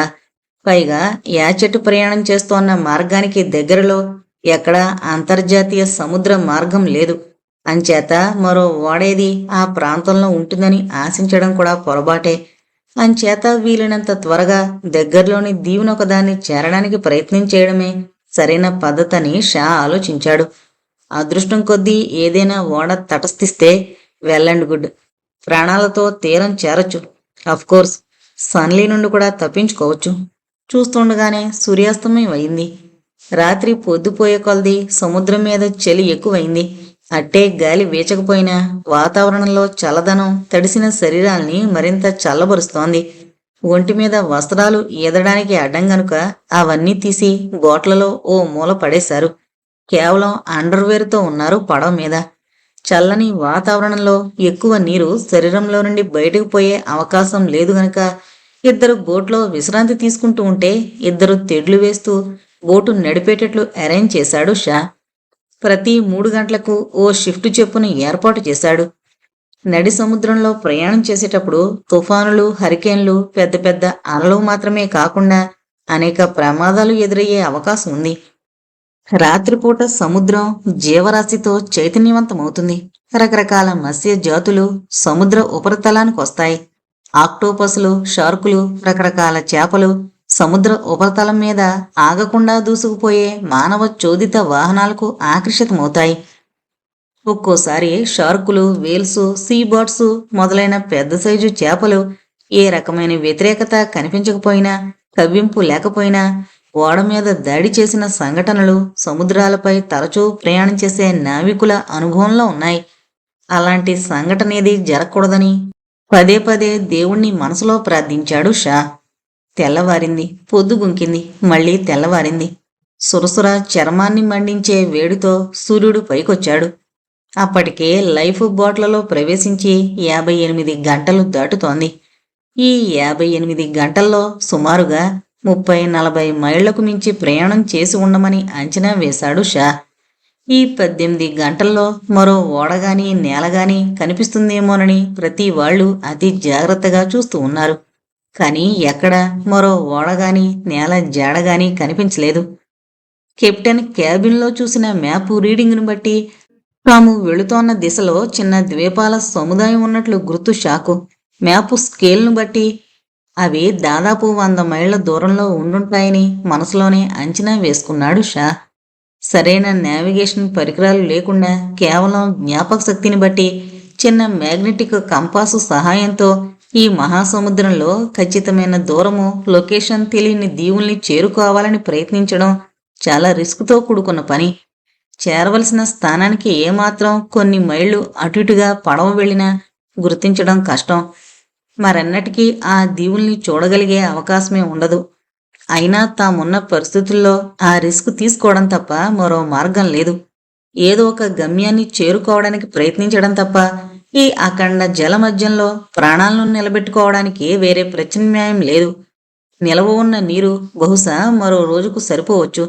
రేషన్ ప్రకారం నీరు ఎంత పొదుపుగా తాగాలని ప్రయత్నించినా ఆగకుండా తెడ్లు వేయడం వలన శరీరంలో నుండి తేమ బయటకు పోతూనే ఉంది. అంచేత ఉన్న నీరు అనుకున్న దానికన్నా ఎక్కువే తాగారు. ఆహార పదార్థాల పరిస్థితి కూడా అంతంత మాత్రంగానే ఉంది. బహుశా జాగ్రత్తగా వాడుకుంటే అది మరో రోజుకు సరిపోతుంది. దీనికి తోడు అలవాటు లేకపోవడం వలన డూప్లే, సన్లీ, ఫిలిప్స్లకు చేతులన్నీ కాయలు కాచి బొబ్బలెక్కాయి. తెడ్లు వేయడం వలన ఓడ మీద శ్రమకు అలవాటు పడిన నావికులకు కూడా కదలకుండా కూర్చోవడం వల్ల కాళ్ళు, తెడ్లు కదపడం వలన చేతులు విపరీతంగా నొప్పులు పుడుతున్నాయి. ఆ రోజు సాయంత్రానికి కూడా నేల కనపడలేదు. పగలంతా ఒళ్ళు బొబ్బలెక్కేలా కాచిన ఎండకు అందరికీ నీరసం వచ్చేసింది. డూప్లే దాదాపు స్పృహ తప్పిన పరిస్థితుల్లో ఉన్నాడు. నిరంతర శ్రమ వల్ల తెడ్లు వేసే చేతుల్లో బలం తగ్గింది. బోట్లు వేగం తగ్గాయి. మంచినీళ్లు దాదాపు అయిపోయాయి. రాత్రి 8 గంటల ప్రాంతంలో చివరి గ్లాసు నీళ్లు తాగారు అందరూ. మరో కొద్ది గంటల్లో నేలను చేరుకోకపోతే ఈ సముద్రం మీద ఆకలితో, దాహంతో చావు తప్పదనే విషయం అందరికీ స్పష్టమైపోయింది. 2 బోట్లు ఒకదాని పక్కన ఒకటి 4 గజాల దూరంలో నీరసంగా ముందుకు సాగుతున్నాయి. ఈ ప్రయాణమంతా జంబా మాత్రం ఎంతో నిగ్రహంగా 100% నావికుల్లా ప్రవర్తించాడు. ఆశ పోగొట్టుకుని నిస్పృహ చెందుతోన్న మిగిలిన నావికుల్ని హుషారు చేయడంలోనూ, షా విశ్రాంతి తీసుకునేటప్పుడు కంపాస్ రీడింగ్ తీసుకుంటూ బోటును దారి తీయించడంలోనూ చాలా ఓర్పు, నేర్పు కనబరిచాడు. It's hopeless, I can't continue అని తెడ్లను పైకి లాగేసి నీరసంగా ఓ పక్కకి వాలిపోయాడు ఫిలిప్స్. షా ఓసారి ఫిలిప్స్ వంక చూసి మౌనంగా ఒక్కడే తెడ్లు వేయసాగాడు. అప్పటికి వాళ్ల షిఫ్ట్ మొదలై గంట కావస్తోంది. మరో 2 గంటలు గడిస్తేనే గాని విశ్రాంతి తీసుకుంటున్న సన్లీ, మరో నావికుడు వీళ్ళిద్దరినీ రిలీవ్ చేయరు. 2వ బోట్లో డూప్లే అచేతనంగా పడుండడంతో జంబాతో పాటు మిగిలిన నావికులిద్దరూ ఆల్టర్నేట్ షిఫ్టులు పనిచేస్తున్నారు. ఎప్పుడూ 2 తెడ్లు వేస్తూ ప్రతి గంటకు ఒకళ్ళు షిఫ్టు మారుతున్నారు. షా ఒక్కడే. దాదాపు 10 నిమిషాలు గడిపాక మరో వ్యక్తి కూడా తెడ్లు వేస్తున్నట్టు గ్రహించి తల తిప్పి వెనక్కు చూశాడు. సన్నని చంద్రకాంతిలో సన్లీ పసుపు రంగు శరీరం కనబడింది. Why don't you take rest, I will manage అన్నాడు షా. చీకట్లోనే సన్లీ నవ్వు ఫీల్ అయ్యాడు షా. డోంట్ వర్రీ, ఫిలిప్స్ కాస్త తేరుకునే వరకు నేను సాయం చేస్తాను. ఓకే అన్నాడు షా చీకట్లో సముద్రపు అంచుల వైపు చూస్తూ. అంతులేని జలరాశి, ఎటు చూసినా నీళ్లే. ఈ నీరు పోయి కాలు ఆనడానికి నేల కనబడుతోందా? తిరిగి నాగరిక ప్రపంచంలో కడుగు పెట్టగలమా? ఈ ప్రశ్నలేవి షాను బాధించడం లేదు. అలాంటి ఆలోచనల వల్ల, ఊహల వల్ల ఆతృత పెరిగి మానసికంగా కుంగిపోవడం తప్ప వేరే ప్రయోజనం లేదని అతనికి తెలుసు. అందుకే కేవలం శరీరంలోని శక్తినంతా 2 చేతుల్లో కేంద్రీకరించి తెడ్లను కదుపుతూ బోటును ముందుకు కదపడంలో మనసు నిలుపుతున్నాడు. యాంత్రికంగా చేతులు కదుపుతూ కళ్ళతో సముద్రపు అంచులు వెతుకుతూ మనసంతా శూన్యం చేసుకున్నాడు. ఈ అగమ్యగోచర పరిస్థితుల్లో అంతకన్నా చేయగలిగిందేం లేదు. కేవలం అదృష్టం, దైవకృప కలిసి రావాలి అంతే. ల్యాండ్ అహోయ్! దూరంగా కనబడుతోన్న చెట్ల అంచుల్ని గుర్తించి పొలికేక పెట్టాడు జంబా ఆనందంగా. తూర్పున సూర్యుడి తొలికిరణాలు ఇంకా పైకి రానేలేదు. సముద్రపు ఆకాశం అప్పుడే నలుపు నుండి తెలుపుకు తిరుగుతోంది. అంతకు గంట క్రితమే తన షిఫ్ట్ పూర్తి చేసి విశ్రాంతి కోసం బోటు అంచు మీద తలవాల్చి కళ్ళు మూసుకున్నాడు షా. అనిశ్చితంగా కదులుతోన్న బోట్లో మనసులో భవిష్యత్తు గురించి ఆశ, నిరాశలు దోబూచులాడుతున్న అలసిన శరీరం వెంటనే నిద్రలోకి జారుకుంది. 2వ పడవలో కంపాస్ రీడింగ్ చూసుకుంటూ పడవ నడుపుతూ కళ్ళతో సముద్రపు అంచుల్ని ఆశగా వెతుకుతోన్న జంబా కళ్ళకు నల్లని సముద్రం అంచు మీద మరింత నల్లగా నిశ్చలంగా నిద్రపోతున్న తిమింగళంలా కనబడుతోన్న తీరరేఖ కనబడగానే క్షణం ఊపిరి బిగబట్టి కళ్ళు చిట్లించి చూశాడు. సూర్యోదయం ముందు సముద్రం కంటి చూపు మీద చాలా ట్రిక్కులు ప్రయోగిస్తుంది. రాత్రంతా సముద్రాన్ని ఆవరించుకునుండే మంచుతెర ఉదయపు వెలుగుకు పలచబడుతూ నడి మధ్యాహ్న ఎడారిలో ఎండమావిలా అనేక ఆప్టికల్ ఇల్యూజన్స్ సృష్టిస్తుంది. కానీ నౌకాయాన అనుభవంలో ఆరితేరిన జంబాకు అది ఆప్టికల్ ఇల్యూజన్ కాదని, దూరంలో ఉన్న తీరరేఖని గుర్తించడానికి అట్టే సమయం పట్టలేదు. అయినా సహచరుల్లో అనవసర ఆశలు రేకెత్తించకుండా ఉండడం కోసం వెంటనే మిగిలిన వాళ్లకు ఆ విషయం తెలియజేయలేదు. షా ఇచ్చిన కంపాస్ కోర్సుకు కాస్త ఎడంగా ఉన్న బోటు దిశను సున్నితంగా మార్చి ఆ నల్లని తీరరేఖ వైపు పోనిచ్చాడు. మరో అరగంట ముందుకెళ్లేటప్పటికీ ఆకాశం బాగా తెల్లబడి వెలుతురు పెరగడమే కాక దూరానున్న తీరం దగ్గరయ్యి తీరానున్న చెట్లు గుబురుగా స్పష్టంగా పెద్దగా కనిపించాయి. ఈసారి ఆనందం పట్టలేక అరిచాడు జంబా. గాఢ నిద్రలో ఉన్న షాకు జంబా కేక లీలగా వినిపించింది.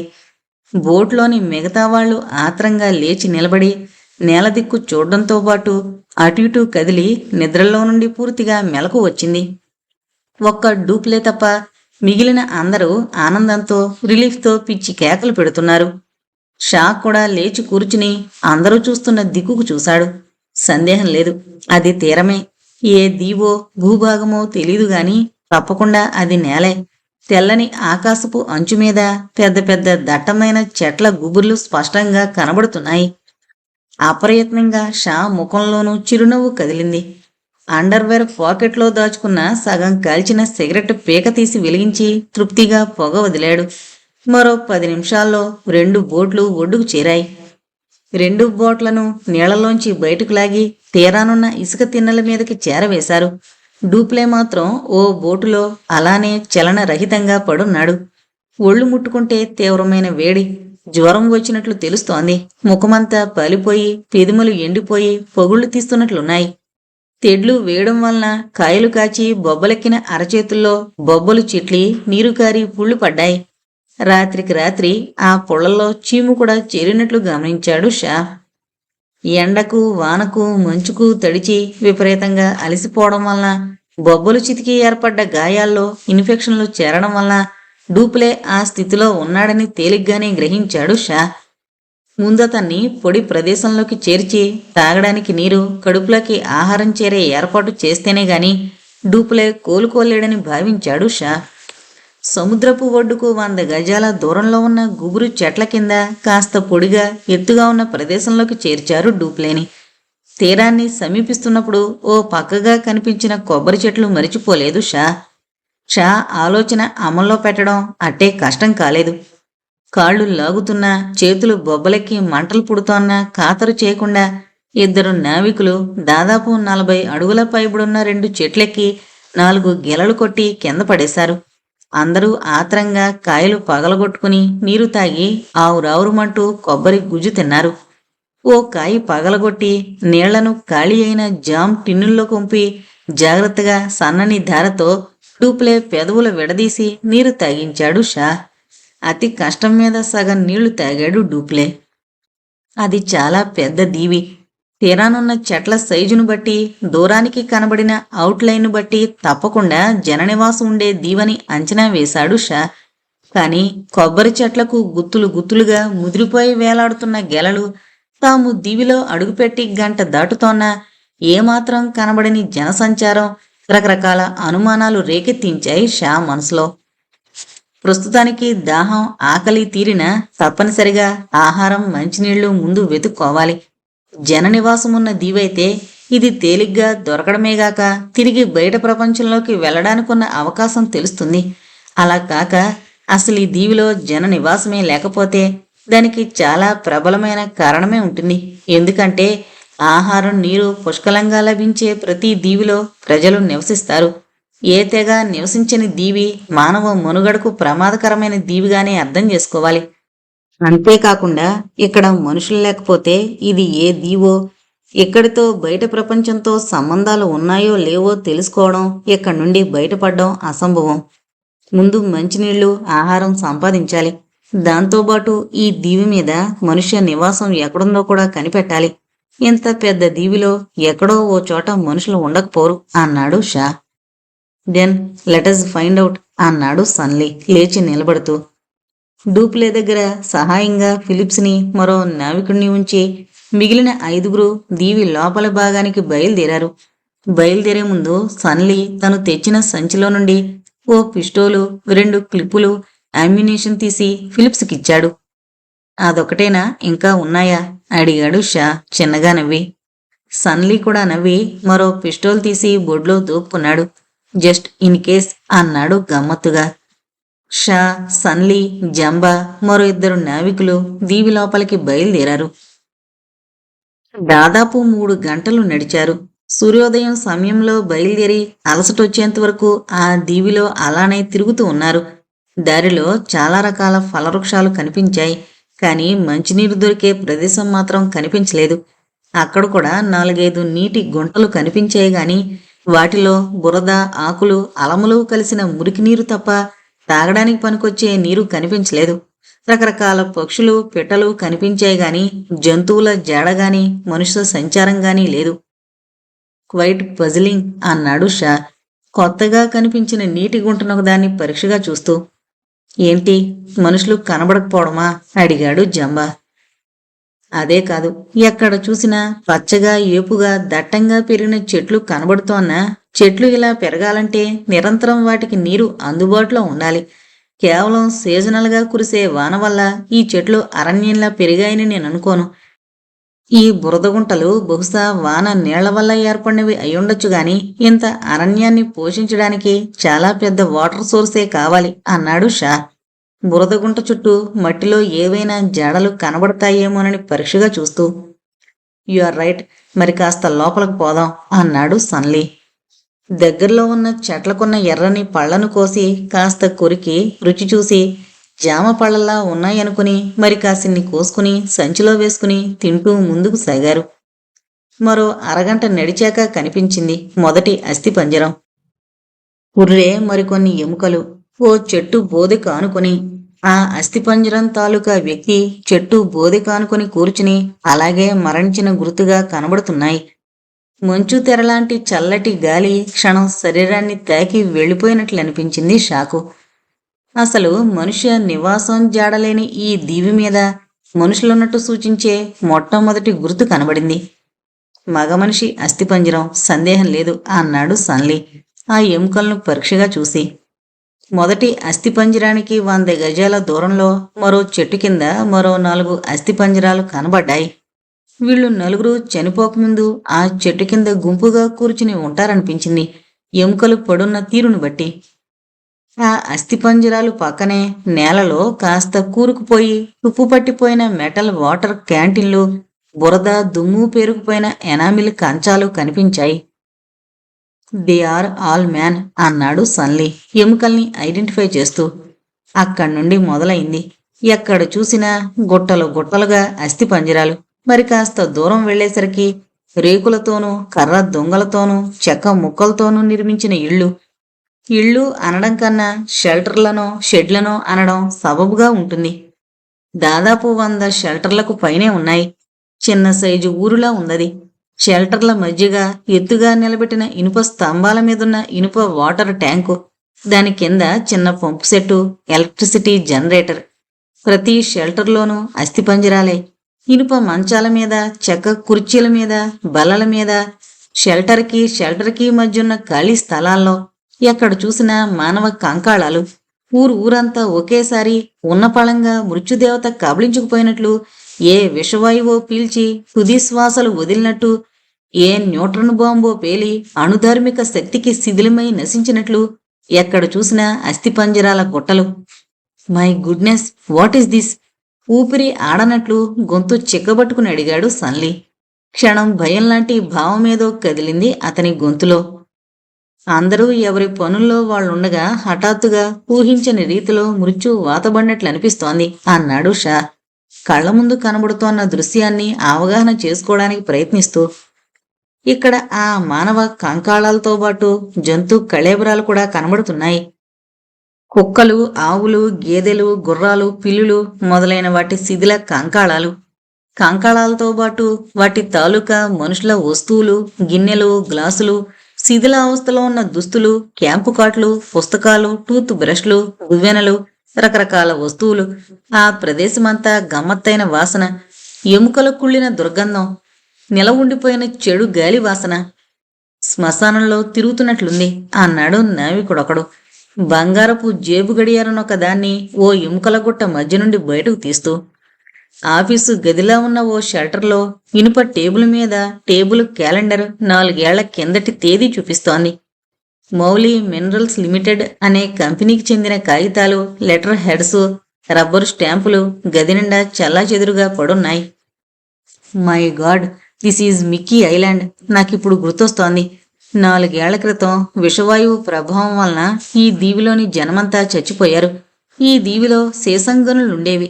జనం చచ్చిపోయిన చాలా కాలం వరకు విషవాయువు ఇంకా వస్తూనే ఉండడం వలన శవాలకు అంత్యక్రియలు చేయడానికి కూడా కుదరలేదు. గనుల్లో పనిచేసే కూలీలంతా థాయిలాండ్ నుంచి, ఇండోనేషియా నుండి వచ్చిన వాళ్ళవడం వలన వాళ్ళ గురించి ఎవరూ పట్టించుకోలేదు. ఈ గనుల కంపెనీ ఓనర్ తర్వాత ఈ దీవిని అబాండన్ చేసేశాడు. ఎక్కడ తవ్వితే మళ్లీ విషవాయువు వస్తుందోననే భయంతో ఈ గనుల్ని పూర్తిగా వదిలిపెట్టేశారు చెప్పాడు జంబా ఒక్కొక్క విషయమే గుర్తు చేసుకుంటూ. ఈజిట్, ఇంత ఘోర ప్రమాదం జరిగినా ఈ విషయం నేనిప్పుడు వినలేదే అన్నాడు సన్లీ సగం చెదలు తిన్న లెటర్ హెడ్ కాగితాన్ని ఒకదాన్ని పరీక్షగా చూస్తూ. మిక్కీ ఐలాండ్ మోర్నియో నుండి చాలా దూరంలో ఉంది. దాదాపు మౌలి ఐలాండ్స్ కు ఇది పసిఫిక్ సరిహద్దు. ఇక్కడేం జరుగుతుందో అక్కడి ప్రజలు పట్టించుకోరు. పైగా చనిపోయిన వాళ్లంతా విదేశీ కూలీలు.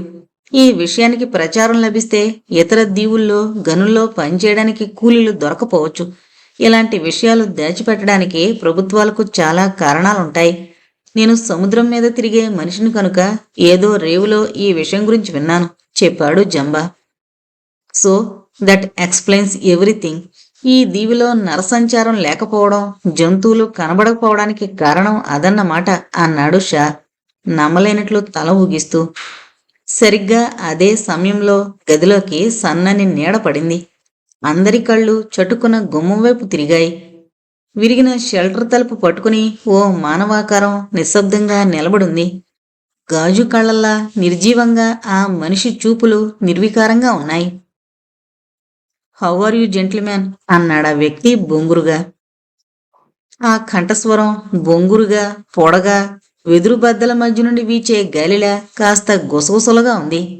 ఎంతో కాలంగా గొంతు ఉపయోగించక బలవంతంగా భాషను గుర్తు తెచ్చుకుంటూ మాట్లాడుతోన్న మనిషికి మళ్ళీ ఉంది అతని ఉచ్చారణ.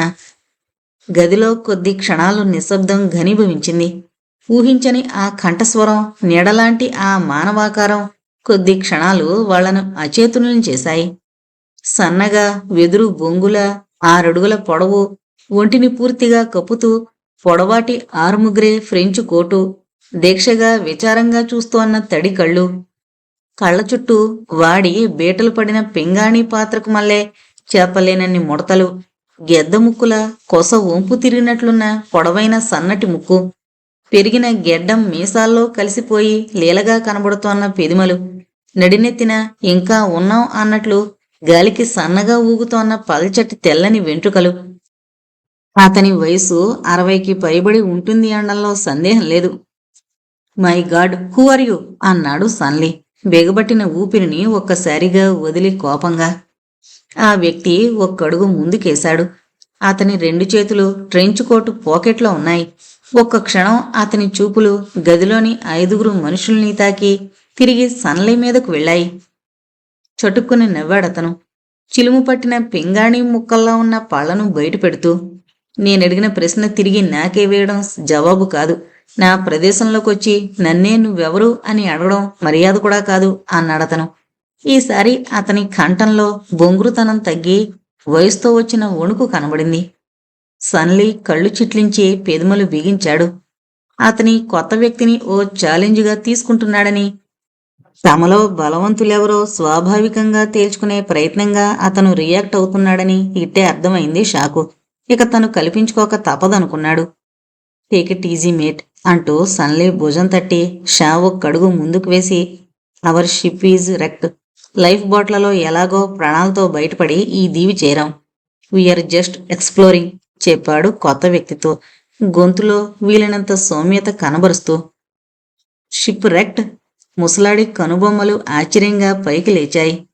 ఈ దీవి దరిదాపుల్లో ఎక్కడ ఇంటర్నేషనల్ షిప్పింగ్ లెన్స్ కూడా లేవే అన్నాడు సాలోచనగా. అవును, హరికేన్లో చిక్కుకొని ముక్కలై మునిగిపోయింది మా యాచెట్. 3 రోజుల క్రితం లైఫ్ బోట్లలో దారి తెన్ను లేకుండా ప్రయాణం చేశాం. ఈ రోజు ఉదయం ఈ దీవి కనబడేసరికి ప్రాణం లేచొచ్చింది. కానీ దీవిలో ఎక్కడా మంచినీళ్లు కనబడలేదు. మంచినీళ్లు, ఆహారం వెతుక్కుంటూ లోపలికి బయలుదేరాం చెప్పాడు షా. కావాలనే బీచ్ ఒడ్డున స్పృహ లేకుండా పడున్న డూపులే గురించి, అతనితో ఉన్న ఇద్దరి గురించి చెప్పలేదు. ఆ ముసలాడు పెదవులు చప్పరిస్తూ విచారంగా తల ఊగించాడు.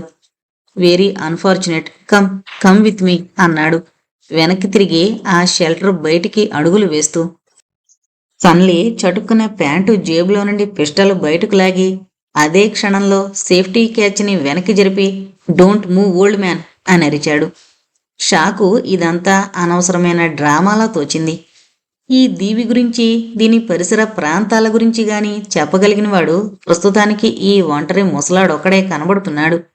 వీణ్ణి చికాకు పెట్టడం వలన అనవసరంగా ఓ శత్రువుని తయారు చేసుకున్నట్లు అవుతుందని భావించాడు షా.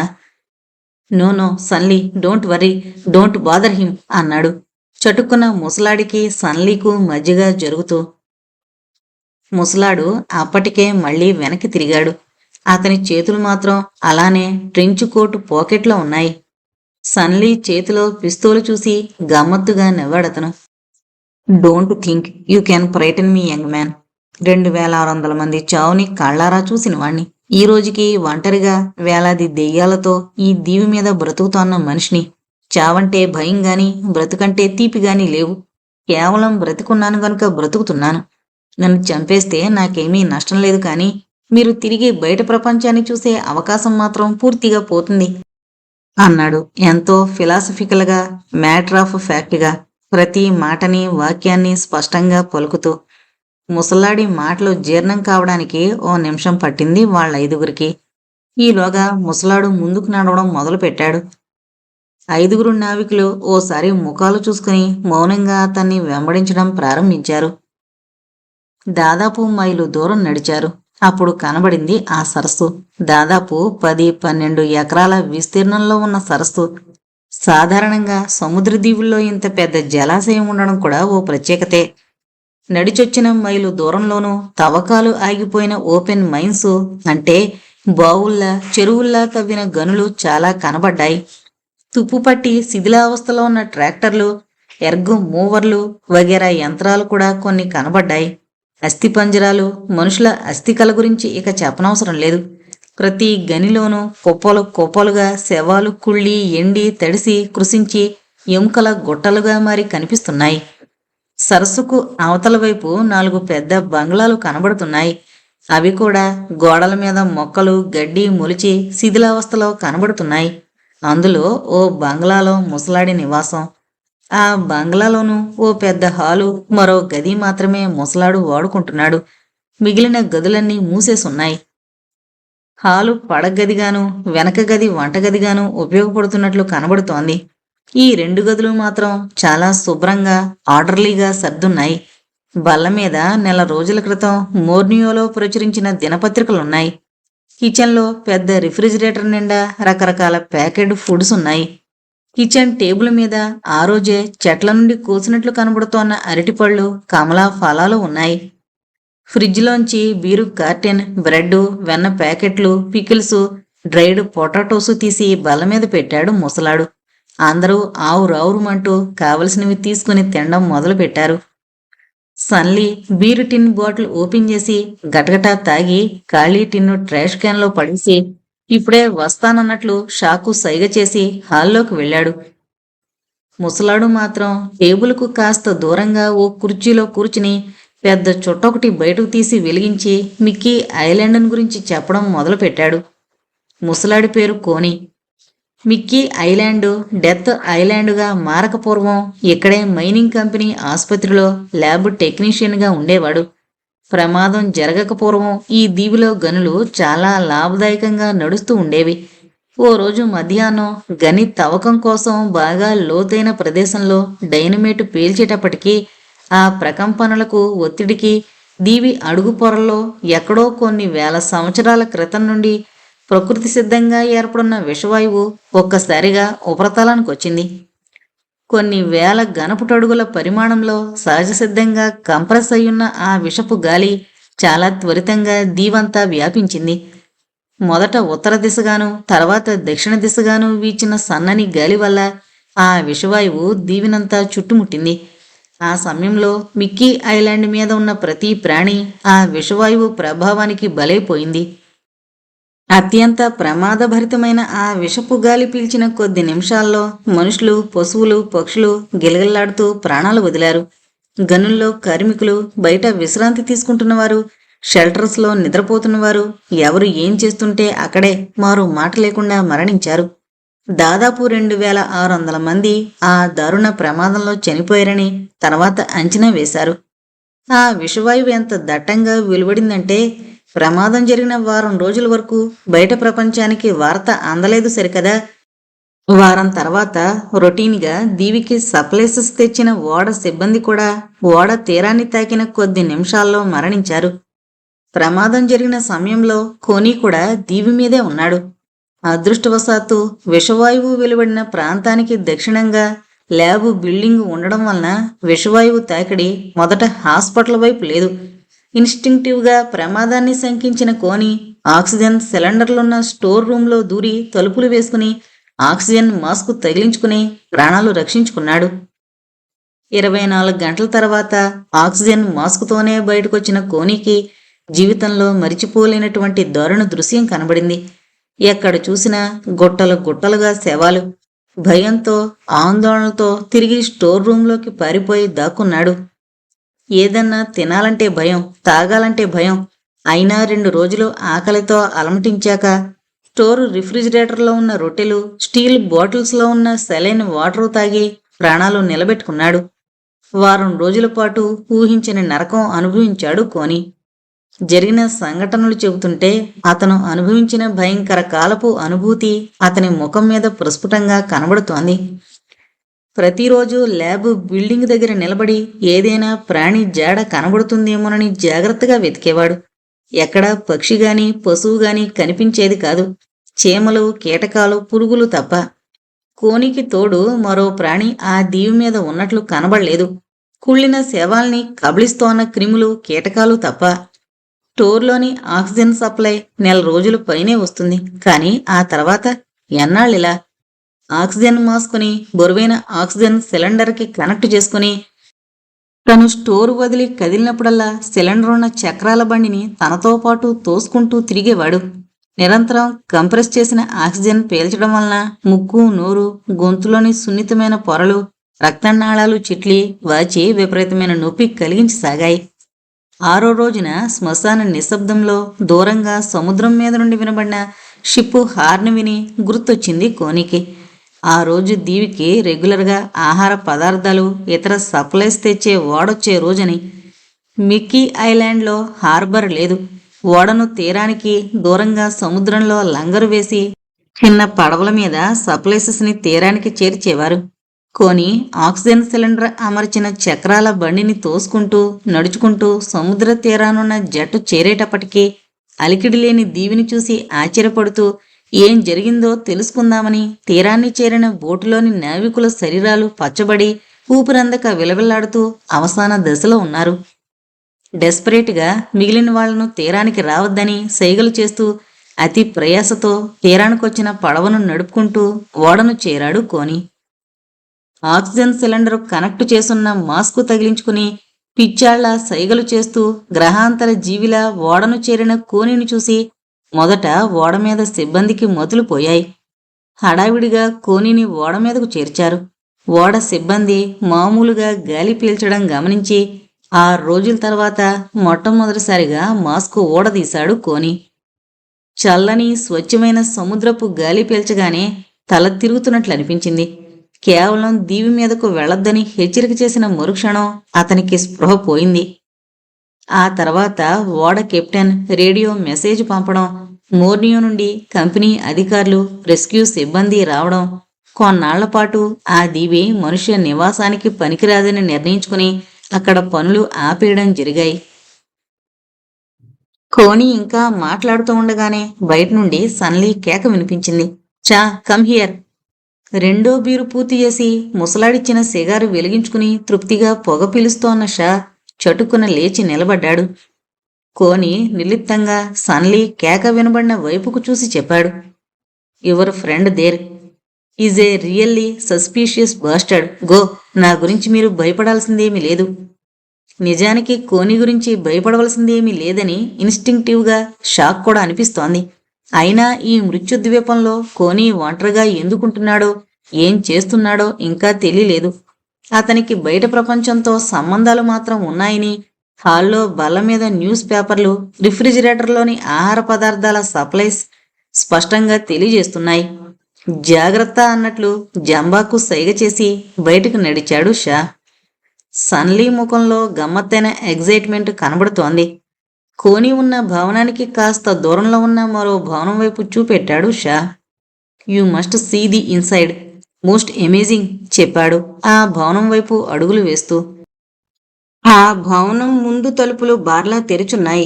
గోడ మీద గుర్తులు, గదుల నిర్మాణాన్ని బట్టి బహుశా అది పూర్వపు ఆసుపత్రి బిల్డింగ్ అయి ఉంటుందనుకున్నాడు షా. వరండా దాటి తెరుచున్న తలుపు గుండా మొదటి హాల్లో కడుగుపెట్టిన షా మెడ మీద వెంట్రుకలు క్షణం నెక్కబొడుచుకున్నట్లు అనిపించాయి. మంచు ముద్దలాంటి చల్లటి గాలి శరీరాన్ని తాకినట్లనిపించి అప్రయత్నంగా ఒళ్ళు జలదరించింది.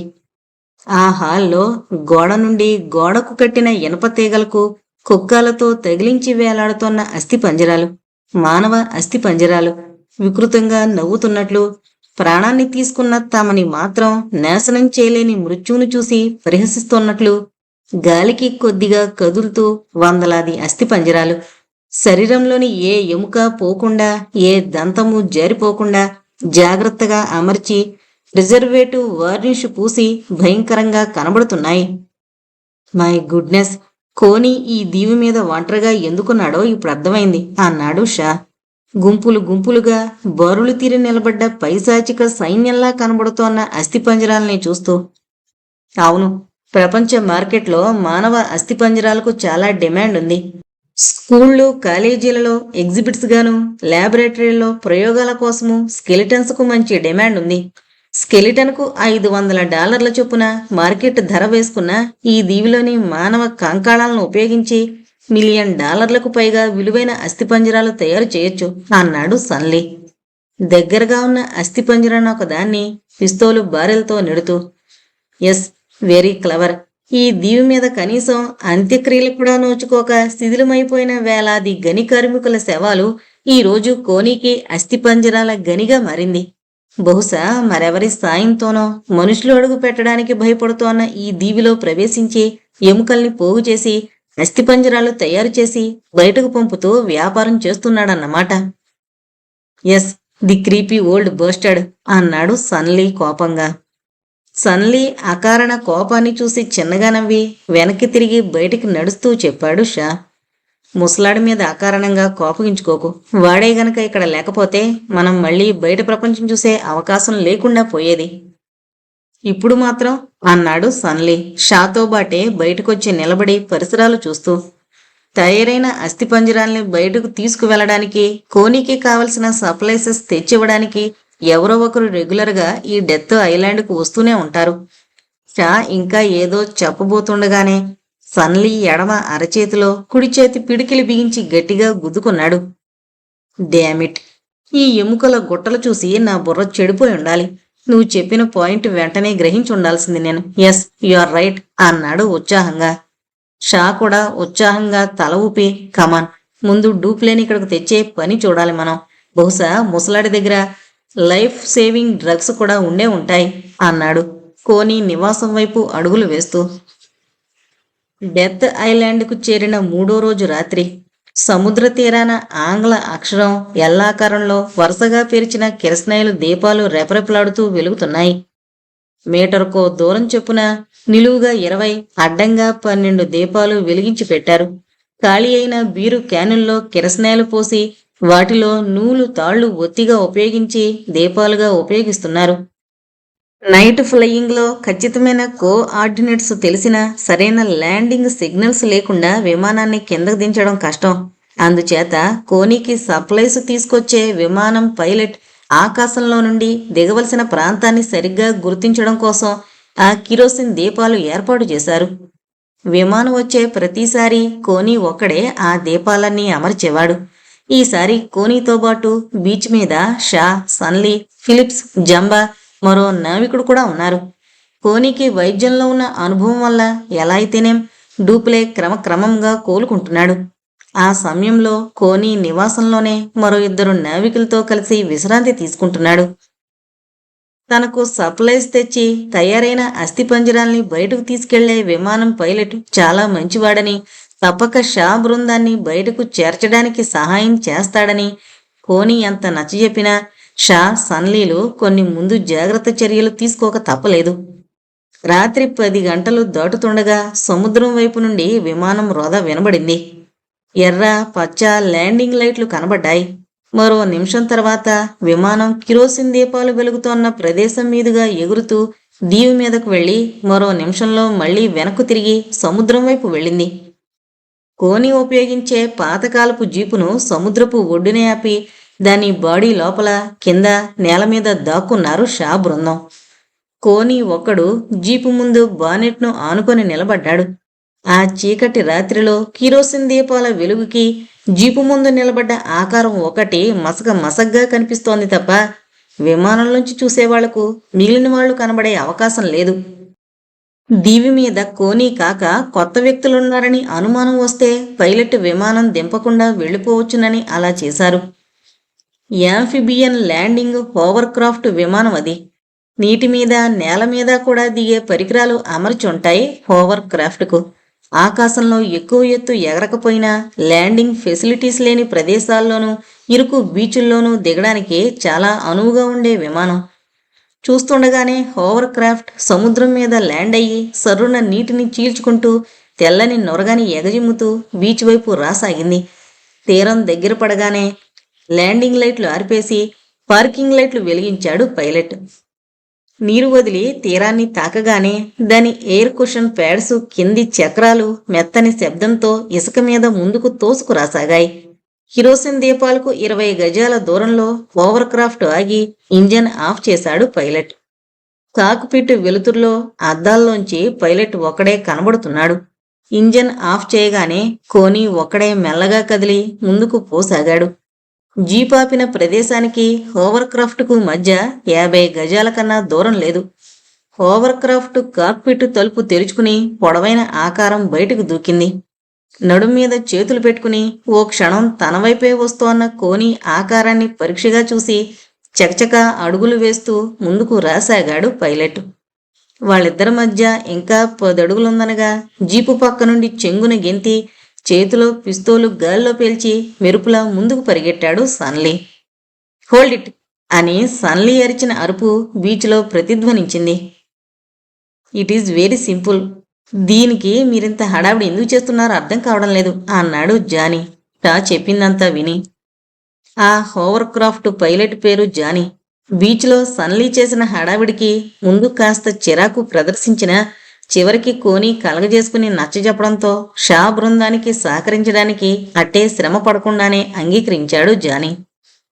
మర్నాడు అస్థిపంజరాలను ఉంచిన పెట్టెల్ని తీసుకువెళ్లేటప్పుడు తనతో పాటు సన్లీని, మోర్నియో తీసుకువెళ్లడానికి, దానికి ప్రతిఫలంగా మిక్కీ ఐలాండ్ రహస్యం షా బృందం ఎవరికీ చెప్పకుండా రహస్యంగా ఉంచేందుకు జానీ ఒప్పుకున్నాడు. మోర్నియో నుండి అవకాశం ఉంటే మరో హోవర్ క్రాఫ్ట్లో, లేకపోతే వేగంగా వెళ్లే చిన్న రకం ఓడనో తీసుకుని తిరిగి సన్లీ మిక్కీ ఐలాండ్ చేరుకునేట్లు, అక్కడి నుండి టానా దీవులకు ప్రయాణం కొనసాగించేటట్లు షా, సన్లీ, డూప్లేలు నిర్ణయించుకున్నారు. తుఫానులో ఓడ మునిగిపోవడం, ఆ తర్వాత 3 రోజులు అన్నపానీయాలు లేకుండా చావు బ్రతుకుల్లో సముద్రం మీద లైఫ్ బోట్లలో ప్రయాణం, గత 3 రోజులుగా ఈ డెత్ ఐలాండ్లో టెన్షన్, ఇవన్నీ వేరే పరిస్థితుల్లోనూ వేరే వ్యక్తుల్లోనూ తిరిగి ఎప్పుడు స్వగృహాలకు చేరుకుందామా అనే ఆతృత కలగజేసేవి. రూబీ ఐలాండ్ కోసం ప్రయాణాన్ని వాయిదా వేయించేవి. ఒక్కసారి వెనుతిరిగి మోర్నియా చేరుకుంటే పరిస్థితులు మారిపోతాయని సన్లీకు తెలుసు. తప్పనిసరే తమతో సహకరిస్తోన్న షా అప్పుడు చల్లగా జారుకునే ప్రమాదం ఉందని అతను తేలిగ్గా గ్రహించాడు. పైగా తమతో పాటు ఉన్న పెంగ్విన్ కెప్టెన్ జాంబా ఇతర నావికులు నోళ్లు మూయించడం కూడా కష్టం. అందుచేతే మిక్కీ ఐలాండ్ నుండి ముందుకు పోవడానికే సన్లీ ప్రతిపాదించాడు. నిజానికి ఆ విషయంలో షా ఇష్టాయిష్టాలతో పని లేకపోయినా అతన్ని కూడా తమలో మనిషిగా భావిస్తున్నారనే భావం కలగడానికి సన్లీ డూప్లేలు చర్చిలో షాను కూడా కలుపుకున్నారు. ఈ విషయం షాకు తెలుసు. సన్లీ ఎంత స్నేహపూర్వకంగా ఉన్నా రూబీదీవి విషయంలో వాళ్ళందరూ శత్రువులేనని, ఒక్కసారి రూబీదీవికి దారి పూర్తిగా తెలిసిందా తన ప్రాణం వాళ్ళకి చిల్లిగవతో సమానమని తెలుసు. అందుకే షా తను వాళ్లతో పూర్తిగా కలిసిపోయినట్లు, వాళ్లతో పూర్తిగా సహకరిస్తున్నట్లు నటించసాగాడు. వాళ్లతో చర్చిస్తోన్నా, కలిసి పథకాలు వేస్తున్నా షా మాత్రం తీవ్రంగా ఆలోచిస్తూనే ఉన్నాడు. సన్లీ గ్యాంగు హస్తాల్లో నుండి తప్పించుకోవడానికి తనకు ఇది మంచి అవకాశం అని తెలుసు. ఏదో రకంగా కోనీని జానీని ఒప్పించగలిగితే, సన్లీ కన్నా ముందు ఈ మిల్కీ ఐలాండ్ నుండి బయటపడగలిగితే టానాల రూబీని ఈ దుర్మార్గుల చేతికి చిక్కకుండా ఆపగలగడమే కాకుండా శాశ్వతంగా ఆ రూబీ ఐలాండుకి రక్షణ, ప్రపంచంలో గుర్తింపు తెచ్చే ప్రయత్నం చేయొచ్చు. కానీ ఎలా ఎలా? కోనీ జానీలు తన అభ్యర్థన మన్నిస్తారా? రిస్క్ తీసుకుంటారా? అసలు రూబీ ఐలాండ్ గురించి తెలిస్తే వాళ్ళిద్దరి ప్రతిస్పందన ఎలా ఉంటుంది? వాళ్ళు కూడా సన్లీతో చేతులు కలిపి ఈ దోపిడీలో భాగస్వాములవుతారా? సిగరెట్ల మీద సిగరెట్లు కాలుస్తూ ఓ పక్క మిగిలిన వారితో మాట్లాడుతూ ఉన్నట్లు నటిస్తూనే తీవ్రంగా ఆలోచించసాగాడు షా. ఈ రోజు పగలు రాత్రి కూడా బీచ్ ఒడ్డునే ఉంటుంది జానీ హోవర్ క్రాఫ్ట్. రోజంతా ప్రత్యేకంగా తయారు చేసిన పెట్టెల్లో దాదాపు 50 అస్థిపంజరాలు హోవర్ క్రాఫ్ట్ బేలో లోడు చేస్తారు. ఉదయమంతా జానీ తీసుకొచ్చిన ఆహార పదార్థాలు, ఇతర సప్లైస్ ముందు బంగ్లాలోకి చేరవేయడంతో సరిపోయింది. అస్థిపంజరాల లోడింగ్ పూర్తయ్యాక విమానంలో ఫ్యూయల్ నింపి టేకాఫ్కు సిద్ధం చేసి ఉంచుతారు. తెల్లవారుజామున జానీ బయలుదేరతాడు. అంతవరకు హోవర్ క్రాఫ్ట్ బీచ్ ఒడ్డునే ఉంటుంది. అదే విషయం షా మెదడులో పదే పదే ఫ్లాష్ అవుతోంది. రేపు తెల్లవారుజామున జానీ సన్లీలతో సహా టేకాఫ్ చేసే లోపల తనొక్కడే హోవర్ క్రాఫ్ట్లో ఎగిరిపోవడానికి గల అవకాశాలను హఠాత్తుగా అంచనా వేయడం మొదలుపెట్టాడు షా. కోనీ జానీల సహాయంతో హోవర్ క్రాఫ్ట్లో పారిపోవాలనుకోవడం అసంభవం. దానికి 2 ముఖ్యమైన కారణాలున్నాయి. మొదటిది, రూబీ ఐలాండ్ రహస్యం వాళ్లకు చెప్పే ఉద్దేశం తనకు లేదు. దానివల్ల అనవసర రిస్కులు, కాంప్లికేషన్లు వస్తాయి. రెండవది, మిగిలిన వాళ్లను మోసం చేసి తానొక్కడే పారిపోవడానికి సహాయం చేయమని వాళ్లను అభ్యర్థించడానికి షా దగ్గర సరైన కారణాలు లేవు. అందర్నీ వదిలి తానొక్కడే ఎందుకు పారిపోవాలనుకుంటున్నాడు అనే ప్రశ్న అప్పుడు వస్తుంది. So Connie and Johnny are out. తను పారిపోదలుచుకుంటే తనొక్కడే ఒంటరిగా పని చెయ్యాలి. మరో వ్యక్తికి కనీసం తనక ఆలోచన ఉన్నట్లు కూడా తెలియనియడం అంత మంచిది కాదు. ఈ నిర్ణయానికి వచ్చిన తర్వాత తానొక్కడే హోవర్ క్రాఫ్ట్ దొంగలించి మిక్కీ ఐలాండ్ నుంచి పారిపోయే పథకాన్ని గురించి తీవ్రంగా ఆలోచించసాగాడు షా. హోవర్ క్రాఫ్ట్ను తను నడపగలడా అనేది ముఖ్యమైన ప్రశ్న. ఇండియన్ నేవీ ఎయిర్ ఆర్మీలో హెలికాప్టర్ పైలట్గా షాకు శిక్షణ, అనుభవం ఉన్నాయి. హోవర్ క్రాఫ్ట్ లాంటి విమానం డిజైన్లో హెలికాప్టర్కు భిన్నంగా ఉన్న ఏలియానిక్స్ నావిగేషనల్ సిస్టమ్స్ దాదాపు ఓలానే ఉంటాయి కనుక అనుభవం లేకపోయినా హోవర్ క్రాఫ్ట్ను పైలట్ చేయడానికి అట్టే ఇబ్బంది ఉండదు. ఇది 2 రకాలుగా తనకు ప్లస్ పాయింట్ అని షా వెంటనే గ్రహించాడు. తనకు ఏలియానిక్స్లో అనుభవం ఉండడం తన అదృష్టం. ఎయిర్ క్రాఫ్ట్ను హ్యాండిల్ చేసే అనుభవమే లేకపోతే జానీ హోవర్ క్రాఫ్ట్ను దొంగలించి పారిపోవాలన్న ఆలోచనే తనకు కలిగేది కాదు. అలాంటి ఆలోచన కలిగిన అవకాశం లేదు. ఇకపోతే తను హోవర్ క్రాఫ్ట్ను నడపగలడనే విషయం మిగతా వాళ్ళెవ్వరికీ తెలియకపోవడం మరో అదృష్టం. ఎందుకంటే తనే గనుక హోవర్ క్రాఫ్ట్ ఒంటరిగా నడపగలడని సన్లీ బృందంలో ఎవరికి తెలిసినా ప్రతి క్షణం 1000 కళ్ళతో కనిపెట్టి ఉండడంతో పాటు హోవర్ క్రాఫ్ట్ను కూడా జాగ్రత్తగా కాపలా కాస్తారు. సన్లీ బృందంలో కూడా ఎవరికీ విమానం నడిపే అనుభవం ఉన్నట్లు లేదు.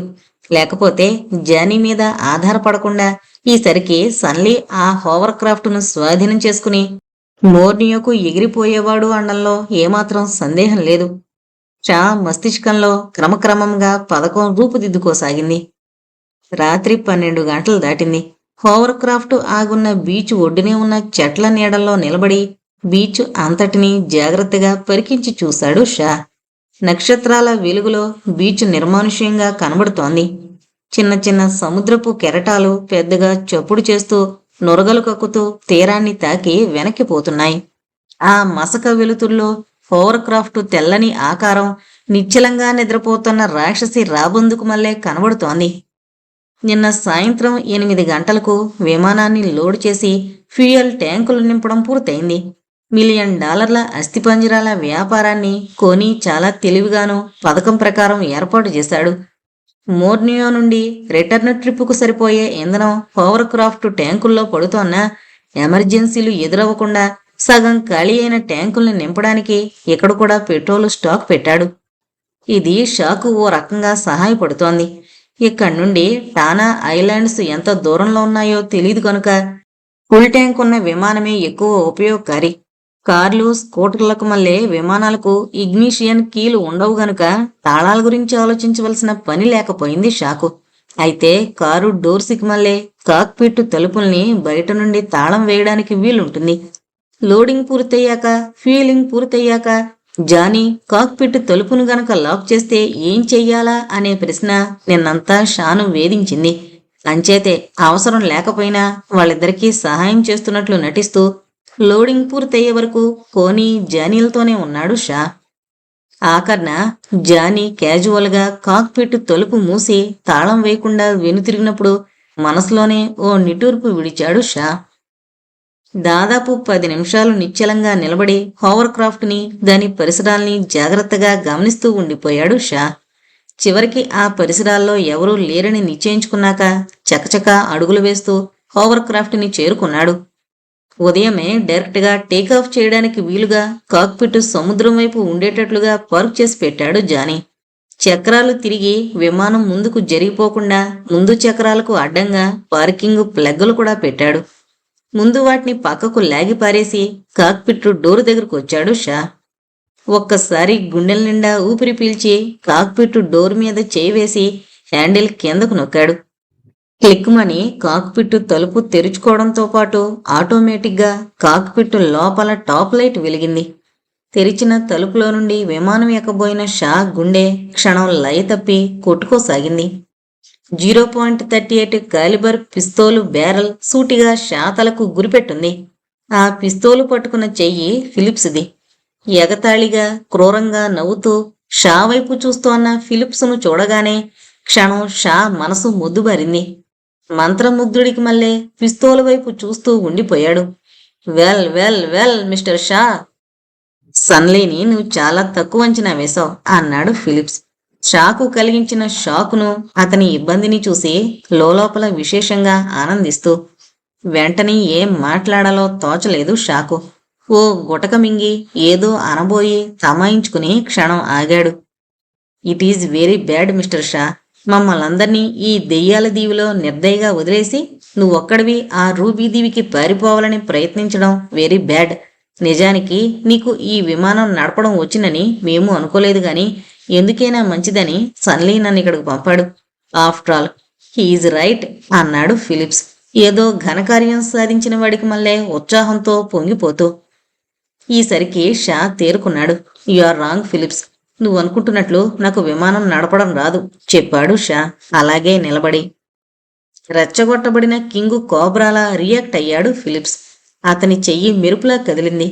అతని చేతిలోని గన్ బ్యారెల్ మెత్తని చప్పుడు చేస్తూ షా దవడ ఎముక మీద తగిలింది. చివ్వున బాధ నరానికి పాకింది. గన్ సైట్ బ్లేడు చర్మానికి గుచ్చుకుని గాయమై రక్తం బొటబొట కారసాగింది. లయ్యర్ అరిచాడు ఫిలిప్స్. రక్తం కారుతోన్న చెంపకు చెయ్యానించుకుని 2 అడుగులు వెనక్కి వేశాడు షా. మరుక్షణం ఫిలిప్స్ కాక్పీట్లో నుండి కిందకు దూకాడు. బ్లేడీ లయింగ్ బాస్టర్డ్, విమానం నడపడం రాకపోతే పార్కింగ్ ప్లగ్లు ఎందుకు తీసావు అరిచాడు ఫిలిప్స్. తన పొరపాటు అర్థమైంది షాకు. ఇప్పుడు బుకాయించి ప్రయోజనం లేదు. తను పారిపోవడానికి ప్రయత్నిస్తున్నట్లు తెలిసిపోయింది ఫిలిప్స్కు. ఇక తను ఎంత నటించినా తనను వాళ్ళు శత్రువుగానే పరిగణిస్తారు. ఒక్కసారి చెప్పలేని నిస్సహాయత, నిరాశ ఆవహించాయి షా మనసులో. చేతికి తడిగా తగులుతోన్న రక్తాన్ని ఆపడానికి గాయమైన చోట వేలుతో నొక్కిపట్టాడు. కమన్ మూవ్, వెనక్కి తిరిగి పిచ్చి వేషాలు వేయకుండా బంగ్లాకి నడు. నిన్నేం చెయ్యాలో సన్లీ నిర్ణయిస్తాడు అన్నాడు ఫిలిప్స్. షా నుండి కాస్త దూరంగా జరిగి పిస్తోలు అతని ఛాతివైపు గురిపెట్టి. మారు మాట్లాడకుండా నిశ్శబ్దంగా వెనక్కి తిరిగి వచ్చిన దారినే బంగ్లాకు నడవసాగాడు షా. ఇక చేయగలిగిందేమీ లేదు. .38 క్యాలిబర్తో ఆర్గ్యుమెంట్ చేసి గెలవగల శక్తి తనకు లేదు. ఫిలిప్స్ లాంటి కిరాయి హంతకులు ట్రిగ్గర్ నొక్కడానికి ఏమాత్రం సంకోచించరు. సన్లై మీదకు దాడి చేసి ప్రాణం పోగొట్టుకున్న నరేంద్రనింకా మరిచిపోలేదు షా. నరేంద్రని ఎంత నిర్దాక్షిణ్యంగా మారు ఆలోచన లేకుండా ఫిలిప్స్ కాల్చి చంపాడో గుర్తుంది షాకు. అంచేత మారు మాట లేకుండా వెనక్కి తిరిగి నడక సాగించాడు. బీచ్ దాటి చెట్ల దారిలో ప్రవేశించారు. గడ్డి నేల మీద 2 అడుగుల చప్పుడు స్పష్టంగా వినబడుతోంది. తనకు 3-4 అడుగుల వెనక ఫిలిప్స్ నడుస్తున్నట్లు అంచనా వేశాడు షా. ఎంత చీకటి దారైనా అంత దగ్గరలో నుంచి తప్పించుకుని పారిపోవడం కష్టం. పైగా తప్పించుకుని ఎక్కడకు పారిపోగలడు? తను ఫిలిప్స్కు దొరకకుండా తప్పించుకున్న మరుక్షణం ఫిలిప్స్ వెనక్కి తిరిగి హోవర్ క్రాఫ్ట్ను చేరుకుంటే చాలు. ఈ దీవిలో నుండి బయటకు పోవడానికున్న ఒకే ఒక దారి కట్టేస్తే తను చేయగలిగిందేం లేదు. హఠాత్తుగా ఎండుటాకులు టపటప నలుగుతోన్న చప్పుడు, ఎవరో గట్టిగా మూలిగిన శబ్దం, వెనువెంటనే దబ్బున నేల మీద పడిన శబ్దం వినిపించాయి. చటుక్కున వెనక్కు తిరిగాడు షా. నేలకూలిన ఫిలిప్స్ చేతిలోంచి వంగి పిస్తోలు తీసుకుంటున్న జంబా భారీ శరీరం నీడలా కనబడింది. జంబా అన్నాడు అప్రయత్నంగా. అన్నాడు జంబా. ఆ చీకట్లోనూ అతని తెల్లని పళ్ళు తళుక్కును మెరిశాయి. కమాన్ బాస్, లెటస్ గెటవే అన్నాడు వెనక్కి తిరిగి హోవర్ క్రాఫ్ట్ వైపు పరిగెడుతూ. వృధా ప్రశ్నలతో కాలం వృధా చేయలేదు షా. జంబా వెనకే కొత్తగా పరుగు నేర్చుకున్న లేడి పిల్లలా గెంతుతూ పరిగెత్తాడు. మరో 5 నిమిషాల్లో హోవర్ క్రాఫ్ట్ ప్రొఫెల్లర్ చప్పుడుతో మిక్కీ ఐలాండ్ మారు మ్రోగింది. ఇన్స్ట్రుమెంట్స్ చెక్ చేసి ఇంజన్స్ స్టార్ట్ చేసి థ్రోటల్స్ ముందుకు తోస్తూ బ్రేక్ పెడల్ మీద కాలు తీశాడు షా. క్షణానికి శక్తి పుంజుకుంటూ హోవర్ క్రాఫ్ట్ సముద్రం వైపు పరుగు తీసింది. హోవర్ క్రాఫ్ట్ నీటిని తాకగానే వీళ్ళు బ్రేక్స్ లాక్ చేసి ఎగ్జాస్ట్ లెవర్స్ పూర్తిగా తెరిచి స్పీడ్ పెంచాడు. సముద్రపు నీటిని ఫౌంటైన్లా చిమ్ముతూ ముందుకు దూకింది హోవర్ క్రాఫ్ట్. హోవర్ క్రాఫ్ట్ సముద్రంలో 10 మైళ్లు వెళ్లే వరకు విమానాన్ని గాల్లోకి లేపలేదు షా. తీరం వదిలి సముద్ర మధ్యం చేరుకుంటే నీటిలో ఏ విధమైన కదలికలు లేక ప్రశాంతంగా నిశ్చలంగా ఉంది. ఎయిర్ ప్యాడ్స్లో ప్రెషర్ సరిచూసుకుని స్పీడ్ కట్ చేసి ఫార్వర్డ్ థర్డ్ను మెల్లమెల్లగా తగ్గించేశాడు షా. వాట్ ఈస్ దిస్, ఎందుకు ఆపావు అడిగాడు జంబా. షా చిన్నగా నవ్వి జేబులోంచి సిగరెట్ తీసి వెలిగించుకుని తృప్తిగా పొగ వదిలి చెప్పాడు. డోంట్ వర్రీ, ఈ దూరంలో వాళ్ళు మనల్ని చేరుకోలేరు. ఎంతకే నువ్వు బీచ్ దగ్గరికి ఎలా వచ్చావో చెప్పనే లేదు. జంబా అనుమానంగా ఓసారి కిటికీలో నుండి మిక్కీ ఐలాండ్ వైపు చూశాడు. నిజానికి 10 మైళ్ల దూరంలో ఉన్న తమ విమానం దీవి మీద మనుషులకు కనబడే అవకాశం లేదని జంబాకు కూడా తెలుసు. నల్లని చీకటి తెర తప్ప ఏమీ కనిపించడం లేదు. చిత్రంగా ఓసారి భుజాలెగరేసి షా వైపు తిరిగి చెప్పాడు. ఎందుచేతో రాత్రి సరిగ్గా నిద్రపట్టలేదు నాకు. గమ్మత్తైన పీడ కలలు. నిద్రరాక మంచం మీద లేచి కూర్చుని కిటికీలో నుండి బయటకు చూస్తూ కూర్చున్నాను. ఇంతలో నువ్వు నీడలా బంగ్లా పక్క నుండి కదిలి వెళ్లడం కనిపించింది. ఒక్క క్షణం దెయ్యమేమోనని గుండె జలదరించింది కూడా. కాని హాస్పిటల్ బిల్డింగ్ దాటేటప్పుడు ఎంత నీడల్లోంచి వెళ్ళినా బిల్డింగ్ మూల తెల్లని గోడ బ్యాక్గ్రౌండ్ మీద నీ ఆకారం స్పష్టంగా కనిపించింది. మొత్తం మీద ఏదో పథకం మీద ఉన్నావని గ్రహించి నేను కిటికీలోంచి దూకి నిశ్శబ్దంగా నిన్ను వెంటాడుతూ వచ్చాను. మొత్తానికి అదృష్టం నా వైపు ఉన్నట్లే లెక్క. నువ్వుగాక వేరెవరైనా చూసుంటే ఫలితం వేరే రకంగా ఉండేది అన్నాడు షా. ఇన్స్ట్రుమెంట్ ప్యానల్ కింద ఫిక్స్ చేసున్న చిన్న మెటల్ డ్రాయర్ బయటకు లాగి అందులో నుండి నావిగేషనల్ మూవ్స్, స్లైడ్ రూల్ వగేరా బయటకు తీస్తూ. అవును. నువ్వు బీచ్ వైపు బయలుదేరగానే హోవర్ క్రాఫ్ట్లో తప్పించుకు పోబోతున్నావని అర్థమైపోయింది నాకు. బీచ్ ఒడ్డున చెట్ల నీడల్లోంచి విమానం వైపు కదలగానే ఎందుకైనా మంచిదని ఓ నిమిషం చీకట్లో ఆగిపోయాను. నేనిలా నీతో బాటే విమానం దగ్గరికి వచ్చుంటే ఫిలిప్స్ మనిద్దరినీ బోల్తా కొట్టించుండేవాడు చెప్పాడు జంబా ఉత్సాహంగా జబ్బలు చెరుచుకుంటూ. షా ఆబ్సెంట్ మైండెడ్గా తల ఊపి జాగ్రత్తగా మ్యాపు స్టడీ చేయడంలో మునిగిపోయాడు. ఆ మ్యాప్లలో ఒక దాని మీద మోర్నియో నుండి మిక్కీ ఐలాండ్కు ఫ్లైట్ పాత్ గీసుంది. దాన్ని రెఫరెన్స్ పాయింట్గా వాడుకుంటూ తన మనసులోనే కంఠస్థం చేసుకుని పదిలపరుచుకున్న రూబీ ఐలాండ్ మ్యాప్ను వేలితో మ్యాప్ మీద ట్రేస్ చేశాడు. తర్వాత స్లైడ్ రూల్ తీసుకుని క్యాలిక్యులేషన్స్ వేసుకుంటూ గీతలు గీశాడు. మిక్కీ ఐలాండ్ టానా ఐలాండ్స్కు వెళ్లే దారిలోనే ఉండడం ఓ రకంగా షా అదృష్టమనే చెప్పాలి. మిక్కీ ఐలాండ్స్ నుండి దాదాపు 400 మైళ్ల దూరంలో లొకేట్ అయి ఉన్నాయి టానా దీవులు. జానీ ఉపయోగించిన ఏరియల్ నావిగేషన్ మ్యాప్లో టానా దీవులు ప్రత్యేకంగా గుర్తించబడి లేకపోయినా ఆ ప్రాంతంలో ఏ రెఫరెన్సు లేకుండా చిన్న చిన్న చుక్కలుగా మార్కింగ్ చేయబడున్నాయి టానా దీవులేనని, వాటిలో ఒక దానిలో రూబీ దీవి ఉందని సులభంగానే అర్థం చేసుకున్నాడు షా. మ్యాప్ మీద చేసుకున్న లెక్కల ప్రకారం హోవర్ క్రాఫ్ట్లో టానా దీవుల్ని చేరడానికి 2 గంటల కన్నా ఎక్కువ సమయం పట్టదు. పైగా రాత్రిపూట ప్రయాణం చేయడం వలన ఆ దీవుల్ని గుర్తించడం కష్టమే అవుతుంది. అంతేకాక 400 మైళ్ల తర్వాత సముద్రంలో వాతావరణం ఎలా ఉంటుందో ఊహించడం కూడా కష్టమే. పైగా రాత్రిపూట హోవర్ క్రాఫ్ట్ను తెలియని తీరంలో ల్యాండింగ్ చేయించాలని ప్రయత్నించడం కూడా ప్రమాదకరమే.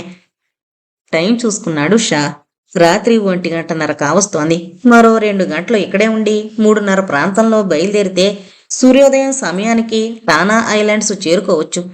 జాగ్రత్త కోసం మ్యాప్ మీద మార్కింగ్స్ టానా దీవులకి అవతల 500 మైళ్ల వరకు పెంచి అక్కడున్న మరో గుర్తింపు లేని దీవుల సముదాయాన్ని రెడ్ పెన్సిల్స్తో మార్క్ చేశాడు.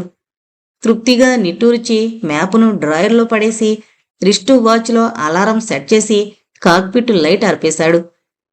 లెటస్ లీవ్ ఫర్ 2 అవర్స్ అన్నాడు సీట్లో విశ్రాంతిగా వెనక్కి జరిగలబడుతూ. ఉదయం 6 గంటల ప్రాంతంలో టానా దీవుల్ని గుర్తించాడు షా. సముద్ర ఉపరితలం మీద 1000 అడుగుల ఎత్తున ఎగురుతూ దీవుల మీదుగా విమానాన్ని నడిపించాడు.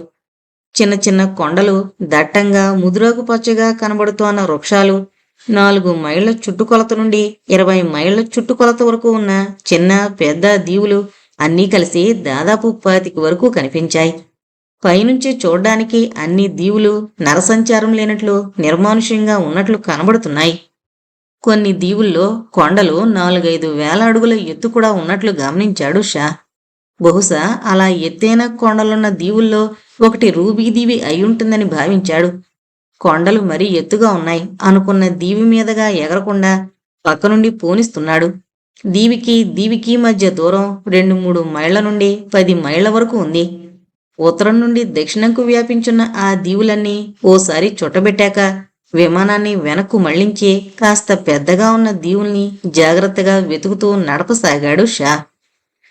దక్షిణం వైపు ఎత్తైన కొండలున్న ఓ దీవి పక్కనే ఉన్న పెద్ద దీవిలో మనుషుల ఛాయ కనిపించింది షాకు. మొదటిసారి ఆ దీవి మీదుగా ఎగిరి వెళ్ళినప్పుడు కనబడలేదు గాని ఇప్పుడు మాత్రం దట్టంగా పెరిగిన చెట్ల మధ్య నుండి బద్ధకంగా సుళ్ళు తిరుగుతూ పైకి వస్తోన్న తెల్లటి పొగ కనిపించింది. అక్కడ చూడు అన్నాడు షా విమానాన్ని మరింత కిందకి దించి 100 అడుగుల ఎత్తులో సముద్ర తీరం వెంటే పోనిస్తూ. అలా చేయడం వలన కిందుగా ఎగురుతోన్న విమానం శబ్దానికి ఆకర్షితులయ్యి దీవి మీదున్న మనుషులు సముద్ర తీరం వైపుకొస్తారని షా అంచనా. ఈ దీవుల సముదాయంలో అట్టే ఎత్తు ఎగరలేని హోవర్ క్రాఫ్ట్తో రూబీ ఐలాండ్ను వెతికి పట్టుకోవడం దాదాపు అసంభవం అని షాకు తెలుసు. ఖచ్చితమైన లొకేషన్ తెలియకుండా ప్రతి దీవి గాలిస్తూ పోతే అమూల్యమైన ఇంధనం వృధా అయిపోవడంతో పాటు తిరిగి వెనక్కి వెళ్లే అవకాశం పూర్తిగా పోతుంది. అంచేతే ఈ దీవుల్లో ఉండే టానా ప్రజల్ని కాంటాక్టు చేయగలిగితే అగ్నిశిఖరం ఆచూకీ తేలిగ్గా కనుక్కోవచ్చునని భావించాడు షా. షా అంచనా తప్పు కాలేదు. రాక్షసి జోరీగలా శబ్దం చేస్తూ దీవి చుట్టూ సముద్రం మధ్య ప్రదక్షిణలు చేస్తూ అన్న హోవర్ క్రాఫ్ట్ను చూడ్డానికి 4-5 మనుషుల గుంపులు పరిగెత్తుకొస్తూ కనపడ్డారు. హోవర్ క్రాఫ్ట్ను మరింత కిందకి పోనిచ్చి సముద్రం వైపు మళ్లించాడు షా. సముద్రంపైకి ఓ 2 కిలోమీటర్లు వెళ్ళాక జాగ్రత్తగా విమానాన్ని నీటి మీదకు దించాడు. ఎయిర్ ప్యాడ్లు నీటికి తగలగానే సముద్రపు నీరు సన్నని కెరటాల్లా పైకి లేచింది. విమానం అప్వర్డ్ థ్రస్ట్ పూర్తిగా తగ్గించి స్పీడు జాగ్రత్తగా తగ్గిస్తూ ముందుగా పైనుండి చూసి సెలెక్ట్ చేసుకున్న బీచ్ వైపు విమానాన్ని నడిపించాడు. విమానం ఆకాశంలోంచి రొద చేస్తూ తిన్నగా సముద్రం మీదకు దిగి ఆ తాకిడికి నీటి జల్లు కెరటాల్లా పైకి లేచినప్పుడు సముద్రపు ఒడ్డు నుండి ఆశ్చర్యంగా గమనిస్తోన్న ఆ ద్వీపవాసులు హాహాకారాలు చేయడం జంబా గమనించి షాకు చెప్పాడు. They are looking very primitive. బహుశా ఈ ప్రాంతాలకు ఎప్పుడూ విమానాలు రావనుకుంటాను. నిదానంగా జాగ్రత్తగా హోవర్ క్రాఫ్ట్ను ముందుకు నడుపుతూ రంగు తగ్గిన దంతపు రంగు శరీరాలతో అర్ధనగ్నంగా నిలబడి నీటి మీద తిమింగలంలా తేలుతూ వస్తోన్న విమానాన్ని చూస్తోన్న టానాలను షా కూడా గమనించాడు. మగవాళ్లకు ఆడవాళ్లకు మొల చుట్టూ మాత్రమే ఆచ్ఛాదనుంది. చర్మాలో నారో మరేదో తెలియని ముతక గుడ్డ లాంటివి కట్టుకున్నారు. పిల్లలు మాత్రం పూర్తి నగ్నంగా ఉన్నారు. ఎస్, బయట ప్రపంచంతో అట్టే సంబంధం లేని తెగలు ఈ దీవుల్లో నివసిస్తున్నారు. పూర్తిగా అనాగరికులు కాకపోయినా మన నాగరికత మాత్రం వాళ్లకు కొత్త అనుకోవచ్చు, చెప్పాడు షా క్షణక్షణానికి దగ్గర పడుతోన్న తీరాన్ని తీక్షణంగా గమనిస్తూ. తీరం దగ్గర పడే కొలది తీరం మీదున్న జనం మరింత స్పష్టంగా కనిపించసాగారు. కొందరు మగాళ్ల చేతుల్లో ఈటిల్లాంటి ఆయుధాలుండడం గమనించి బొడ్లోంచి ఫిలిప్స్ దగ్గర నుండి తీసుకున్న పిస్తోలు బయటకు తీసి బుల్లెట్లు చెక్ చేసి సేఫ్టీ క్యాచ్ ఆఫ్ చేసి సిద్ధంగా పట్టుకున్నాడు జంబా. జంబా, డోంట్ యూజ్ దట్. అత్యవసరమైతే గాని పిస్తోలుకు పని కల్పించకూడదు. వాళ్ళని మిత్రులుగా చేసుకుంటే తప్ప మనకు పని జరగదు, చెప్పాడు షా జంబా చేతిలో పిస్తోలు చూడగానే. జంబా మాట్లాడకుండా తల ఊగించి ఊరుకున్నాడు. క్షణానికి పెద్దగా రొద చేస్తూ తీరం వైపు దూసుకొస్తోన్న విమానాన్ని కాసేపు ఆశ్చర్యంగా చూశారు టానా ప్రజలు. విమానం ఏమాత్రం ఆగకుండా అదే పనిగా ముందుకు వస్తుండడంతో పెద్దగా అరుస్తూ కేకలు వేస్తూ తీరం వదిలి దగ్గరలో ఉన్న చెట్ల వైపుకు పరుగులు తీశారు. తీరాన జుట్టు విరబోసుకున్న దెయ్యాల్లా పెద్ద పెద్ద కొబ్బరి చెట్లు గుంపులు గుంపులుగా ఉన్నాయి. వాటి వెనక గుర్తు తెలియని దట్టమైన గుబుర్లతో ఉన్న చెట్లేవో ఉన్నాయి.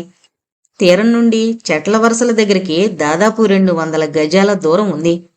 హోవర్ క్రాఫ్ట్ చక్రాలు తీరాన్ని తాకుతుంటే బ్రేక్ వీల్స్ లాకు తీసేసి చివరిసారిగా ముందుకు పరిగెత్తించాడు. దాదాపు 100 గజాలు లోపలికొచ్చాక బ్రేక్ వేసి ఇంజన్స్ కట్ చేశాడు. ఇంజన్ల శబ్దం ఆగిపోగానే హఠాత్తుగా చెప్పలేని నిశ్శబ్దం ఆవరించింది బీచ్లో. కాక్పిట్లో నుండి వెంటనే కిందకి దిక్కుండా విండ్ షీల్డ్ అద్దాల్లో నుంచి చెట్ల వెనక నిలబడి సముద్రంలో నుండి రొద చేస్తూ వచ్చి ఆగిన వింత మృగంలాంటి హోవర్ క్రాఫ్ట్ను భయంగాను ఆశ్చర్యంగాను చూస్తున్నారు టానాలు. పెద్ద రొద చేస్తూ ఒడ్డుకు చేరి చివరికి నిశ్శబ్దంగా నిలిచిపోవడం వాళ్లకు మరింత భయాన్ని సందేహాన్ని కలిగించింది. అది మృగమా మరేదన్నానా? దానివల్ల తమకేదన్నా ప్రమాదం ఉందా అనేది వాళ్ళింకా తేల్చుకోలేకపోతున్నారు. సాధారణంగా టానా ఐలాండ్స్ మీదుగా ఎగిరి వెళ్లే విమానాలు చాలా అరుదు. 2వ ప్రపంచ యుద్ధ కాలంలో దారి తప్పి ఓ వైపుగా ఎగురుతూ వెళ్లిన జపనీస్ బాంబర్స్ ను చూసిన ఒకరిద్దరు ముసలాళ్లు తప్ప విమానాన్ని అతి కిందగా ఎగురుతూ వెళ్లడం చూసిన వాళ్ళు వాళ్లలో ఎవరూ లేరు. గతంలో భయంకర శబ్దాలు చేస్తూ ఆకాశంలో ఎగిరే తెల్లటి విచిత్ర రాక్షసి పక్షుల గురించి ముసలాళ్లు చెప్పిన కథలు గుర్తొచ్చి వాళ్లలో ఎవరూ ధైర్యం చేసి ముందుకు రాలేకపోతున్నారు. పైగా ఈ పక్షి ఆకాశంలో నుండి సముద్రంలో పడి ఒడ్డుకు చేరిందంటే చాలా శక్తివంతమైందయి ఉండాలి. అనాగరిక తెగలకు శక్తివంతమైందంటే వెంటనే ప్రమాదకరమైంది అని కూడా తోచడంలో ఆశ్చర్యం లేదు. 5 నిమిషాలు కాక్పిట్లో నుంచి దిగకుండా అలానే ఉండిపోయారు షా జంబాలు. అప్పటికి ఎవరూ విమానం దగ్గరకొచ్చే ప్రయత్నం చేయకపోవడంతో కిందకి దిగమని జంబాకు సైగ చేశాడు షా. జంబా చేతిలో పిస్తోలుపై గ్రిప్పు బిగుసుకుంది. మౌనంగా తలాడించి డోరు తెరుచుకుని కిందకి దిగాడు. ఒక్కసారిగా చెట్ల చాటు నుండి గమనిస్తోన్న టానాల్లో కలకలం పుట్టింది. అంతవరకు పక్షిగానో వింత మృగంగానో భావిస్తోన్న ఆకారంలో నుండి మనిషిలాంటి ఆకారం దిగడం వాళ్లలో కలకలం పుట్టించింది. దూరం నుండే నవ్వుతూ వాళ్ల వైపు చూసి చేతులూపాడు జంబా. జంబా వెనకే షా కూడా కిందకు దిగాడు. ఈసారి టానాల్లో గగ్గోలు మరింత ఉధృతంగా వినబడింది. వాళ్ల భాష ఏదో తెలుస్తోందా? అడిగాడు షా కాక్పిట్ తలుపు మూసి జంబా పక్కనే వచ్చి నిలబడుతూ. మిక్స్డ్ పోలినీషియన్లా ఉంది అన్నాడు జంబా సందిగ్ధంగా. Very good. పోలినీషియన్ భాషలో స్నేహితులు అనే మాట ఏంటి? అడిగాడు షా. నిష్టే చెప్పాడు జంబా తనకు తెలిసిన కొద్ది పోలినీషియన్ భాషను గుర్తు చేసుకుంటూ. షా పెదవులు ఆనందంతో తెరుచుకున్నాయి. రెండు చేతులు పైకెత్తి గాల్లో ఊపుతూ నిష్టే నిష్టే అంటూ గొంతెత్తి అరవసాగాడు. షా అరుపులు వినగానే చెట్ల చాటున నిలబడ్డ టానాల్లో కలకలం తగ్గిపోయి నిశ్శబ్దం ఆవరించుకుంది. ఆశ్చర్యంతోనూ సంభ్రమంతోనూ ఒకరి ముఖాలు ఒకరు చూసుకోసాగారు. రెండడుగులు ముందుకు వేసి మళ్లీ అరిచాడు షా. నిష్టే నిష్టే. ఈసారి ఓ చెట్టు వెనక నుండి ఈట పట్టుకున్న ఓ మగాడు బయటకొచ్చి పూర్తిగా కనబడేటట్లు నిలబడ్డాడు. నిష్టే అంటూ మరో అడుగు ముందుకు వేశాడు షా. ఈసారి టానా మనిషికి మరింత ధైర్యం వచ్చినట్లుంది. మరో 4 అడుగులు ముందుకు వేసి కళ్ళు చిట్లించి షానే చూస్తూ నిలబడ్డాడు. షా కూడా మరి 4 గజాలు ముందుకు నడిచి ఒంటిమీద చొక్కా విప్పేసి 2 పిడికిళ్లతో ఛాతీమీద చరుచుకుంటూ నిష్టే అన్నాడు. ఈసారి టానా మనిషి ముఖంలో మార్పు కనిపించింది. చొక్కా ఊడదీసుకుని నడుం వరకు నగ్నంగా కనబడుతూ నిష్టే అని అరుస్తోన్న ప్రాణి ఓ మనిషేనని ఆ అనాగరికుడికి అర్థమైంది. షా మాటలు అర్థమైనట్లు తెల్లని పళ్ళు కనిపించేలా విశాలంగా నవ్వాడు. తల వెనక్కు తిప్పి ఏదో అరిచి షా దగ్గరకు నడుచుకుంటూ రాసాగాడు. అతని వెనకే గుంపులు గుంపులుగా మిగిలిన టానాలందరూ అరుస్తూ గోలగోలగా పరిగెత్తుతూ రాసాగారు. టానాల గూడెం దీవికి మధ్యగా చిన్న లోయలాంటి ప్రదేశంలో ఉంది. నిజానికి ఆ దీవిలో చెప్పుకోదగ్గ కొండలేమీ లేవు. సహజసిద్ధంగా ఉపరితలంలో ఉన్న ఎత్తు పల్లాలు తప్ప. ఉపరితలమంతా సారవంతమైన నేల కావడం వల్ల వృక్ష సంపద పుష్కలంగా పెరిగి విమానంలో నుండి చూస్తే మైదాన ప్రదేశంలా కనబడింది ఆ దీవి. అలా 2 మెరక ప్రదేశాల మధ్యగా సహజసిద్ధంగా ఉన్న పల్లపు ప్రాంతానికి ఇరువైపులా వ్యాపించింది టానాల నివాస ప్రదేశం. లోయ మధ్యగా పైన ఎక్కడో భూమిలోంచి ఏర్పడ్డ నీటి బుగ్గ నుండి నీరు చిన్న ప్రవాహంలా పోతోంది. కొబ్బరాకులతో కప్పు వేసిన పెద్ద పెద్ద గుడిసెల్లాంటి ఇళ్లల్లో టానాలు నివసిస్తున్నారు. ఏ గుడిసెకి గోడలు గాని తడికెలు గాని అడ్డు లేకుండా బహిరంగంగా ఉన్నాయి. అంటే ఓ గుడిసెలో కూర్చుంటే మిగతా గుడిసెల్లో ఏం జరుగుతుందో తేలిగ్గా చూడొచ్చునన్నమాట. ఈ టానాలది ఓ రకమైన ఓపెన్ సొసైటీ అయ్యుంటుందని భావించాడు షా. దక్షిణ పసిఫిక్లోనూ తూర్పు హిందూ మహాసముద్రంలోనూ ఉన్న అనేక దీవుల్లో నివాసముంటున్న రకరకాల పోలినీషియన్ తెగలకు మల్లనే టానాలు కూడా బహిరంగ సమాజానికి చెందిన తెగ అనిపించింది షాకు. శరీరంలో గాని సాంఘిక జీవనంలో గాని మానవులు ఒకరి నుండి మరొకరు దాచుకునేవి ఏమీ లేవనే సిద్ధాంతం మీద ఈ జాతుల జీవన సరళి ఆధారపడి ఉంటుంది. ఇలా వ్యక్తిగతమైన ప్రైవసీ ఎరుగని సమాజాల్లో సాధారణంగా సాంఘిక సమస్యలు సంఘర్షణలు ఉండవని, ప్రజలు మంచి మానసోల్లాసంతో ఉంటారని ఈ దీవుల్లోని సామాజిక నిర్మాణాన్ని అధ్యయనం చేసిన ఆంథ్రోపాలజిస్టులు సాంఘిక శాస్త్రకారులు నొక్కి వక్కాణిస్తున్నారు. స్వతహాగా టానాలు హింసావాదులు కారు. కొత్త వ్యక్తి నిస్సందేహంగా శత్రువే అని ఆలోచించే ఆటవిక మనస్తత్వం వారిలో లేదు. అందుచేతే షా జంబాలను శత్రువులుగా గాని తమను దోచుకుపోవడానికి వచ్చిన మరో తెగ మనుషులుగా గాని పరిగణించలేదు. కేవలం మరో ప్రపంచానికి చెందిన మానవులుగా భావించి స్వభావ సిద్ధమైన క్యూరియాసిటీతో వాళ్ళిద్దరినీ నకసిక పర్యంతం పరీక్షించారు. చొక్కాలు ఊడదీయడంతో సరిపెట్టక వాళ్ళిద్దరినీ ఆ బీచ్ ఒడ్డున నగ్నంగా నిలబెట్టి శల్యపరీక్ష చేశారు. ఆధునిక వస్త్రాల మాటున దాగున్న వాళ్ళిద్దరి శరీరాలు కన్నా ఏమాత్రం విభిన్నమైనవి కావని గ్రహించాక ఇద్దరినీ సాదరంగా గూడానికి తీసుకువెళ్లారు. సముద్రయానంలో విశేష అనుభవం ఉన్న జంబాకు చాలా భాషలొచ్చు. కొద్ది కొద్దిగా పోలినీషియన్ భాష కూడా వచ్చు. అయితే పోలినీషియన్లలోనూ అనేక రకాల ఉపభాషలు ఉండడం వలన టానాలు మాట్లాడే భాష జంబాకు పూర్తిగా అర్థం కాలేదు. ఏవో కొన్ని విడి మాటలు తప్ప ఆ కొద్ది భాషతోనే వాళ్లతో సంభాషణ చేశాడు జంబా. టానాల నాయకుడు కూడా షా జంబాలను సాదరంగానే ఆహ్వానించాడు. 6 అడుగుల ఎత్తుతో మంచి శరీర సౌష్ఠవంతో ఉన్న ఆ నాయకుడి పేరు మైటానా అని అర్థమైంది. నిజానికి టానాలందరూ అందమైన జాతిని చెప్పుకోవాలి. మగవాళ్ళు పోతపోసిన శిల్పాల్లాంటి శరీరాలతో పొడుగ్గా తీర్చిదిద్దినట్లున్నారు. మగవాళ్లలో ఎవరూ 5.5 అడుగులకు తక్కువ ఎత్తున్న వాళ్ళు కనిపించలేదు. ఆడవాళ్లు కూడా అందంగానే ఉన్నారు. చాలామంది రంగురంగుల పువ్వుల దండలు మెడల్లో అలంకారంగా వేసుకునున్నారు. ముఖ లక్షణాలు కూడా టానాలవి చాలా షార్పుగాను చెక్కినట్లున్నాయి. కకాయిన్ ఫీచర్స్ కన్నా అందమైన ఫీచర్స్ అనిపించాయి షాకు. ఒంటి రంగు లేత ఎరుపు నుండి కాస్త వన్నె తగ్గిన దంత రంగులో ఉంది. మనుషుల శరీరాలు శుభ్రంగాను ఆరోగ్యంగాను ఉన్నాయి. సాధారణంగా సముద్ర జీవుల్లో ఆధునిక నాగరికతకు దూరంగా ఉండే తెగలకు మళ్ళే రకరకాల వ్యాధులతో బాధపడుతూ అనారోగ్యంతో మురికితో అనాగరికంగా కాక తానాలు సాంఘికంగా నాగరికంగా బాగా పరిణితి చెందిన తెగలా కనిపించారు. యవ్వనవతులైన స్త్రీలు తమ శరీరాల్ని సంకోచం లేకుండా తాకడం, వాళ్ళని పురుషులు అభ్యంతర పెట్టకపోవడం, స్త్రీ పురుషులు స్వేచ్ఛగా కలిసిమెలిసి ఉండడం బట్టి తానాలది ఓపెన్ సొసైటీ అని అర్థమైంది షాకు. తాము సముద్రానికి అవతలున్న భూమి నుండి చాలా వందల మైళ్లు ప్రయాణించేసొచ్చామని, టానాలకు చెందిన ఒక దీవిలో అద్భుతం ఒకటి జరగబోతున్నట్లు తెలిసిందని, దాన్ని కళ్ళారా చూడాలనే కోరికతో వచ్చామని జంబా చెప్పినప్పుడు మైటానా ముఖం ఒక్క క్షణం గంభీరంగా తయారైంది. షా జంబాల ముందు పెద్ద పెద్ద జంట కొబ్బరి చెప్పల్లో తెచ్చిపెట్టిన తేనె పళ్ళు కాల్చిన చేపలు తినమన్నట్లు సైగ చేసి దీర్ఘాలోచనలో పడిపోయాడు మైటానా.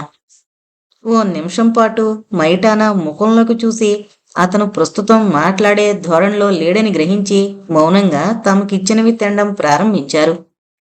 టానాల గూడెంలోకి రాగానే ఒక ముఖ్యమైన విషయాన్ని గమనించాడు షా. అక్కడ ఉన్న ఇళ్లు కన్నా చాలా పెద్ద సంఖ్యలో మనుషులున్నారని అనిపించింది అతనికి. నిజానికి ఆ లోయలో దాదాపు 30 గుడిసెల వరకు ఉన్నాయి. కానీ అక్కడ 500కు పైబడి చిన్న పెద్ద టానాలున్నారు. చాలామంది చెట్ల కింద ప్రవాహం ఒడ్డున తిరుగుతూ కనిపించారు.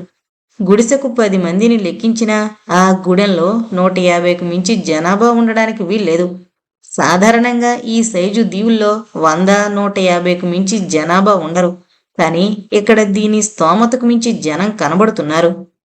దీనికి కారణం ఒకటే కనిపిస్తోంది. తాత్కాలికంగా మిగిలిన దీవుల్లోని టానాలు ఈ దీవికి వలసొచ్చుంటారని.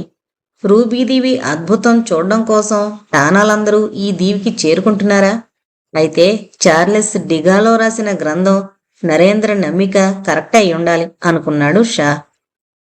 దాదాపు 10 నిమిషాల తర్వాత హఠాత్తుగా మాట్లాడాడు మైటానా. దూరంగా పైభాగాన ఆచ్ఛాదన లేకుండా స్వేచ్ఛగా తిరుగుతోన్న టానా కన్యల అందాల్ని కళ్ళతోనే జుర్రుకుంటూ ఆనందిస్తోన్న జంబాకు మైటానా అన్న మాటలు అర్థం కాలేదు. షా హెచ్చరించడంతో తిరిగి నవ్వుతూ ఏంటి అంటున్నావని అడిగాడు మైటానాను. టానాల దీవిలో అద్భుతం జరుగుతుందని మీకెలా తెలుసు? ఇది మైటానా ప్రశ్న. భాష పూర్తిగా రాని జంబా ఈ ప్రశ్న అర్థం చేసుకోవడానికి కాస్త తికమక పడ్డాడు. చివరికి మైటానా పదే పదే రకరకాల ముఖ విన్యాసాలతో అదే ప్రశ్న అనేక సార్లు వేశాక అర్థమైంది. మైటానా ప్రశ్నను షాకు తర్జుమా చేసి చెప్పాడు. షా ఒక్క క్షణం ఆలోచించాడు. నరేంద్ర రీసెర్చి గురించి, రూబీలు, లేజర్ కిరణాల గురించి, ప్రీతి గురించి, ఆమె ఇంట్లోని పురాతన తైలవర్ణ చిత్రం గురించి మైటానాకు అర్థమయ్యేలా చెప్పడం చాలా కష్టమని, ఆధునిక నాగరికతతో పరిచయం లేని మైటానా అవి అవగాహన చేసుకోవడం అసంభవమని షా ఆలోచించాడు. అంచేతే జూలియన్ డిగాలే ప్రత్యక్ష సాక్షి కథనం గురించి చెప్పాడు. 548 సంవత్సరాల క్రితం టానాల ఆలయంలో జరిగిన అద్భుతం మేముండే ప్రదేశానికి చెందిన డిగాలే అనే మనిషి చూశాడు. అదంతా స్పష్టంగా ఓ పుస్తకంలో రాసుకున్నాడు. దాన్ని బట్టి ఆ అద్భుతం గురించి నాకు తెలిసింది. ఇదంతా జంబా చాలా కష్టపడి మైటానాకు అర్థమయ్యేలా వివరించాడు. జూలియన్ డిగాలే పేరు వినగానే మైటానా ముఖంలో ఆశ్చర్యం కనబడింది. ఏదో అర్థమైనట్లు గంభీరంగా తల ఊగించి గుడిసెలో ఉన్న మరో టానాతో ఏదో చెప్పాడు. ఆ టానా బయటకు వెళ్లి 16 ఏళ్ల టానా యువతిని ఒక దాన్ని వెంటబెట్టుకొచ్చాడు. షా ఆ యువతి వైపు పరీక్షగా చూశాడు. ఆ పిల్లను వాళ్లకు చూపిస్తూ డిగాలే డిగాలే అన్నాడు మైటానా. ఆ తర్వాత ఆ యువతితో ఏదో గబగబా చెప్పాడు. మొదట షాకు మైటానా ఏం చెబుతోంది అర్థం కాలేదు. ఆ పిల్లకు డిగాలేకు సంబంధం ఏంటా అని క్షణం ఆశ్చర్యపోయాడు. జంబా తరచి తరచి ఏదో అడిగాడు మైటానాను. 10 నిమిషాలు రకరకాల మాటలు సంజ్ఞలు అయ్యాక జంబా నవ్వుతూ షా వైపు చూశాడు. ఆ పిల్ల డిగాలే సంతతికి చెందిన పిల్లట. పోయినసారి అగ్నిశిఖరం ప్రజ్వరిల్లినప్పుడు డిగాలే టానాల యువతితో కొంతకాలం సంసారం చేసి కొద్ది కాలం తర్వాత ఇక్కడి నుండి పారిపోయాడట. ఆ యువతికి డిగాలే వల్ల పిల్లలు పుట్టారని, అలా తరతరాలుగా డిగాలే సంతానం టానా తెగలో ఉండిపోయిందని, ప్రస్తుతం డిగాలే వారసత్వానికి చెందిన మనిషి ఈ పిల్ల ఒక్కతేనని మైటానా చెబుతున్నాడు అన్నాడు జంబా. షా ఆ టానా పిల్లవైపు తేరిపారా చూశాడు. గులాబీ రంగు శరీరం, దాదాపు 5.5 అడుగుల ఎత్తు, నల్లని ఒత్తైన జుట్టు, తీర్చిదిద్దినట్లున్న కనుబొమ్మల కింద తడిగా మెరుస్తోన్న పచ్చని నాచురంగు కళ్ళు, పల్చటి ఎర్రని పెదిమలు, సూది గెడ్డం, గుండ్రని భుజాలు. ఆ పిల్ల చాలా అందగత్తె అనడానికేమీ సందేహం లేదు. బహుశా ఆమె శరీరంలో ఉన్న ఫ్రెంచి రక్తం వల్ల ఆ కళ్లకు ఆ పచ్చని రంగొచ్చుండాలి. సాధారణంగా టానాలందరూ నల్లని కళ్ళు కలిగి ఉన్నారు. ఆ పిల్ల జూలియన్ డిగాలేకు ముని మనవరాలకు మనవరాలై ఉండాలి. నవ్వుతూ ఆ పిల్లవైపు చూశాడు షా. దగ్గరగా రమ్మన్నట్లు చేయి ఊపాడు. ఆ పిల్ల ఓసారి మైటానా వైపు సందేహంగా చూసి 4 అడుగులు ముందుకు వేసి చేతివేళ్ల కొనలతో సుతారంగా షా చెంపను తాకింది. ఆ స్పర్శతో ఎన్నో చిత్రమైన ఆలోచనలు కలిగాయి షాకు. ఆ పిల్ల కళ్ళల్లో వర్ణించలేని సంతోషం, ఏదో కలలో ఉన్నట్లు, జరుగుతోంది ఇంకా నమ్మలేనట్లు విచిత్రమైన అనుభూతుల పరంపర కనబడుతోంది. తన పూర్వీకుల ప్రాంతానికి చెందిన మనిషి ఓ రకంగా తన మనిషి అనే భావన, ఎంతో కాలంగా నిజంగా తన జాతికి చెందిన మనిషి కోసం కాచుకుని ఎదురుచూస్తూ ఈ రోజుకు ఆ కల నిజమైనందుకు సంతోషం, తరతరాల ఒంటరితనం నుండి ఒక్కసారిగా రిలీఫ్ దొరికినట్టు రకరకాల భావాలు, అనుభూతులు ఆ ఒక్క స్పర్శలో కనిపించాయి షాకు. తన భుజాన్ని తాకుతోన్న ఆమె చేతి మీద తన చెయ్యి వేసి అభయమిస్తున్నట్లు చిన్నగా మృదువుగా నొక్కాడు. మైటానా పెద్దగా నవ్వి ఏదో అన్నాడు. ఆ అమ్మాయి ముఖంలో కొద్దిగా సిగ్గులాంటి భావం ఏదో కనిపించింది. ఏంటని జంబాని అడిగాడు షా.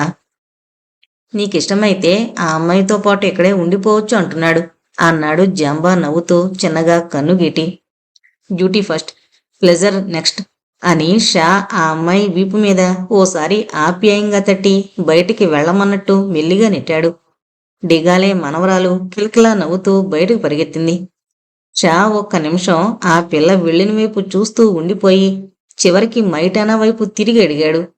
దేవాలయంలో అద్భుతం ఎప్పుడు జరగబోతోంది? మీతో పాటు మేం కూడా ఆ అగ్నిశిఖరం చూడొచ్చా? షా ప్రశ్న అడగడం, మైటానా జవాబు చెప్పడం, ఇద్దరి మధ్య జంబా దూబాసీలా తర్జుమా చేయడం ఇప్పుడు మామూలైపోయింది. బయట తెగవాళ్లు మా దేవుడి అద్భుతాన్ని చూడ్డానికి అనర్హులని మా దేవుడి ఆదేశం. నిజానికి అగ్నిశిఖరం మీద ఆలయంలోని దేవుడే మా తెగకు మూల పురుషుడు. కొన్ని వేల సంవత్సరాల క్రితం నక్షత్ర మండలంలోని మరో లోకం నుండి మా మూల పురుషుడు టాంజాన్ ఈ దీవులకొచ్చాడు.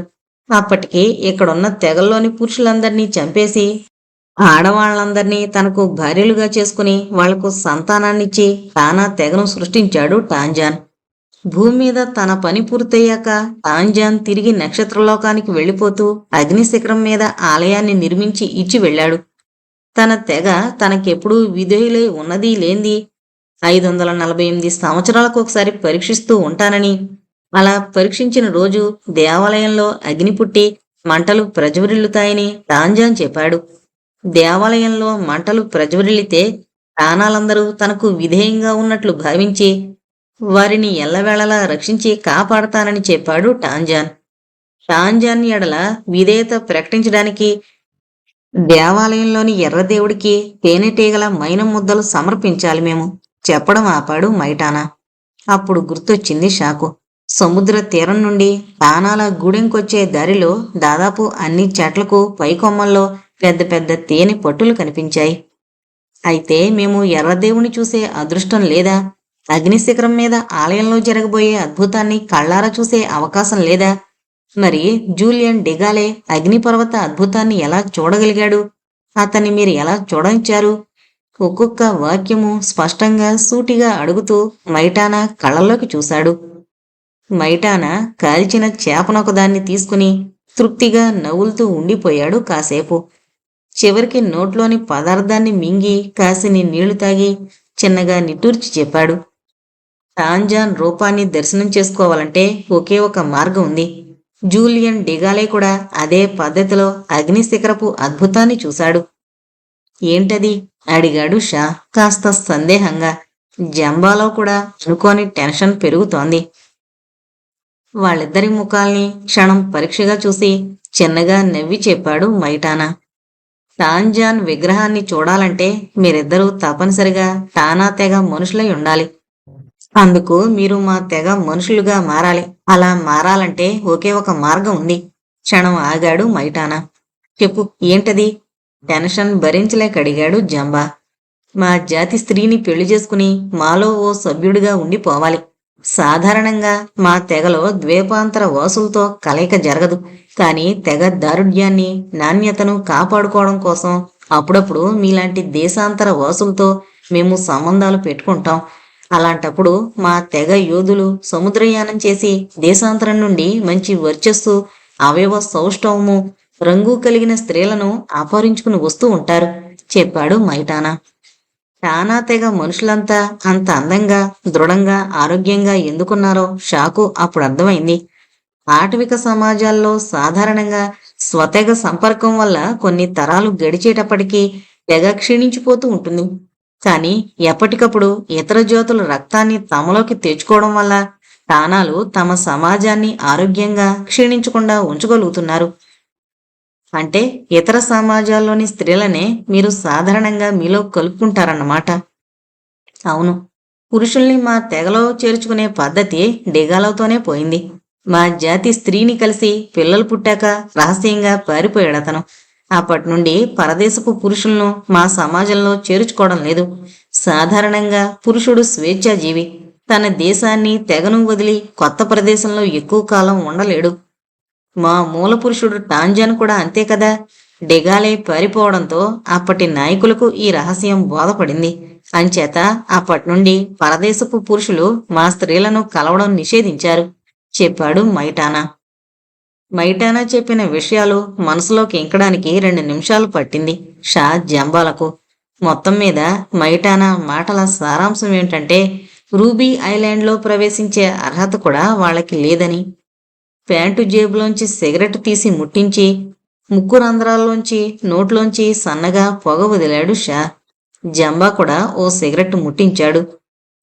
మైటానా కూడా ఓ సిగరెట్ అడిగి పుచ్చుకుని కాస్త నోట్లో వేసుకుని చపరించి తూ అని ఊసేశాడు. షా తన సిగరెట్ను అతనికిచ్చి ఎలా కాల్చాలో నేర్పించాడు. మొదటిసారి పొగ పీల్చి విపరీతంగా దగ్గి సిగరెట్ అవతల పారేశాడు మైటానా. షా గట్టిగా నవ్వి మరో సిగరెట్ వెలిగించుకున్నాడు. అయితే మీ టాంజాన్ విగ్రహాన్ని చూసే అవకాశం మాకు లేదంటావు అన్నాడు చివరికి. మైటానా ముఖంలో క్షణం ఆశ్చర్యం కనిపించింది. జంబా వైపు చూసి తల ఊపుతూ అతనికి లేదు. మా తెగ పిల్లతో కలవడానికి గాని, తెగ సభ్యుడవడానికి గాని అతనికి అవకాశం లేదు. కానీ నీ విషయం వేరు అన్నాడు. తను వింటోందేంటో షాకు ఒక్క క్షణం అర్థం కాలేదు. టానాల తెగలో చేరడానికి జంబాకు మాత్రమే అర్హత లేదని మైటానా ఎందుకంటున్నాడో అర్థం కాలేదు. అదే అన్నాడు అతనితో. మైటానా అర్థమైంది అన్నట్లు చిన్నగా నవ్వాడు. లేచి నిలబడి షా భుజాన్ని తట్టి చేతి వేలుతో భుజం కిందుగా నొక్కి జంబాతో ఏదో అన్నాడు. What the hell is he saying అన్నాడు షా చిరాగ్గా. జంబా ముఖంలో కూడా గమ్మత్తైన ఫీలింగ్ కనబడింది. నీ వీపు మీద భుజం కిందుగా ఉన్న ఆ పచ్చబొట్టు నువ్వు టానాల మనిషివన్నీ ధ్రువపరుస్తోంది అన్నాడు జంబా పజిలింగ్గా. వాట్? చిరుకోపం చిరాకు మిళితమైన స్వరంతో అన్నాడు Shah. Don't play silly games. నా భుజం కింద పచ్చబొట్టు ఉండడం ఏమిటి? Non sense. నిజం, కావలిస్తే చూడు అన్నాడు జంబా మైటానా వైపు తిరిగి ఏదో అన్నాక. మైటానా గుడిసెలో వెదురు బద్దలతో చేసిన పెట్టెలోంచి చిన్న లోహపు అద్దం బయట తీశాడు. బాగా పాలిషు చేయబడి తళతళలాడుతోన్న లోహపు అద్దం అది. బహుశా కంచో అలాంటి మరో లోహమో అయ్యుంటుంది. మైటానా ఆ అద్దాన్ని తెచ్చి షా వీపు మీద భాగం కనబడేటట్లుగా భుజానికి పైన పట్టుకున్నాడు. షా తల తిప్పి చూస్తే వీపు మీద భుజం కింద భాగం కనబడుతోంది. అద్దంలో కనబడ్డ భాగం చూడగానే అతని బ్రుకుటి క్షణం ముడిపడింది. అక్కడ ఆ అద్దంలో భుజానికి కాస్త కిందుగా నల్లని మచ్చ, పైసా నాణెమంత నల్లటి మచ్చ, దాని నుండి కిందకు వ్యాపించిన అంగుళం పొడవునున్న 2 గీతలు. ఇది వరకెన్నడూ తన శరీరం మీద ఆ మచ్చున్నట్లు గుర్తులేదు షాకు. మైటానా చేతిలోని అద్దాన్ని లాక్కుని మళ్లీ మళ్లీ పరీక్షగా చూసుకున్నాడు షా. సందేహం లేదు, తెల్లని తన శరీరం మీద నల్లని ఆ గుర్తు స్పష్టంగా కనబడుతోంది. పరదేశాల్లో స్త్రీలను తేవడానికి వెళ్లిన టానా యోధుల్లో కొందరు ప్రమాదవశాత్తు తిరిగి రాలేక అక్కడుండిపోతారు. అలాంటి వాళ్ళు తర్వాత ఎప్పుడైనా మేము వాళ్ళని గుర్తించడానికి వీలుగా వాళ్ళ సంతతికి ఈ పచ్చబొట్టు పొడుస్తారు, చెప్పాడు మైటానా. నిన్ను నా సమక్షంలోకి తెచ్చినప్పుడే ఆ పచ్చబొట్టు గమనించాను. షా తల గిరున తిరుగుతున్నట్లు అనిపించింది. ఇదెలా సంభవం? అఫ్కోర్స్ ఆ పచ్చబొట్టును తను ఇది వరకు చూశాడు, కానీ తన శరీరం మీద కాదు. కానీ ఇప్పుడు ఆ గుర్తు తన శరీరం మీదకెలా వచ్చింది? నమ్మలేనట్లు తల అటు ఇటు ఊగిస్తూ ఉండిపోయాడు. డప్పుల చప్పుడు లయబద్ధంగా వినిపిస్తోంది. ధన్ ధన ధన్ ధన్ ధన ధన్, 4-5 స్థాయిల్లో ఒకే రిథం. ఏకాగ్రతతో వింటే గమ్మత్తైన మొత్తు కలిగిస్తోంది ఆ రిథం. మనిషిని ట్రాన్స్లోకి పంపే ప్రిమిటివ్ రిథం అది. గూడానికి కాస్త దూరంగా ఉన్న ఓ గుడిసెలో తిమ్మిరెక్కిపోతోన్న కాళ్లల్లో రక్త ప్రసరణం తెచ్చుకోవడానికి విశ్వ ప్రయత్నం చేస్తున్నాడు జంబా. గడ్డి నారతో నేసిన తాళ్లతో అతని కాళ్ళు చేతులు కట్టిపడేశారు టానాలు. తను పారిపోవాలనే ఆలోచన కూడా రాకుండా అప్రమత్తంగా ఉండి టానాల చేతిలో బందీ అయినందుకు తనను తాను లోలోనే అనేక సార్లు నిందించుకున్నాడు జంబా. టానాల సమాజంలో చేరడానికి తను అనర్హుణ్ణని మైటానా చెప్పినప్పుడే వాళ్లు తనను ప్రాణాలతో వదలరని వెంటనే గ్రహించవలసింది. కాని షా వీపు మీదున్న పచ్చబొట్టుని గమనించడం, దాని ప్రాముఖ్యత గురించి మైటానా వివరించడం వగేరా సంఘటనలతో తనకు రాబోతున్న ప్రమాదాన్ని వెంటనే గ్రహించుకోలేకపోయాడు జంబా. జంబా ఆలోచన తన స్థితి గురించి మళ్ళకముందే మైటానా తన అనుచరులకు రహస్యంగా సంజ్ఞ చేయడం, వాళ్లు జంబాను బంధించడం జరిగిపోయాయి. తనను బంధిస్తున్నప్పుడు మైటానా అన్న మాటలు జంబా ఇంకా మరిచిపోలేదు. టాంజాన్ ఆలయంలో అగ్ని పుట్టే సమయం దగ్గర పడింది. రేపు ఉదయమే అగ్నిశిఖరం ప్రజ్వరిల్లుతుంది. టాంజాన్ అద్భుతాన్ని చూడాలంటే ఈ రోజు రాత్రికే నువ్వు టానా యువతితో కలిసి మా తెగ సభ్యుడివి కావాలి, అన్నాడు జంబా షాను ఉద్దేశించి. ఈ మాటల అర్థం షాకు తెలిసే అవకాశం లేదు. జంబా తర్జుమా చేయలేదు గనుక. తనను బంధించి ఈడుచుకుపోతున్న టానాల చేతుల్లో గింజుకోవడమే సరిపోయింది అతనికి. జంబా, డోంట్ వర్రీ, రాత్రికి నిన్ను ఏదో రకంగా విడిపిస్తాను. Let us get out of here, అరిచాడు షా టానాలు ఈడుచుకుపోతున్న జంబాతో. జంబాకి ఈ మాటలు వినబడ్డాయి. టానాలకు భాష రాదు గనుక షా ఏమన్నది అర్థమయ్యే అవకాశం లేదు. ధన్ ధన ధన్ ధన్ ధన ధన్. డప్పుల మోత కొద్ది కొద్దిగా పెరుగుతోంది. ఇంకా పూర్తిగా చీకటి పడలేదు. వీపు మీద వెల్లకిల్లా పడున్న జంబా అతి కష్టం మీద ఓ పక్కకి తిరిగాడు.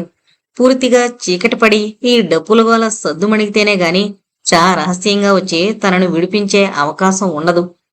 నడుముకున్న బెల్టులోని పిస్తోలు గుచ్చుకొని నొప్పి పుడుతోంది. అసలు షా వస్తాడా? ఈ ఆలోచన కలగగానే ఒళ్ళు జల్లుమంది జంబాకు. ఈ టానాలు తనను ఎలాగూ తమలో ఒకడిగా స్వీకరించరు గనుక వాళ్లతో పాటే ఉన్నట్లుండి తర్వాత ఎప్పుడో తను ఒక్కడే ఆ రూబీతో ఉడాయించే అవకాశం ఉంది షాకు. అలాంటప్పుడు రిస్క్ తీసుకుని తనను విడిపించి తనతో పాటు పారిపోతాడనే నమ్మకమేముంది? చిన్న చిన్న మొత్తాలకే గొంతులు కోయడానికి సిద్ధపడే మనుషులున్న ఈ ప్రపంచంలో అవకాశం ఉంది గనుక తనొక్కడే ఆ అత్యంత విలువైన రూబీని కొట్టేయడానికి షా ఎందుకు ప్రయత్నించకుండా ఉంటాడు? ఇక తన గతింతేనా? ఇంకా సేపటికో రేపో ఆ టానాల చేతిలో నిస్సహాయంగా చావవలసిందేనా? ఇంతకీ ఆ రూబీదేవి ఎక్కడుంది? తనను విడిపించడానికి షా వస్తాడా రాడా? ఇవే ప్రశ్నలు జంబా మనసులో పదే పదే సుళ్ళు తిరుగుతున్నాయి. దీవిలో ఓ వైపున సముద్రపు ఒడ్డున నిలబడున్నారు మైటానా షాలు. వాళ్ళిద్దరితో పాటు మరికొందరు ఆడ మగ టానాలున్నారు. షాను వివస్త్రుని చేసి సముద్రపు నీటిలో నిలబెట్టి కొబ్బరాకులతో ఒళ్ళు తోమి స్నానం చేయించారు. స్నానం పూర్తయ్యాక అక్కడే ఓ బండరాతి మీద కూర్చోబెట్టి అలంకరణ చేయసాగారు. తల మీద రకరకాల సువాసనొచ్చే పూలతో చేసిన గుండ్రటి కిరీటం పెట్టారు. మెడలో పూలదండ వేశారు. ఎర్రటి రంగును ఛాతి మధ్య జబ్బల మీద గీతలు గీతలుగా పూశారు. తమలపాకు లాంటిదేదో నమిలించి నోటిని పెదిమల్ని ఎర్రబరిచారు. అంతా పూర్తయ్యాక మైటానా అతన్ని నకసిక పర్యంతం చూసి తృప్తిగా తలాడించాడు. కుడిచెయ్యి సాచి సముద్రం వైపు చూపుతూ ఏదో అన్నాడు. టానాల భాష రాని షాకు వారు ఏమంటోంది అర్థం కాలేదు. మైటానా చూపుతోన్న వైపుకు సముద్రం వైపుకు చూశాడు. దూరాన దాదాపు 4-5 మైళ్ల దూరంలో మరో దీవి కనబడుతోంది. తూర్పు దిశలో ఉన్న ఆ దీవి మీద సాయంత్రపు ఎండపడి స్పష్టంగా కనబడుతోంది. ఎత్తైన కొండలతో నిండున్న చిన్న దీవది. మైటానా మాటల్లో టాంజాన్ అనే పదం ఒకటి మాత్రం గుర్తించాడు షా. బహుశా టాంజాన్ ఆలయం ఉన్న అగ్ని శిఖరం, అతిపెద్ద రూబీ ఉన్న టానాల దేవాలయం ఆ దీవిలోనే ఉండుంటుంది అనుకున్నాడు షా. కళ్ళు చిట్లించి జాగ్రత్తగా మరింత పరీక్షగా చూశాడు ఆ దీవి వైపు. నల్లని కొండల అంచులు తెల్లని ఆకాశపు బ్యాక్గ్రౌండ్లో అక్కడ భూభాగం ఉన్నట్లు మాత్రం స్పష్టం చేస్తున్నాయి. అంతకు మించి ఆ దూరంలో స్పష్టంగా ఏమీ కనబడడం లేదు. మైటానా ఉన్నట్లుండి 2 చేతులు పైకెత్తి ఏదో అరిచాడు. వెంటనే టానలందరూ సముద్రపు ఒడ్డున ఇసుకలో బోర్లా పడుకుని దూరానున్న ఆ దీవి వైపు చూస్తూ కీచు గొంతులతో ఏదో అరిచారు. తనేం చెయ్యాలో తోచక నేల మీద బోర్లా పడిన టానాలను విడ్డూరంగా చూస్తోన్న షా మెడ మీద చేయి వేసి కిందకి నెట్టాడు మైటానా. షా కూడా వాళ్లతో పాటు ఇసుకలో బోర్లా పడుకున్నాడు. చివరికి 2-3 సార్లు కీచు గొంతుకలతో ఏదో అరిచిన తర్వాత అందరూ లేచి గూడెం వైపుకు బయలుదేరారు. గూడెంలో చాలా హడావిడిగా ఉంది. చాలా కాలానికి బయట ప్రపంచపు పురుషుణ్ణి తన జాతిలో చేర్చుకునే తంతు జరపడానికి టానాలందరూ ఉత్సాహంగా ఎదురు చూస్తున్నారు. సముద్రపు ఒడ్డు నుండి మైటానాతో పాటు షా తిరిగి రాగానే గూడెంకు ఓ పక్కగా చెట్ల మధ్య మైదానంలో టానాలందరూ హర్షధ్వానాలతో స్వాగతం చెప్పారు. మామూలుగా దీవిలో ఉండే టానాలతో పాటు అగ్నిశిఖరపు అద్భుతాన్ని చూడ్డానికొచ్చిన పక్క దీవుల్లోని టానాలు కూడా ఉండడంతో 400-500 టానాలు అక్కడ కనబడుతున్నారు. చిన్న పెద్ద ఆడ మగ అందరూ పువ్వుల దండలు వేసుకుని శరీరం మీద ఎర్రని చారలు పెట్టుకుని కళ్ళులాంటి మత్తు పానీయమేదో తాగుతూ డప్పుల శబ్దానికి లయబద్ధంగా నృత్యం చేస్తూ షాకు ఎదురొచ్చారు. షా కూడా వాళ్లతో కలిసి డప్పుల శబ్దానికి అనుగుణంగా ఎగురుతూ గెంతుతూ కాసేపు నృత్యం చేశాడు. సంధ్య చీకట్లు త్వరితంగా ముసురుకోసాగాయి.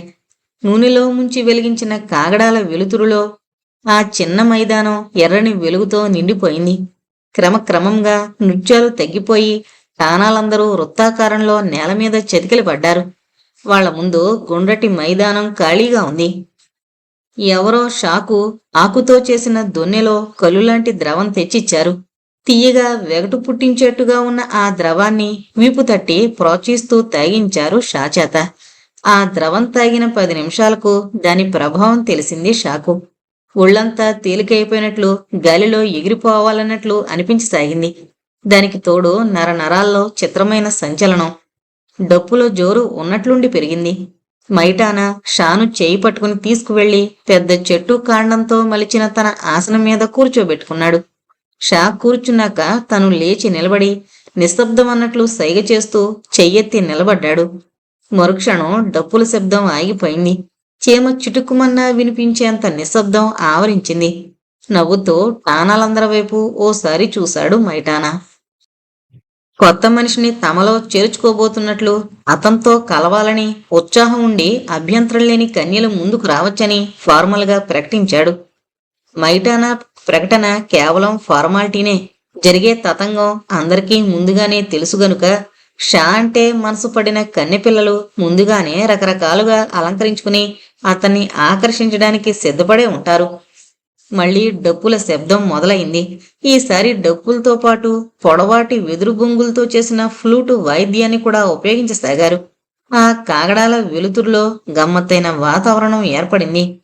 10 మంది టానా కన్యలు ఒక్కొక్కరే లయబద్ధంగా అడుగులు వేస్తూ మైదానం మధ్యలోకొచ్చారు. తెల్లని, ఎర్రని, బలిష్టమైన నున్నని శరీరాలు కాగడాల వెలుగులో చిత్రంగా మెరుస్తూ కనబడుతున్నాయి. మొల చుట్టూ నారతో నేసిన గుడ్డలాంటి ఆచ్ఛాదన తప్ప వారి శరీరాలు నగ్నంగా కనులకింపుగా కనబడుతున్నాయి. మెడలో వేసుకున్న రంగురంగుల పువ్వుల దండలు వారి కదలికలకు అనుగుణంగా అటు ఇటు ఊగుతున్నాయి. ఎగ్జైట్మెంట్తో మెరుస్తోన్న కళ్లల్లో ఉత్తేజం కలిగించే పానీయం వల్ల ఏర్పడిన ఎర్రజీర, నిండైన ఎర్రని పెదవులపై కాగడాల మంటల తళతళ, యవ్వనం, అందం, రసికత, ఉద్రేకం, ఉత్తేజం కలగలిసి మూర్తిభవించి కదలాడుతోన్న అనుభూతి కలుగుతోంది ఆ 10 మంది టానా కన్యల్ని చూస్తుంటే. ఆ రోజు జూలియన్ డిగాలే వారసురాలిగా చెప్పిన పిల్ల కూడా ఆ 10 మందిలో ఉన్నట్లు గుర్తించాడు షా.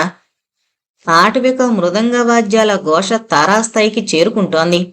వెదురు కర్రల్లోంచి జాలువారి వెలువడుతోన్న మృదు సంగీత ధ్వని శరీరం గాలిలో తేలుతోన్న అనుభూతిని ద్విగుణీకృతం చేస్తోంది. ఆకు దొన్నెలలో అందిస్తోన్న సురాద్రవాన్ని అడ్డుపెట్టకుండా ఆస్వాదిస్తోన్న దశకు క్రమక్రమంగా చేరుతున్నాడు షా. మైదానంలోని 10 మంది టానా కన్యలు శరీరంలోని ప్రతి అణువులోని లాస్యాన్ని ప్రదర్శిస్తూ నృత్యం చేస్తున్నారు. కళ్ల ముందు కదులుతోన్న యవ్వనపు అందాల్ని కళ్ళపిగించి చూస్తూ ఉండిపోయాడు Shah. Indian navy, ruby island, సముద్రయానం, నరేంద్ర, జంబా, రేత ఎవరూ గుర్తుకు రాలేదు అతనికి ఆ క్షణంలో. శరీరంలో కోరికలు కట్లు తెంచుకుని ఊహలు పిచ్చి గొంతులేస్తూ నరనరాన యవనోద్రేకం విస్ఫోటన దశకు చేరుకోసాగింది. వందలాది టానాల కళ్ళు మొత్తుతో ఎర్రబారి జరగబోయే కార్యక్రమం కోసం ఊపిరి బిగబట్టి ఎదురు చూస్తున్నాయి. మైటానా కూడా మత్తు ద్రవం ప్రభావంతో ఊగిసలాడుతున్నాడు. షా ఛాతి చర్చి గట్టిగా నవ్వుతూ ఏదో అన్నాడు. భాషరాని షా అదేంటో అర్థం కాకపోయినా వెర్రిగా నవ్వాడు. మళ్ళీ మైటానా ఏదో అని నృత్యం చేస్తున్న కన్యల్ని చూపుతూ కుడి చేతి గుప్పిట బిగించి ముందుకు వెనుకకు ఊపుతూ సంజ్ఞ చేశాడు. కొన్ని భావాలు తెలపడానికి భాష అక్కర్లేదు. మైటానా చెప్పదలుచుకున్న భావం షాకు తేలిగ్గానే అర్థమైంది. నృత్యం చేస్తున్న కన్యల్ని ఒక్కొక్కరిని పరీక్షగా చూస్తూ పెదవుల్ని తడుపుకోసాగాడు. మైటానా లేచి నిలబడి 2 చేతులతో షా భుజాలు పట్టుకుని నిలబెట్టి నృత్యం చేస్తోన్న కన్యల వైపు నెట్టాడు. టానాలందరూ అంగీకార సూచకంగా పెద్ద పెట్టున అరిచారు. తనకు నచ్చిన కన్యను ఎన్నుకోమని మైటానా ఉద్దేశమని షాకు అర్థమైంది. తడబడుతూ 4 అడుగులు వేసి క్షణం ఆగి నిలదొక్కున్నాడు. తరతరాల నాగరికత, సంస్కారం ఒక్క క్షణం అతని మస్తిష్కంలో ఏ మూలో తలెత్తి అతన్నాపాయి. ఏం చేయబోతున్నాడు తను? మరుక్షణం ప్రస్తుత స్థితి ఆ ఆలోచనను పక్కకు నెట్టేసింది. తన నాగరిక సమాజానికి చెందిన సంస్కారం ఈ స్థితిలో టానా సమాజంలో అర్ధరహితం. ఈ క్షణం, ఈ ఉద్రేకం, ఈ ఆనందం ప్రస్తుతానికి శాశ్వతం. బుసలు కొడుతోన్న కోరిక కాళ్లను ముందుకు కదిలించింది. అతని కోసమే తాను ఉన్నాను అన్నట్లు నృత్యం చేస్తోన్న 16 ఏళ్ల జవ్వని డిగాలే వారసురాలు షాను అయస్కాంతంలా ఆకర్షించింది. చటుక్కున ముందుకు దూకి ఆమె నడుం చుట్టూ చేయి వేసి తన వైపుకు లాక్కుని మరో చెయ్యి ఆమె మోకాళ్ళ కిందకి పోనిచ్చి 2 చేతులతో ఆమెను పైకెత్తి గిరున తిరిగాడు షా. డప్పుల శబ్దం చటుకున ఆగిపోయింది. వెదురు ఊళల వాద్యం హఠాత్తుగా మూగబోయింది. చుట్టూ కూర్చున్న టానాలందరూ నేత నేత అని అరుస్తూ సంతోషంగా అరిచారు. మిగిలిన 9 మంది కన్యలు నేత అదృష్టానికి అభినందన సూచకంగా ఆమె నుదురు మీద పెదవులానించి చెంగున గెంతుతూ జనంలో కలిసిపోయారు. షా చేతుల్లో నేత భారంగా ఊపిరి పీలుస్తూ మెడ చుట్టూ చేతులు బిగించి తృప్తిగా నవ్వింది. ఆమెను అలాగే చేతుల్లో పొదివి పట్టుకుని మైటానా కూర్చున్న వైపుకు తిరిగి నడవబోయాడు. మళ్లీ డప్పుల శబ్దం ప్రారంభమైంది. వెదురు ఊళల స్వరాల సంగీతం మొదలైంది. చల్లని గాలితెర సోకడంతో చలికి సన్నగా వణికి మెలకు వచ్చింది షాకు. మెల్లిగా కళ్ళు తెరిచాడు. చీకటిగా ఉంది. పైన ఆకాశంలో నక్షత్రాలు మిణుకు మిణుకుమని వెలుగుతున్నాయి. ఛాతి మీద చేయి వేసి బాహుమూలంలో తలదాచుకుని మొద్దుగా నిర్వికారంగా నిద్రపోతోంది నీత. నీత చేతిని మెల్లగా తొలగించి నిశ్శబ్దంగా లేచి కూర్చున్నాడు షా. చలిగాలికి నగ్న శరీరం మళ్లీ సన్నగా వణికింది. సన్నని నక్షత్రాల కాంతిలో మైదానంలో అక్కడక్కడ ఒళ్ళు మరిచి నిద్రపోతోన్న టానాల జంటలు లీలగా కనిపించాయి. కొద్ది గంటల క్రితం జరిగిన సంఘటన లీలగా గుర్తొచ్చింది. నీతా మీద అనాలోచితంగా చేయి వేశాడు. వాట్ ది హెల్ అనుకున్నాడు మనసులో. సిగరెట్టు కాల్చాలనిపించింది. హఠాత్తుగా జంబా గుర్తుకొచ్చాడు. గూడెంలో ఏదో గుడిసెలో కాళ్ళు చేతులు కట్టిపడేశారు అతన్ని. ఆలోచనలు ఏగల్లా ముసిరాయి. అదృష్టవశాత్తు తనను తమలో చేర్చుకోవడానికి అంగీకరించారు గాని జంబాను మాత్రం ప్రాణాలతో పోనివ్వరు. ప్రాణాలు హింసాయుత జీవనాన్ని కోరుకునే జాతి కాకపోయినా తమ ఉనికి వీలైనంత రహస్యంగా ఉంచుకుని బ్రతుకుతోన్న తెగ అని మాత్రం నిస్సందేహంగా చెప్పొచ్చు. వారి శాంతియుత జీవనానికి జంబా ఒక ఆటంకం కావచ్చు. రూబీదేవి అద్భుతాన్ని కళ్ళారా చూసి బయట ప్రపంచంలోకి వెళితే ప్రాణాల జీవన గమనం పూర్తిగా మారిపోవచ్చు. బయట ప్రపంచపు మనుషుల తాకిడి ఎక్కువైపోవచ్చు. అన్య నాగరికతల దాడికి కొంతకాలానికి టానాలు తమ ఉనికిని పూర్తిగా కోల్పోవచ్చు. అందుచేతే జంబా వారికో ప్రమాదకరమైన వ్యక్తి. అతన్ని నిస్సందేహంగా వాళ్ళు హతమారుస్తారు. నిజానికి తనకు ఇది బందికానే అవుతుంది. తనను తెగ సభ్యుడిగా చేర్చుకున్న కొన్నాళ్లపాటు తనను జాగ్రత్తగా కనిపెట్టుంటారు. తన ప్రతి కదలిక జాగ్రత్తగా గమనిస్తారు. తను ఇక్కడి నుండి బయట ప్రపంచంలోకి పారిపోవడానికి ఆలోచిస్తున్నట్లు ఏమాత్రం పసిగట్టినా తప్పకుండా తనను మట్టుపెడతారు. అందుచేత ఇప్పుడే ఇక్కడి నుండి పారిపోవడం ఉత్తమం. రాత్రి జరిగిన సంబరాల మొత్తులో నుండి ప్రాణాలు పూర్తిగా కోలుకోకముందే జంబాను విడిపించి ఈ దీవి వదిలి పారిపోవాలి. టానాల రూబీని తస్కరించే ఉద్దేశం తనకు లేదు. అందుచేత దాన్ని కళ్ళతో చూడకుండా వెళ్ళిపోవడానికి తనకు అభ్యంతరం లేదు. డిగాలే రాసిన అద్భుతం జరగడానికి ఇంకా ఎంత వ్యవధుందో తనకు తెలీదు. ఆ అగ్నిశిఖర విస్ఫోటన చూడడం కోసం తను ఆగితే జంబా ప్రాణాలు పోవడంతో పాటు ఈ దీవి మీద శాశ్వత బందీ అయిపోయే అవకాశం ఉంది. అదీగాక సన్లీ బృందం తిరిగి రూబీ వేటలో పడచ్చు. లేదా జంబానే ఈసారి స్వంతంగా ఆ ప్రయత్నం చేయొచ్చు. అంత విలువైన రూబీ అలా పడుండడం ఎప్పటికైనా టానాలకు ప్రమాదం తెచ్చిపెడుతుంది. మారుతోన్న కాలాన్ని బట్టి వాళ్ళు కొన్ని సాంప్రదాయాలు మార్చుకోవాలి. రూబీని శాశ్వతంగా రక్షించడానికి, టానాలకి ఎంతో కొంత రక్షణ కల్పించడానికి మౌలి ఐలాండ్ ప్రభుత్వాన్ని ఒప్పించి రంగంలోకి దింపాలి. నరేంద్ర చెప్పినట్లు ఆ రూబీ ఏ ఒక్కరి సొత్తు కాదు. అది టానా ప్రజల ఉమ్మడి సొత్తు. మౌలి ఐలాండ్స్ రాజ్యంలో భాగమైన టానాల సంపద గనుక అది మౌలి ఐలాండ్స్ ప్రభుత్వ సంపద అవుతుంది. దాన్ని రక్షించడం వాళ్ళ బాధ్యత కూడా అవుతుంది. ఈ పని చేయడానికే వెంటనే ఈ దీవిలోంచి బయటపడాలి. చప్పుడు చేయకుండా లేచి అడుగులో అడుగు వేసుకుంటూ మైటానా గుడిసె దగ్గరకు నడిచాడు. గుడిసె ఖాళీగా ఉంది. మైటానా కూడా ఆ మైదానంలో ఎక్కడో అలసి సొలసి సొమ్మసిల్లి నిద్రపోతూ ఉండుంటాడు. చకచక ఓ మూలపడున్న తన దుస్తుల్ని తీసి వేసుకున్నాడు. పగటిపూట తను గమనించిన చాకునొకదాన్ని చీకట్లోనే వెతికి తీసుకుని జంబాను బంధించిన గుడిసెవైపు నడిచాడు. జంబా ఉన్న గుడిసెలో ప్రవేశించబోతూ ఒక్క క్షణం ఆగాడు షా. తన వెనకే ఎవరో కదిలిన అలికిడి విని ఈసారి మరింత దగ్గరగా వినిపించింది మెత్తని అడుగుల ధ్వని. చేతిలో చాకు సిద్ధంగా పట్టుకుని చటుక్కున వెనక్కి తిరిగాడు. క్షణం కొయ్యబారిపోయాడు. భయంతో నీత ఒక్కడుగు వెనక్కి వేసింది. నీత అన్నాడు షా గుసగుసగా అయోమయంగా. షా తనను గుర్తించాడని గ్రహించి ధైర్యంగా ముందుకొచ్చింది నీత. షా ఆమెను ఎలా వదిలొచ్చాడో అలానే ఉంది. అతని దగ్గరగా వచ్చి కావలించుకుని గుండెల మీద తల అంచింది. కామంతో వచ్చిన ఆడదాని కౌగిలి కాదది. తనవాడైన మగవాణ్ణి వదులుకోలేని స్త్రీ తనను వదిలిపోవద్దని ఆక్రందిస్తూ చేసే మౌన అభ్యర్థన ఆ కౌగిలి. ఆమె కళ్ళల్లో పొంగిన కన్నీరు ధారగా కారి అతని చొక్కాను తడుపుతోంది. అతన్ని అల్లుకున్న చేతుల్లో ఎన్నో అభ్యర్థనలు. నీత అన్నాడు షా మళ్లీ గుసగుసగా. అతని చేతులు అప్రయత్నంగా ఆమెను మరింత దగ్గరకు తీసుకున్నాయి. భయం లేదు అన్నట్లు సున్నితంగా వీపును తట్టాయి. ఓ నిమిషం ఆగి ఓ చేత్తో ఆమె కంటనీరు తుడిచి చిన్నగా నవ్వాడు షా. నీత పెదముల మీద కూడా నవ్వు వెలిగింది. ఆమెను నిశ్శబ్దంగా ఉండమని సైగ చేసి గుడిసెలో ప్రవేశించాడు. You bloody hell, cook your own time అన్నాడు జంబా రిలీఫ్గా కంప్లైంట్ చేస్తున్నట్లు. ముందు జంబా, వెనక షా, మధ్యలో నేత పరుగులాంటి నడకతో నడుస్తున్నారు.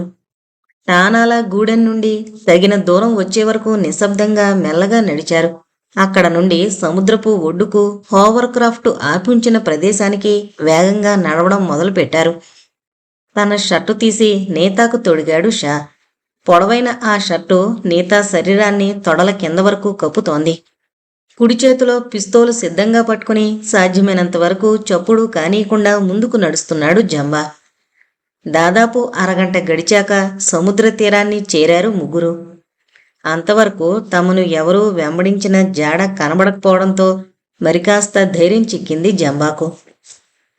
వాళ్ళిద్దరూ ఈ దీవికి విమానంలో వచ్చినట్లు తెలిసినా దాంట్లోనే తిరిగి పారిపోయే అవకాశం ఉందని గ్రహించి విమానాన్ని పౌడు చెయ్యాలనే ఆలోచన మైటానాకు కలగనందుకు మనసులోనే దేవుడికి కృతజ్ఞతలు చెప్పుకున్నాడు షా.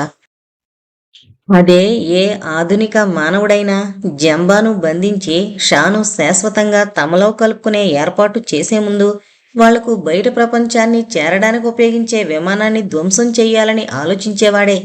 కాని ఆధునిక ప్రపంచంతో ఏమాత్రం సంబంధం లేక వందలాది సంవత్సరాలుగా ఒక దశలో నిలిచిపోయిన ఆదిమ నాగరికతకు చెందిన మైటానాకు ఆ ఆలోచనే కలగలేదు. ప్రిమిటివ్ ఇన్స్టింక్ట్స్ తప్ప క్యాలిక్యులేటెడ్ యాక్షన్ లేదు. అందుచేతే షా జంబాలు ఆ దీవిలోంచి తప్పించుకోవడం తేలికైంది. ముందు షా, అతని వెనకే నేత, చివరిగా జంబా కాక్పిట్లోకి ఎక్కారు. అప్పటికి ఎక్కడా టానాల జాడ లేదు. గబగబా ఇన్స్ట్రుమెంట్ ప్యానెల్కు పవర్ కనెక్షన్ ఇచ్చి ప్రీ ఫ్లైట్ చెకింగ్ మొదలుపెట్టాడు Shah. Hurry up, don't waste time అన్నాడు జంబా అసహనంగా, కిటికీలో నుండి తీరాన్నే ఉన్న చెట్ల వరుసను నెర్వస్గా గమనిస్తూ. షా జంబాలు కూర్చున్న సీట్ల మధ్య ఖాళీగా ఉన్న క్యాబిన్ ఫ్లోర్ మీద నేత చెతికిలబడింది. షా ఇన్స్ట్రుమెంట్స్ చెక్ చేస్తుంటే ఆ మీటర్ల వైపు, గమ్మత్తుగా వెలుగుతోన్న రంగురంగుల లైట్ల వైపు కళ్ళెంత చేసుకుని చిన్నపిల్లకు మళ్ళీ ఆశ్చర్యంగా ఆసక్తిగా చూస్తోంది. Do we have to take this bitch with us అడిగాడు జంబా. తీరం వైపు నుండి లోపలికి తిరిగి నేతా వైపు కన్నార్పకుండా చూస్తూ ఇంజన్ స్విచ్ వేయబోతూ ఆగి జంబా వైపు తిరిగి తీక్షణంగా చూశాడు Shah. Watch your tongue Jumba, she's not a bitch. మరోసారి ఆ పదం నీ నోటి వెంట వింటే సమాధానం మరో రకంగా ఉంటుంది చెప్పాడు షా, చూపులతోనే జంబాను తూట్లు పొడుస్తూ. తనను గురించే వాళ్ళిద్దరూ ఏదో ఘర్షణ పడుతున్నారని ఇన్స్టింక్టివ్గా అర్థమైంది నేతాకు. బెదురుగా జంబా వైపు చూస్తూ షా సీటుకు దగ్గరగా జరిగింది. షా ఒకసారి ఆమె తల మీద చేయి వేసి నిమిరి భయం లేదన్నట్లు ఆమె భుజం తట్టి ఇంజను స్టార్ట్ చేశాడు. వాట్ ది హెల్ అంటూ జంబా ఏదో అనబోయి చివరికి గమ్మత్తుగా భుజాలెగరేసి ఆఖరిసారిగా తీరం వెంట చెట్లకేసి చూశాడు. ఇంజను స్టార్ట్ అయిన శబ్దానికి ఒక్కసారి ఉలిక్కిపడి షా వైపు చూసింది నేత. షా భయం లేదన్నట్లు నవ్వి విమానాన్ని ముందుకు దూకించాడు. హోవర్ క్రాఫ్ట్ పెద్ద చప్పుడు చేసుకుంటూ సముద్రం వైపు కదిలింది. ఎంతవరకు గుర్తించకపోయినా ఇప్పుడిక వాళ్లకు మెలకువ రాక తప్పదు అనుకున్నాడు షా. విమానం బీచ్ వదిలి నీళ్లలో ప్రవేశించింది. ఎక్కువ దూరం నీటిలో నడవకుండా అండర్ బెల్లీ ప్రొఫైలర్స్ ఆన్ చేసి ఎయిర్ కుషన్ సెట్ చేశాడు షా. మరుక్షణం విమానం స్మూత్గా నీటి పైభాగాన ప్రయాణించడం మొదలుపెట్టింది. క్రమక్రమంగా వేగం పెంచసాగాడు షా. తీరం నుండి 2 కిలోమీటర్లు వచ్చేటప్పటికీ సరిపడా వేగం అందుకుంది హోవర్ క్రాఫ్ట్. మెల్లిగా కంట్రోల్ స్టిక్ను ముందుకు జరుపుతూ విమానాన్ని గాల్లోకి లేపాడు. సముద్రపు ఉపరితలం వదిలి విమానం చకచక ఆకాశంలోకి పాకసాగింది. 1000 అడుగుల ఎత్తుకు చేరుకోగానే విమానాన్ని లెవెల్ చేసి వెనక్కి తిప్పాడు. జంబా కిటికీలోంచి వదిలొచ్చిన దీవి వైపు చూశాడు. ఆ ఎత్తు నుండి నల్లని గుట్టలా కనబడుతోంది టానాల దీవి. దీవి మధ్య భాగంలో మిణుకు మిణుకుమంటూ దీపాల కాంతి కనపడింది. దీవి దగ్గర పడగానే కాగడాలు మరింత స్పష్టంగా కనపడ్డాయి. మన కోసం వెతుకుతున్నట్లున్నారు వాళ్ళు.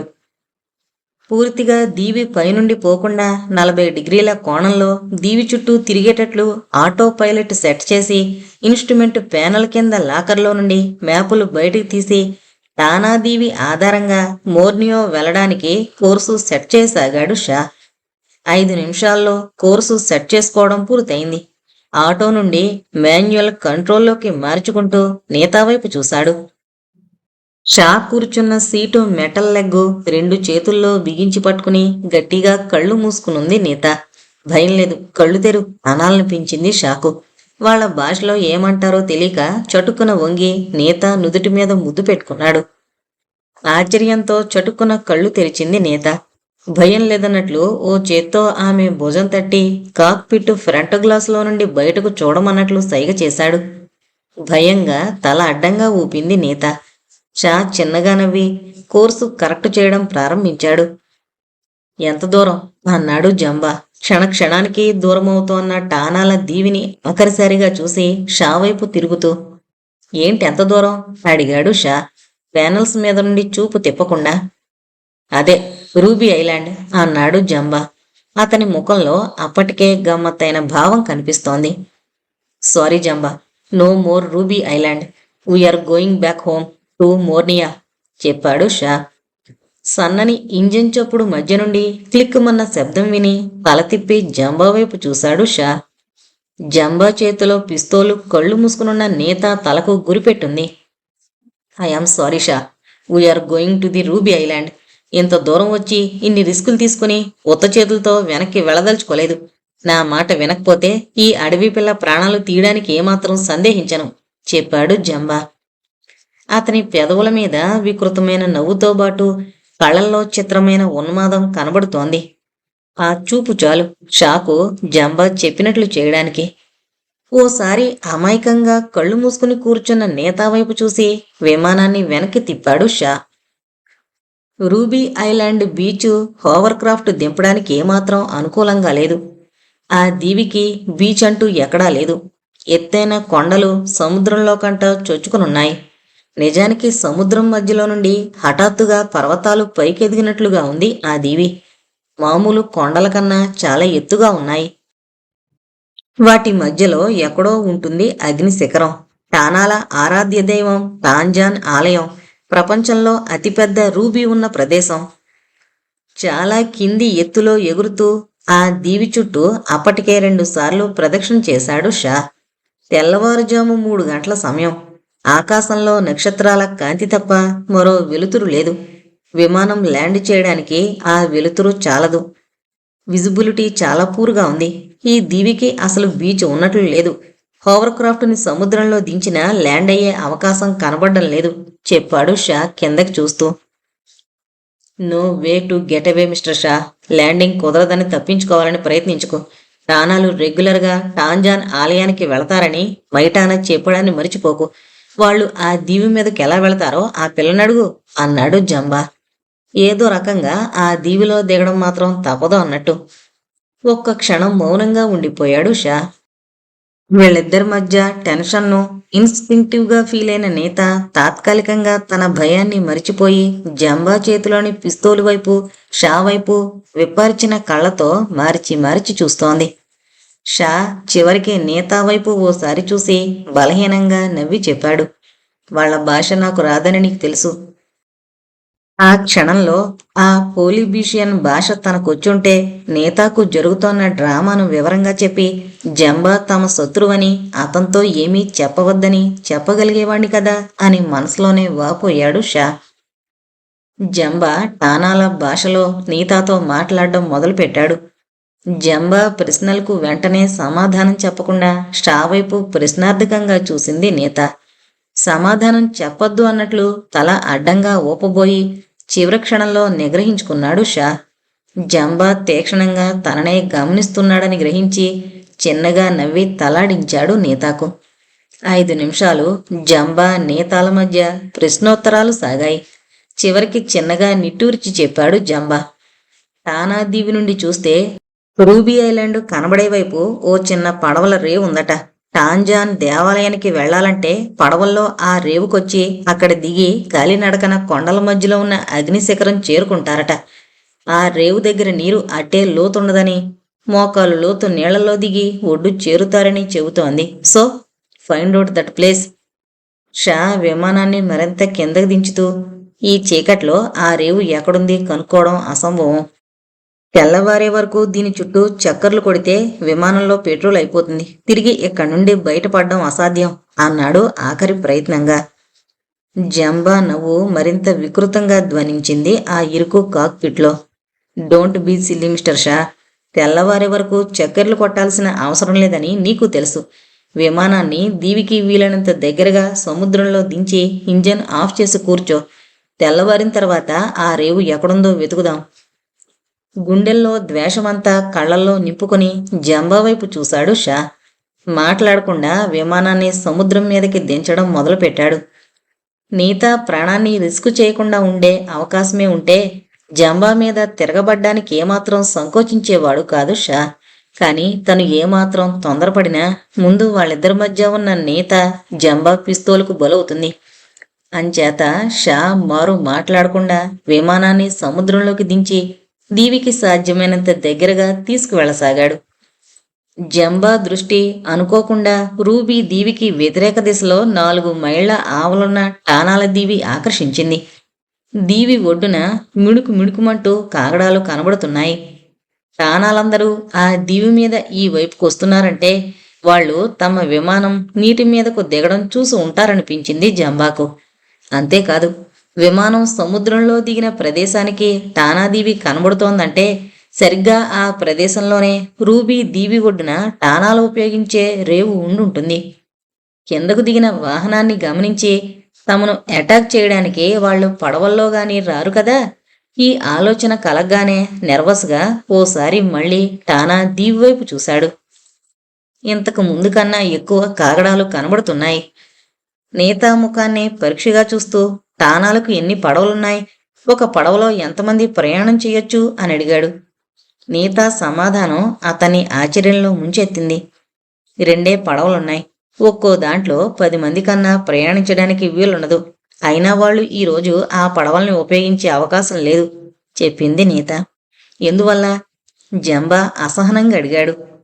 టాంజాన్ ఆలయంలో అద్భుతం ఇంకా కొద్ది గంటల్లో కనిపిస్తోంది. కొండ వెనక నుండి సూర్యుడు పైకి రాగానే ఆలయం అగ్నిశిఖరం అవుతుంది చెప్పింది నేత ఉత్సాహంగా. నిజానికి నేతాకు తాము సముద్రంలో ఏ ప్రాంతంలో ఉన్నదో తెలీదు. క్షణానికి విమానం రూబీదీవికి దగ్గరగా పోతుందని తెలీదు. అసలు జంబా ఈ ప్రశ్నలన్నీ ఎందుకు అడుగుతున్నాడో ఊహించుకోగల లోకజ్ఞానం, ఆలోచనలు ఆమెకు లేవు. అందుకే షా జంబాల మధ్య శత్రుత్వం లాంటిదేదో ఏర్పడిందని ఇన్స్టింక్టివ్గా తోచిన షాతో మాట్లాడి తెలుసుకోగల అవకాశం లేనందున అమాయకంగా జంబా ప్రశ్నలకు తనకు తెలిసిన సమాధానాలు చెబుతోంది. జంబా నేతాల మధ్య సంభాషణ షా కూడా వింటున్నాడు. వీళ్ళిద్దరూ ఏం మాట్లాడుకుంటున్నారో అర్థమయ్యే అవకాశం లేదతనికి. జంబా ప్రశ్నలకు సమాధానం చెప్పొద్దని నేతాను హెచ్చరించే శక్తి తనకు లేదు. దీవికి దాదాపు 2 ఫర్లాంగుల దూరంలో ఇంజన్ను ఆపి జంబా వైపు చూశాడు. ఆలోచనలతో జంబా బురుకుటి ముడిపడుంది.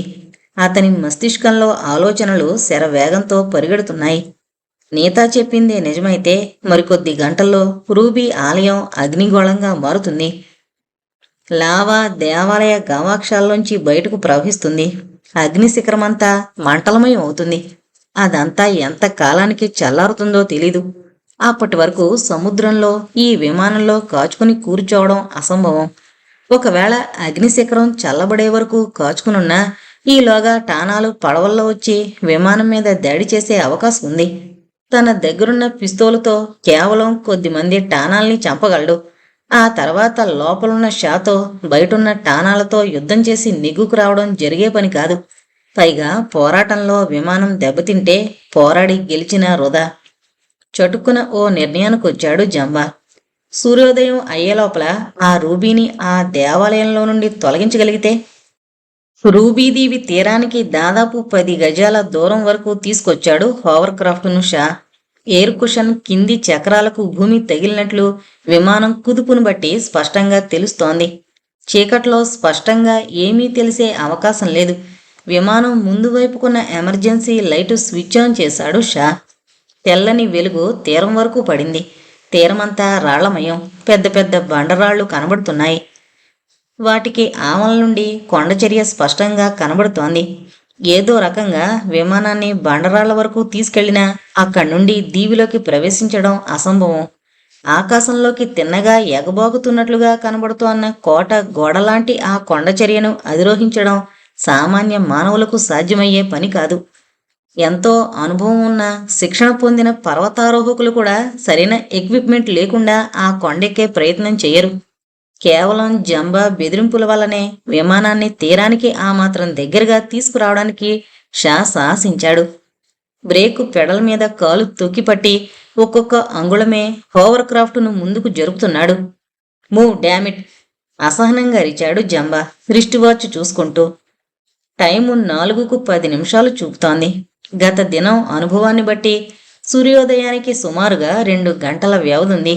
ఈ 2 గంటల్లో దీవి మధ్యలో ఉన్న టాంజాన్ ఆలయ శిఖరానికి ఎక్కి రూబీని తీసుకుని తిరిగి హోవర్ క్రాఫ్ట్ను చేరుకోవాలి. అది జంబా తొందర. వందలాది కోట్ల రూపాయల విలువ గల రూబీ చేతికందే దూరంలో ఉందనే ఊహ అతన్ని పిచ్చివాణి చేస్తోంది. హోవర్ క్రాఫ్ట్ మరో 5 గజాల ముందుకు నడిచింది. చక్రాలకు పెద్ద సైజు రాళ్లు తగులుతున్నట్టు తేలిగ్గా గ్రహించాడు షా. లెఫ్ట్ ఫ్రంట్ చక్రానికి ఏదో పెద్ద రాయి అడ్డుపడి విమానం ముందుకు కదలడానికి మొరాయిస్తోంది. బ్రేకు పెడల మీద ఒత్తిడి తగ్గించి కంట్రోల్ స్టిక్ కొద్దిగా ముందుకు జరిపాడు. అదనపు శక్తితో హోవర్ క్రాఫ్ట్ ఇంజన్లు హోరున రొదపెట్టాయి. కానీ విమానం మాత్రం అంగుళం కూడా ముందుకు కదలలేదు. పెరిగిన శక్తి వల్ల హోవర్ క్రాఫ్ట్ ముందుకు కదలలేక చలిజ్వరం వచ్చిన మనిషిలా గజగజలాడుతోంది. తోక భాగం కొద్దిగా పైకి లేచి క్యాబిన్ ముందుకు వాలసాగింది. చటుకున కంట్రోల్ స్టిక్ వెనక్కి లాగి పవర్ తగ్గించాడు Shah. Sorry, front wheel struck అయింది. ముందుకు కదలడం లేదు అన్నాడు హోప్లెస్గా. డామిట్, ట్రై అగైన్ మ్యాన్ అరిచాడు జంబా. నేత ఈ కొత్త పరిణామానికి బాగా బెదిరిపోయి షా సీటుకు మరింత దగ్గరగా జరిగి గట్టిగా కళ్ళు మూసుకుంది. బ్రేకు పెడల మీద కాలు నొక్కి జేబులోంచి సిగరెట్ తీసి వెలిగించుకున్నాడు షా.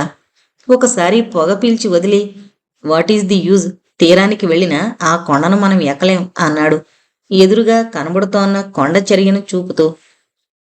హోవర్ క్రాఫ్ట్కు 5 గజాల దూరంలో బండరాళ్లు ఎమర్జెన్సీ లైటు వెలుతురులో స్పష్టంగా కనిపిస్తున్నాయి. షా క్యాజువల్నెస్కు జంబాకు ఒళ్ళు మండి ఏదో అనబోయేంతలో బండరాళ్ల మీద ఏదో కదలిక కనిపించింది. కొండ గొర్రెొకటి చెంగున గెంతి ఓ బండరాయిపై నిలబడి ఒంటికన్ను రాకాసిలా సముద్రపు నీటిలో కనబడుతోన్న హోవర్ క్రాఫ్ట్ వైపు 2 సెకన్లు ఆగి చూసి మళ్లీ చటుకున వెనక వైపుకు గెంతి అదృశ్యమైంది. జంబా మనసులో హఠాత్తుగా కొత్త ఆశలు పుట్టాయి. దట్స్ ఇట్, ఇంజిన్ ఆపి కింద దిగండి అన్నాడు ఉత్సాహంగా. వాట్ అన్నాడు షా ఆశ్చర్యంగా. Don't act dumb. ఆ గొర్రె కనబడలే? సముద్ర తీరం వరకు ఆ గొర్రె రాగలిగిందంటే ఆ కొండచర్య వెనక్కి వెళ్లేందుకు ఆ బండల వెనక ఎక్కడో దారి ఉండే ఉంటుంది. Let's go. ఇక్కడ నీరు అట్టే లోతు లేదు కాబట్టి దిగి వెళదాం చెప్పాడు జంబా పిస్తోలు ఊపుతూ. షా తప్పనిసరిగా ఇంజిన్ ఆఫ్ చేశాడు. తన వైపు డోరు తెరిచి ఓసారి కింద నీటి వైపు చూశాడు. బహుశా మోకాలు లోతు కన్నా ఎక్కువ లోతుండదని అంచనా వేశాడు. ప్యాంటును మోకాళ్ల పైకంటా మడిచి మెల్లగా కిందకి దిగాడు. షా అంచనా తప్పు కాలేదు. నీరు మోకాళ్ల వరకు కూడా లేదు. తన వెనకే నీతాను కూడా కిందకి దిగమన్నట్లు సైగ చేశాడు. కాక్పిట్లో ఊపిరి ఆడినట్లయ్యి బెదిరిపోతున్న నేత చెంగును లేచి కిందకు దూకింది. షా చెయ్యి పట్టుకుని ఒడ్డునున్న బండరాళ్ల వైపు 2 అడుగులు వేసి చటుక్కున ఆగిపోయి చుట్టూ భయంగా చూసి ఏదో అంది షాతో. అతని చెయ్యి గట్టిగా పట్టుకుని ముందుకు వెళ్లకుండా ఆపుతూ. అప్పుడే మొదటిసారిగా పరిసరాల్ని గుర్తించిందామె. నేత చెబుతున్నదేంటో అర్థం కాకపోయినా ముందుకు వెళ్లకుండా వారిస్తోందని, ఏదో ప్రమాదం గురించి భయంగా హెచ్చరిస్తోందని అనిపించింది షాకు. అప్పటికే జంబా కూడా నీళ్లలోకి దిగాడు. Come on move, don't waste time అరిచాడు అసహనంగా. షా ముందుకు కదలబోయాడు గాని మళ్లీ నేత హడావిడిగా ఏదో అరుస్తూ అతన్ని వెనక్కు లాగింది. నేత మాటలు జంబా కూడా విన్నాడు. భయంతో కంగారుతో వేగంగా వస్తోన్న ఆమె మాటలు అర్థం చేసుకోవడం అతనికి కష్టమైంది. మెల్లగా మాట్లాడు, ఎందుకంత కంగారు పడుతున్నావు అడిగాడు జంబా గొంతెత్తి అరుస్తున్నట్లుగా. ఒక్క క్షణం నేత మాటలు ఆగిపోయాయి. భయంగా జంబా వైపు చూసి గబాల్ని ఏదో చెప్పబోయి ఆగి తను మాట్లాడేది జంబాకు అర్థం కావడం లేదని గ్రహించి మెల్లిగా చెప్పింది. ఈ దీవిలోకి వెళ్లడం పూర్తిగా నిషిద్ధం. టాంజాన్ దేవాలయంలో అద్భుతం జరగబోయే ముందు ఎవరూ దీవిలో అడుగు పెట్టకూడదు. టాంజాన్ తన ఆలయానికి కాపలాగా ఉంచిన భయంకర సర్పం ఆలయం చుట్టూ ప్రదక్షిణలు చేస్తూ ఉంటుంది. ఇప్పుడు దీవిలో ఎవరు ప్రవేశించినా మరణం తథ్యం. నేత మాటలు విని ఎగతాళిగా నవ్వి ఆ మాటలు అర్థం షాకు చెప్పాడు జంబా. షీఈజ్ ఎ బార్బేరియన్. వాళ్ల మూఢ విశ్వాసాలు అంత తేలిగ్గా మారవు. Don't worry about her, let us move. Shah అయిష్టంగా మరో అడుగు ముందుకు వేశాడు. నీత మళ్ళీ గోల గోలగా ఏదో అంటూ షా చెయ్యి పట్టుకుని ఆపింది. జంబా అసహనంగా ముందుకు కదిలాడు.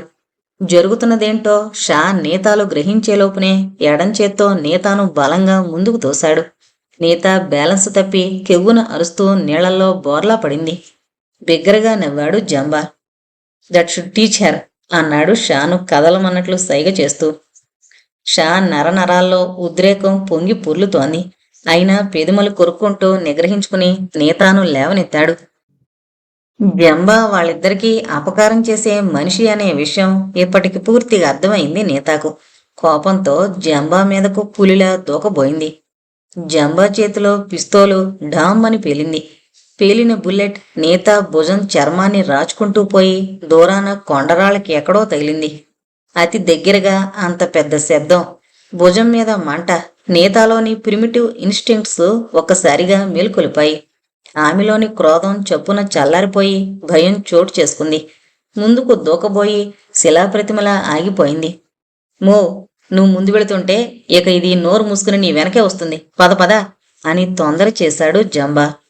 ఆ క్షణంలోనే షా మనసులో జంబా మీద చెప్పలేని కసి పుట్టింది.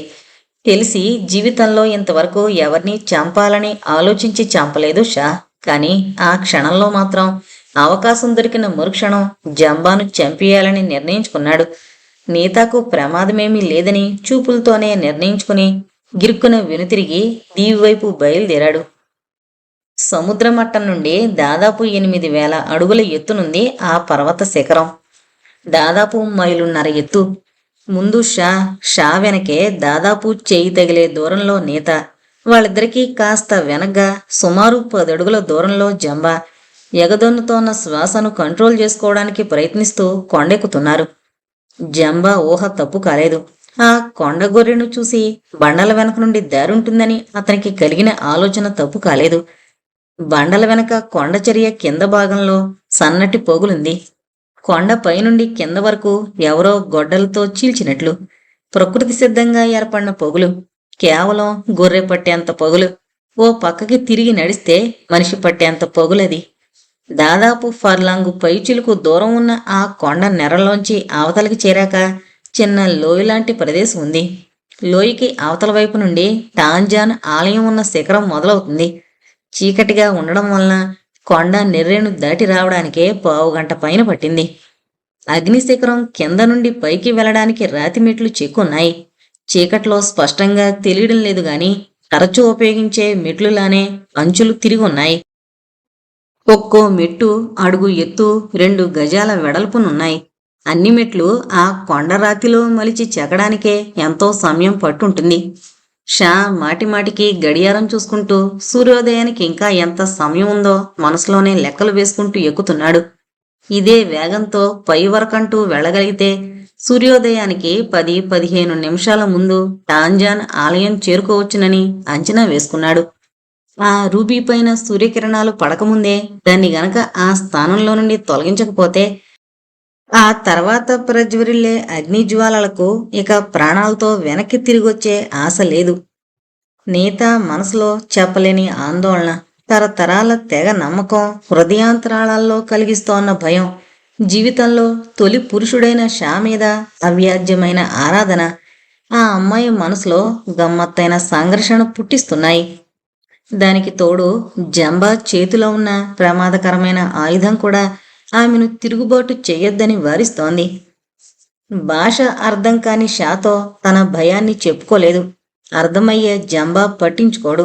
అంతరంగంలో ఆలోచనలు ముసురుతోన్న నిర్లిప్తంగా షా వెనకే మెట్లెక్కుతోంది నీత. సూర్యోదయానికి సరిగ్గా 15 నిమిషాల ముందు శిఖరం పైభాగాన్ని చేరుకున్నారు ముగ్గురు. ఆకాశం అప్పుడే కొద్ది కొద్దిగా తెల్లబరుతోంది. తూర్పు కొండల వెనక త్వరలో సూర్యుడు రాబోయే సూచనగా మేఘాల అంచుల్లో సన్నటి అరుణవర్ణం కనబడుతోంది. శిఖరం పైభాగాన రొప్పుతో నిలబడ్డారు ముగ్గురు. గమ్మత్తైన తేనె వాసన వస్తోంది ఆ ప్రదేశంలో. నీత చటుక్కున ఏదో గుర్తుకొచ్చినట్లు కీచుగా ఏదో అరుస్తూ నేల మీద బోర్లా పడింది.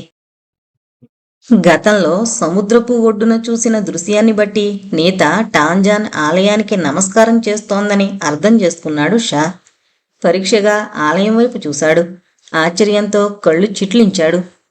జంబా కూడా చాలా డిసప్పాయింట్గా చూస్తున్నాడు తనకు కనబడిన దృశ్యం వైపు. ఆధునిక మానవుడికి తెలిసిన ఏ ఆలయ నిర్మాణాన్ని పోలి లేదు టాంజాన్ ఆలయం.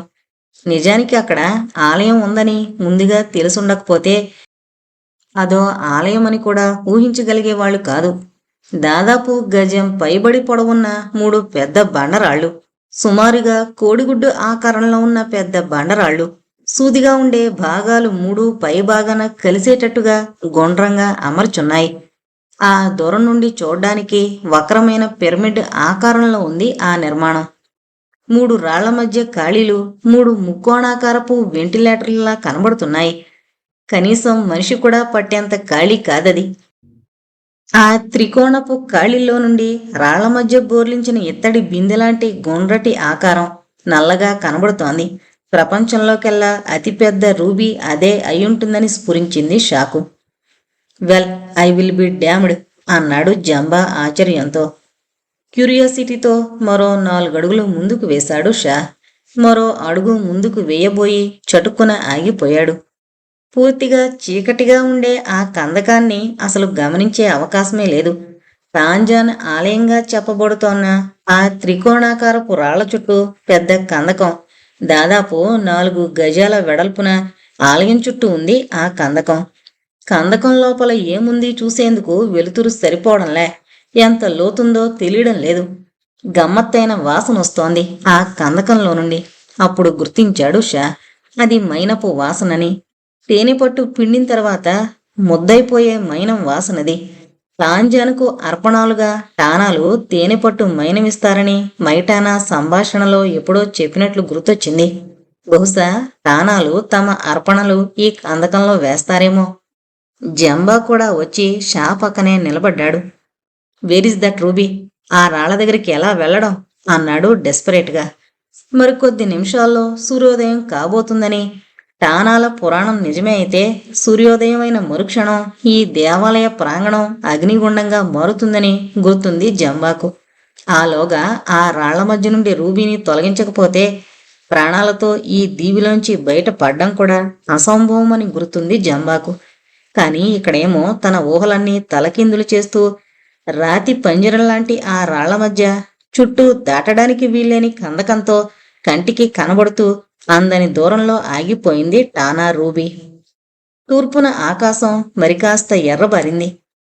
రాళ్ల దగ్గరికి చేరడానికి ఏ మాత్రమైనా అవకాశం ఉంటుందేమోనని మెల్లగా అడుగులు వేస్తూ ఆ కందకం చుట్టూ తిరుగుతున్నారు షా జంబాలు. నిమిషాలు వేగంగా గడిచిపోతున్నాయి. నీత లేచి నిలబడి కందకం దగ్గరగా వచ్చింది. జంబా మెదడులో చటుకుని ఏదో ఆలోచన కదిలింది. మెరుపులా కదిలి నీతాను పెడరెక్కలు విరిచిపట్టుకుని పిస్తోలు ఆమె తల కానించాడు. కెవ్వున అరిచి భయంతో బిర్రబీసుకుపోయింది నీత. కమాన్షా, జంప్ అరిచాడు జంబా. ఆశ్చర్యంగా వెనక్కి తిరిగిన షాతో, వాట్ డు యు మీన్? కోపంగా అడిగాడు షా.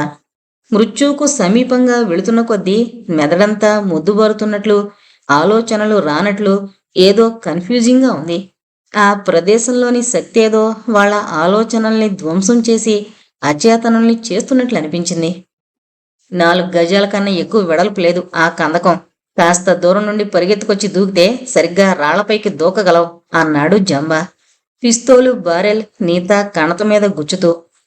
వాట్ ది హెల్ అనుకున్నాడు షా. మరికొద్ది నిమిషాల్లో ఈ ప్రదేశమంతా అగ్నిగుండంగా మారబోతోంది. అప్పుడు మరణం ఎలాగూ తప్పదు. చివరి ప్రయత్నంగా కందకం దూకి ఆ రూబీని స్థానభ్రంశం చేయగలిగితే బ్రతికే అవకాశం ఉంటుంది. జంబాను ఏదో రకంగా హతమార్చి ప్రాణాలతో తప్పించుకునే అవకాశం దొరుకుతుంది. ఓకే, ఐ విల్ ట్రై అన్నాడు షా కళ్లతోనే దూరాన్ని అంచనా వేసుకుని, ఎంత దూరం నుండి పరిగెత్తుకురావాలో చూసుకుంటూ. పరిగెత్తడానికి అట్టే స్థలం లేదు ఆ శిఖరం పైన.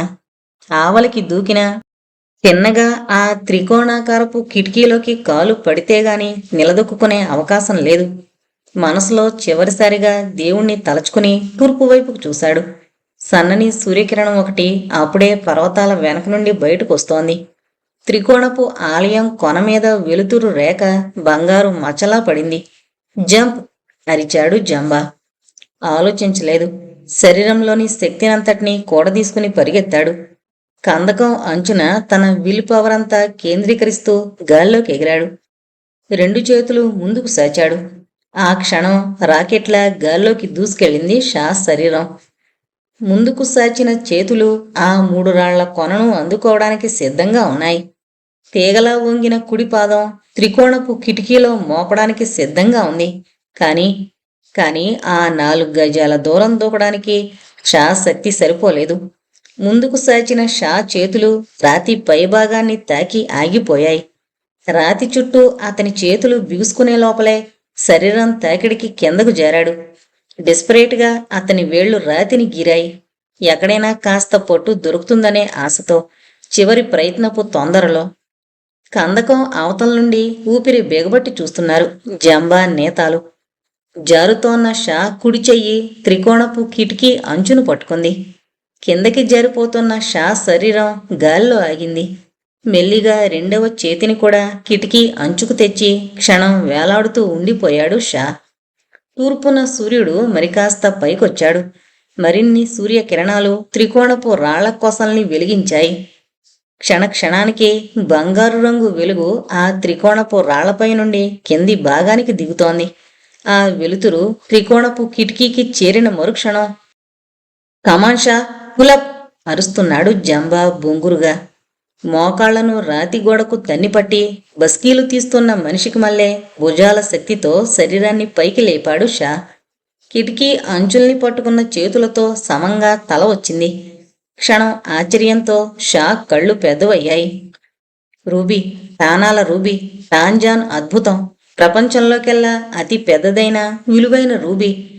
త్రికోణపు పిరమిడ్లా ఏర్పడిన ఆ రాళ్ల మధ్య దట్టమైన ఎరుపు రంగులో రాతి ముద్దలా కనబడుతోంది. ఒక్క క్షణం జరిగిన సంఘటనలు అన్నీ షా మనసులో చటుక్కున మెరిశాయి. నరేంద్ర, ప్రేత, సుకర్ణో, డూప్లే, ఫిలిప్స్, సన్లీ, కోని, జానీ, మైటానా, నీత, సముద్రంలో పెంగ్విన్ మునక, హరికేన్ సృష్టించిన బేభత్సం, అస్థిపంజరాల దీవి, నరేంద్ర మరణం, ఆనాల దీవిలో సంబరాలు, తన భుజం మీద చిత్రమైన పచ్చబొట్టు. అది తన భుజం మీదకి ఎలా వచ్చింది? ఈ క్షణం వరకు అర్థం కాని మిస్టరీ అది. ఆ పచ్చబొట్టే గనక లేకపోతే ఆనాలు తనను ఎప్పుడో చంపేసుందురు. నీత తన జీవితంలోకి వచ్చేదే కాదు. నీత గుర్తుకు రాగానే వాస్తవంలోకి వచ్చాడు షా. రూబీ మీద నుండి దృష్టి మళ్లించి మెల్లగా తల వెనక్కి తిప్పాడు. కందకం అవతలి గట్టున నీత, పెడరెక్కలు విరిచి పట్టుకున్న జంబా. ఇద్దరి ముఖాలు స్పష్టంగా కనబడ్డం లేదు, నీడల్లా ఉన్నాయి. ఎందుకు? చెవుల్లో ఏదో హోరు, క్షణానికి చేతుల్లో క్షీణిస్తోన్న శక్తి. అప్పుడు గుర్తించాడు షా. తూర్పున ఆకాశంలో సూర్యుడు ఎగబోకుతున్నాడు. మండుతోన్న అగ్ని గోళంలా సూర్యబింబం పూర్తిగా పర్వతాల వెనక నుండి పైకొచ్చింది. మరి అగ్నిశిఖరం రాజుకోదే? అరుణశిలలో నిప్పు పుట్టడం లేదే? కారణం అర్థమైంది షాకు. సూర్యబింబానికి అడ్డంగా మసగ్గా కనబడుతోన్న జంబా నేతాల శరీరాలు తెరల సూర్యకిరణాలకు అడ్డొచ్చాయి. వాళ్ల శరీరపు నీడ తిన్నగా త్రికోణపు కిటికీ మీద పడుతోంది. ఒక్క క్షణం ఆనందంతో అరవాలనిపించింది షాకు. శక్తి కూడదీసుకుని గొంతు పెగల్చుకుని అరిచాడు. జంబా, అక్కడి నుండి కదలకు అంటూనే ఒక్కొక్క అంగుళం శరీరం పైకి జరపడం మొదలుపెట్టాడు. అగ్నిశిఖరం ఎందుకు ప్రజ్వరిల్లడం లేదో షా గ్రహించిన క్షణంలోనే దాదాపు జంబా కూడా గ్రహించాడు. ఆ త్రికోణపు కిటికీలో నుండి సూర్యకిరణాలు రూబీ మీద పడనంతకాలం అగ్గిపుట్టే అవకాశం లేదు. అనుకోకుండా ఎగబోకుతోన్న సూర్యుడికి అడ్డంగా నిలబడి తన నీడ ఆ కిటికీ మీద పడేలా చేయడం వల్లనే ఇంతవరకు అగ్ని రాజుకోలేదని జంబాకు అర్థమైంది. జరుగుతున్నదేంటో నీతాకు కూడా వివరించి పెనుగులాడకుండా కదలకుండా నిలబడమని హెచ్చరించాడు జంబా. టాంజాన్ ఆలయం గవాక్షం పట్టుకుని కిందకు జారిపడిపోకుండా షా పడుతోన్న అవస్థను ఆతృతతో గమనిస్తూ అన్యమనస్కంగా తల ఊపింది నీత. షా దాదాపు సగం శరీరాన్ని పైకి లాక్కుని ఓ కాలు కిటికీకి ఆనించి చేతులు పట్టు మార్చుకుంటోన్న తరుణంలో తనకు ఎడంవైపు కొలుకుల్లో నుండి కనబడిన సన్నటి కదలికకు తల తిప్పి చూసింది నీత. ఒక్క క్షణం భయంతో శరీరం గగురు పొడిచింది. శరీరం మీద రోమాలు నిక్కబొడుచుకున్నాయి. భయంతో అసంకల్పితంగా కనుపాపలు పెద్దవయ్యాయి. సరిగ్గా అదే సమయానికి జంబా కూడా అటు చూశాడు. జీవితంలో ఎన్నో ప్రమాదాలను ఎదుర్కొని మృత్యువుతో అనేకసార్లు ముఖాముఖి తలపడిన జంబా కూడా ఆ దృశ్యం చూసి నిశ్చేష్టుడయ్యాడు. నిజమైన భయం అంటే ఏంటో జీవితంలో మొదటిసారిగా జంబా గుండెల్లో కదిలింది. నీత శరీరం మీద అతని పట్టు కొద్దిగా సడలింది. అక్కడ వాళ్ళిద్దరికీ గజం దూరంలో భయంకర సర్పం ఒకటి నిలువెత్తు లేచి నాల్కలు చాస్తూ చూస్తోంది. కారు చీకటి లాంటి నల్లని దాని శరీరం ఉదయపు ఎండలో తళతళ మెరుస్తోంది. చెట్టు కొమ్మల లావుగా ఉన్న దాని శరీరం స్ప్రింగుల గాలిలో సన్నగా ఊగుతోంది.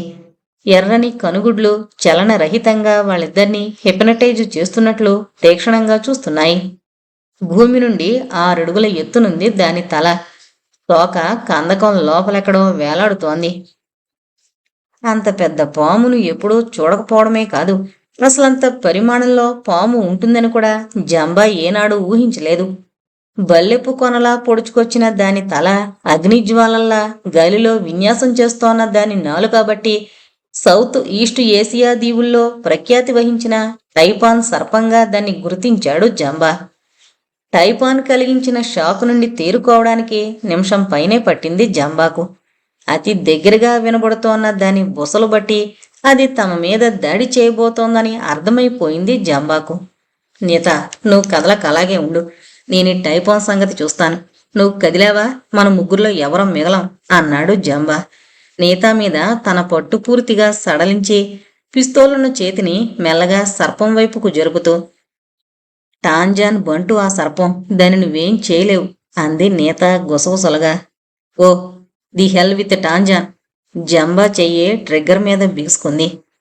పిస్తోలు పేల్చే వ్యవధివ్వలేదు టైపాన్. మెరుపులా ముందుకు దూకింది. జంబాను మెడ మీద కరిచే ముందు భయంకరంగా తెరిచిన దాని నోట్లోని కోరలు క్షణకాలం చూసి వెర్రిగారిచింది నీత. టైపాన్ కోరలు జంబా మెడ మీద దిగాయి. తిరిగి మరోసారి కరవడానికి వెనక్కి వంగింది టైపాన్. నొప్పెడుతోన్న మెడభాగాన్ని లెక్క చేయకుండా 2 చేతులు చాపి ముందుకు దూకాడు జంబా. అతని చేతిలో పిస్తోల్ కొండ నేల మీద పడి చప్పుడు చేస్తూ కిందకు దొర్లింది. ఆ చప్పుడుకి నేలలోని వైబ్రేషన్స్కి క్షణం సందేహించింది టైపాన్. జంబా 2 చేతులు టైపాన్ తల కింద బిగుసుకున్నాయి. దాని మెడ చుట్టూ 2 చేతులు బిగించినా చాలలేదు జంబాకు. దాని మెడ స్టీలు స్ప్రింగుల గట్టిగా నాచులా జారిపోతూ ఉంది. పెద్దగా నోరు తెరచి బుసకొడుతూ తల విదిలించింది టైపాన్. జంబా చేతుల్లో శక్తుంటే ఏమయ్యేదో తెలీదు, కానీ అప్పటికి మెడ నరాల్లో నుండి డైరెక్ట్గా రక్తంలో ప్రవేశించిన విషం పనిచేయడం ప్రారంభించింది. గుండెల్లో సన్నని మంట, కళ్లల్లో ఏవో పొరలు. ఆఖరి ప్రయత్నంగా టైపాన్ మెడను గట్టిగా నొక్కాడు. టైపాన్ నోరు పెద్దగా తెరుచుకుంది. విషగ్రంథుల్లోని కాలకోట విషం ఫౌంటెన్లా చిమ్మింది. బుసకొడుతోన్న గాలితో పాటు పిచికారిలా విషం బొట్లు జంబా ముఖం మీద పడ్డాయి. అతని కళ్ళల్లో పడిన విషబిందువులకు కనుగుడ్లు నిప్పు కణాల్లా మండాయి. భరించలేని బాధతో 2 చేతులు ముఖం మీదకు అడ్డు పెట్టుకున్నాడు జంబా. రెచ్చిపోయిన టైపాన్ చిత్తం వచ్చినట్లు జంబా చేతుల మీద కరవసాగింది. అప్పటికే విషం పూర్తిగా ఎక్కి గుండాగిన జంబా కుప్పలా కూలిపోయి కందకంలోకి జారిపోయాడు. టైపాన్ను చూసి నీత కెవ్వున కేక వేసినప్పటికీ షా 2 కాళ్లను త్రికోణపు కిటికీలో ఆనించి చేతుల మీద ఒత్తిడి తగ్గించి ఓ చేత్తో రాళ్ల పైభాగాన్ని అందుకుంటున్నాడు. నీత కేకైతే వినిపించింది గాని అతనున్న పొజిషన్లో వెనక్కి తిరిగి ఏం జరుగుతుందో గమనించే అవకాశం లేదు. రాళ్ల పైభాగాన పట్టు దొరకగానే 2వ చేయి కూడా పైకి చేర్చి అతి ప్రయాసతో ఆ 3 రాళ్లు కలిసిన కోణం మీదకి ఎక్కి నిలబడ్డాడు. ఎదురుగా కనబడుతోన్న దృశ్యం అతన్ని అపరిమితుణ్ణి చేసింది. భయంకర టైపాన్ ముఖానికి చేతులు అడ్డం పెట్టుకుని విలవిల్లాడుతున్న జంబాను పదే పదే కాటేస్తోంది. నీత మాత్రం తాను నిలబడిన చోటు నుండి కదలకుండా శిలా ప్రతిమలా నిలబడుంది. ప్రాణం లేని బొమ్మకు మళ్ళీ గుడ్లప్పగించి ఆ భయంకర సర్పాన్నే చూస్తోంది. ఆమె శరీరం మాత్రం సూర్యకిరణాలు త్రికోణపు గవాక్షంలో నుండి రూబీ మీద పడకుండా అడ్డుకుంటోంది. జంబ నేలకూలిన మరుక్షణం ఆ సర్పం నేత మీదకు దాడి చేస్తుందని షాకు తెలుసు. నేత తను నిలబడ్డ ప్రదేశం నుండి పక్కకు జరిగిన మరుక్షణం సూర్యకిరణాలు రూబీని తాకుతాయి. ఆ రూబీని ఆ 3 శిలల మధ్య నుండి బయటకు లాగడం అసాధ్యమని షా అప్పటికే గ్రహించాడు. మరో విధంగా ఆ రాళ్ల మధ్య ఖాళీలను మూయడం కూడా అసాధ్యమే. ఆలయం చుట్టూ ఉన్న కందకంలో ఏళ్ల తరబడి తానాలు అర్పణగా చేసిన మైనం ముద్దలు గుట్టలు గుట్టలుగా ఉదయపు వెలుతురులో కనబడుతున్నాయి. కందకం లోపలే కాక ఆలయం రాళ్ల మీద కూడా ఆ మైనం ముద్దలు తాపడమైపోయి ఉన్నాయి. ఒక్కసారి రూబీ వేడెక్కిందంటే ఆ మైనమంతా సులభంగా మండుతుంది. కందకమంతా అగ్నిగుండం అవుతుంది. ఈలోగా తిరిగి కందకం దూకగలిగితే. చూస్తుండగానే జంబా నేల కొరిగి కందకంలోకి జారిపోయాడు. జంబా నేల కూలగానే ఆ మహాసర్పం దృష్టి నేతా మీద పడింది. క్షణం గాల్లో ఊగుతూ తీక్షణంగా నేతాను చూసింది. తల పక్కకు తిప్పి ఆలయం పైన బ్యాలెన్స్ అయ్యి నిలబడున్న షాను చూసింది. టానాల దైవం టాంజాన్ నిర్దేశించిన అద్భుతం జరగకుండా సూర్యుడికి అడ్డంగా ఉన్న నేతా చేస్తున్న అపకార్యాన్ని సహించలేనట్లు సొర్రున నేతా మీదకు దూకింది. నీతా, రన్, గోయవే అరుస్తున్నాడు షా. అప్పటికే టైపాన్ కోరలు నేతా వక్షాల మీద దిగబడ్డాయి. భయంకరంగా బుసలు కొడుతూ నోరు తెరచి కోరలు చాపుతూ మీదకు దూకుతోన్న టైపాన్ స్వయంగా తనను శిక్షించడానికి మీదకొస్తోన్న టాంజాన్లా తోచింది నేతాకు. భరించలేని భయంతో గుండె స్పందించింది. నరాలు బిగుసుకున్నాయి. తెరుచుకోని గుండె కావాటాల మీద రక్తం ఒత్తిడి పెరిగింది. 16 ఏళ్ల లేత గుండె భళ్ళున పగిలింది. టైపాన్ కోరలు నేతా శరీరంలోకి దిగకముందే ఆమె 2 చేతులు అప్రయత్నంగా పైకి లేచాయి. తెరిచిన నోట్లోంచి భళ్ళున రక్తం వెల్లువలా బయటకొచ్చింది. కుప్పలా కూలిపోయింది నేత. నేత బాధగా ఆక్రోశించింది షా హృదయం. మరుక్షణం ఎర్రని మెరుపులు మెరిశాయి. పైకి లేచిన సూర్యుని వాడి కిరణాలు 3 రాళ్ల మధ్యన భద్రంగా ఉన్న అరుణ శిలను తాకాయి. క్షణం పరిసరాలన్నీ ఎర్రని కాంతిలో మునిగిపోయాయి. సూర్యకిరణాలు పడి తళతళ్లాడుతోన్న టాంజాన్ ఆలయాన్ని చూడగానే ఆ సర్పం తన పని పూర్తయినట్లు తలదించి నేల మీద పాకుతూ కందకంలోకి దిగింది. ఆలయం పైనున్న షా కాళ్ళు వేడెక్కిన రాతి ప్రభావానికి సరున మండాయి. మరో ఆలోచన చేయలేదు షా. శరీరంలోని శక్తినంతటినీ కూడగట్టుకుని కందకం అవతలి గట్టుకు మిస్సైల్లా ఎగిరాడు. అదే క్షణంలో టాంజాన్ ఆలయం గోడ మీద మైనం బొగ్గున మండింది. ఎర్రని మంటలు సరసరా పైకి లేచాయి. కందకం దాటిన షా క్షణకాలం మాత్రం వెనుతిరిగి చూశాడు. 3 రాళ్ల మధ్యలోని త్రికోణపు గవాక్షాల్లోంచి వెలువడుతోన్న పొగ వెనుక ఎర్రని తళతళ్లాడే రూబీ, కందకంలో నుండి గుప్పున పైకి లేస్తోన్న మంటలు. ఆలోచించే వ్యవధి లేదు. ఎక్కడో మేఘాలు గర్జించిన ధ్వని, ఒంటి మీద వెంట్రుకలు కాలుతోన్న వాసన. ఒక్క దూకులో మెట్లవైపొచ్చి కిందకు దిగడం ప్రారంభించాడు. మెట్టు తర్వాత మెట్టు, మెట్టు తర్వాత మెట్టు, వందలాది మెట్లు, వేల కొలది మెట్లు. కాళ్ళు బ్యాలెన్స్ పోకుండా ఎలా దిగుతున్నాడో తనకే తెలీదు. రాళ్లు కదులుతోన్న చప్పుడు, మంటల వేడి, కరిగి తగలబడుతోన్న మైనం వాసన, చెట్టు చేమలు, రాళ్ళు రప్పలు, మంటల వేడికి మాడిపోతోన్న ధ్వని వాసన. విమానం ఆపున్న కొండచర్య చేరి ఓసారి వెనక్కి తిరిగి చూశాడు. కొండ శిఖరం మీద నుండి మంటలు ప్రవాహంలా కిందకొస్తున్నాయి. కాలుతోన్న మైనం మెట్ల మీద నుండి జారుతూ వస్తోంది. మరో కొద్ది నిమిషాల్లో అది లోయలోకి చేరుతుంది. కొండచర్యల్లోని నెర్రల్లోంచి అవతలకి వెళ్లే వ్యవధి లేదు. జలపాతంలో వస్తోన్న కాలుతోన్న మైనం త్వరలో లోయను ముంచి కొండచర్య చేరుతుంది. తలెత్తే టానాల దీవి వైపు చూశాడు. నలుసుల్లాంటి టానాలు చీమల్లా కదులుతున్నారు. ఆనందంతో గెంతుతున్నారు. ఇక ఆలోచించలేదు. కొండచర్య పైనుండి సముద్రంలోకి దూకాడు. అదృష్టం, ఆయుష్ ఏదైతేనేం ఆ చర్య కింద కాస్తంత సముద్రం లోతుగా ఉండడం షాను బ్రతికించింది. చకచక హోవర్ క్రాఫ్ట్ వైపు ఈదసాగాడు. బొంబాయిలోని హోటల్ షారాటాన్లో హనీమూన్ సూటు. రాత్రి 12 దాటుతోంది. అలసి సొలసి ఒకరి కౌగిలిలో ఒకరు తృప్తిగా నిద్రపోతున్నారు. హఠాత్తుగా మెలకు వచ్చింది షాకు. ఎంతో మధురమైన ఈ రాత్రి పరవశించి పవళించిన వేళ పీడకల. అగ్ని శిఖరం మీద టైపాన్ సర్పం బుసలు కొడుతూ కనిపించింది. అయితే ఈసారి షా పారిపోలేదు. 2 చేతులతో ఆ సర్పం గొంతు నులిమి చంపేశాడు. పీడకలైన చివరికి విజయవంతంగా ముగిసింది. లేచి కూర్చుని బెడ్ టేబుల్ మీద టేబుల్ ల్యాంప్ స్విచ్ ఆన్ చేసి సిగరెట్ వెలిగించాడు. ఇంకా మనసులో ఏదో సందేహం. ఆమె ఒంటిని కప్పుతోన్న క్విల్టిని లాగి పారేసి పరీక్షగా చూశాడు. ఆమె భుజం కింద వీపు మీద టానాల పచ్చబొట్టు చంద్రుని మీద మచ్చలా ఉంది. మెల్లిగా ముందు కొంగి ప్రేత మెడ మీద ముద్దు పెట్టుకున్నాడు. చలేస్తోంది అంటూ గొణిగింది ప్రేత. కళ్ళు తెరిచినవే షాను దగ్గరకు లాక్కుంటూ. No, you must tell me this అన్నాడు షా మళ్ళీ లేచి కూర్చుని సిగరెట్ పీలుస్తూ. ఏంటది అడిగింది ప్రేత మత్తుగా. ఈ పచ్చబొట్టు టానాల గుర్తు నా భుజం మీదకి ఎలా వచ్చింది అడిగాడు. చిన్నగా నవ్వింది ప్రేత. ఓహ్ అదా, అదే టానాలను గుర్తించడానికే కాదు, తన పురుషుణ్ణి మరో స్త్రీ అపహరించకుండా కూడా టానా స్త్రీలు ఆ పచ్చబొట్టు పొడుస్తారు. పచ్చబొట్టు కాదది, ఓ రకమైన ఆకు పసరు.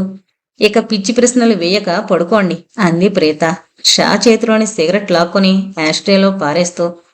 షా తృప్తిగా ఊపిరి పీల్చుకున్నాడు. లైటార్పి ప్రేత పక్కకు జరిగాడు. ఇంతకాలం వేధిస్తోన్న అనుమానం తీరిపోయింది. ఆ పచ్చబొట్టు ప్రేత పనేనన్నమాట. ప్రేత తండ్రి టానా తెగ మనిషని అది వరకే తెలుసుకున్నాడు షా. డోంట్ వర్రీ, మా దేశంలో నా నుండి నిన్నెవరూ అపహరించుకుని పోకుండా చూసుకోవాలి నేను అన్నాడు క్విల్ట్ను ఇద్దరికీ కలిపి కప్పుతూ. ఇంతటితో అగ్నిశిఖరం అనే నవల కంప్లీట్ అయిందండి. ఈ నవలలో అంతా సముద్రానికి సంబంధించిన టెర్మినాలజీ అంతా ఉందండి. బుక్లో ఉన్నది చదువుతూ ఎక్కడైనా నాకు ఆ పదం కరెక్ట్ కాదు అనిపిస్తే దాన్ని కరెక్ట్ చేసుకుంటూ చదివాను. మన శ్రోతలు అర్థం చేసుకోగలరని ఆశిస్తున్నాను. Thank you.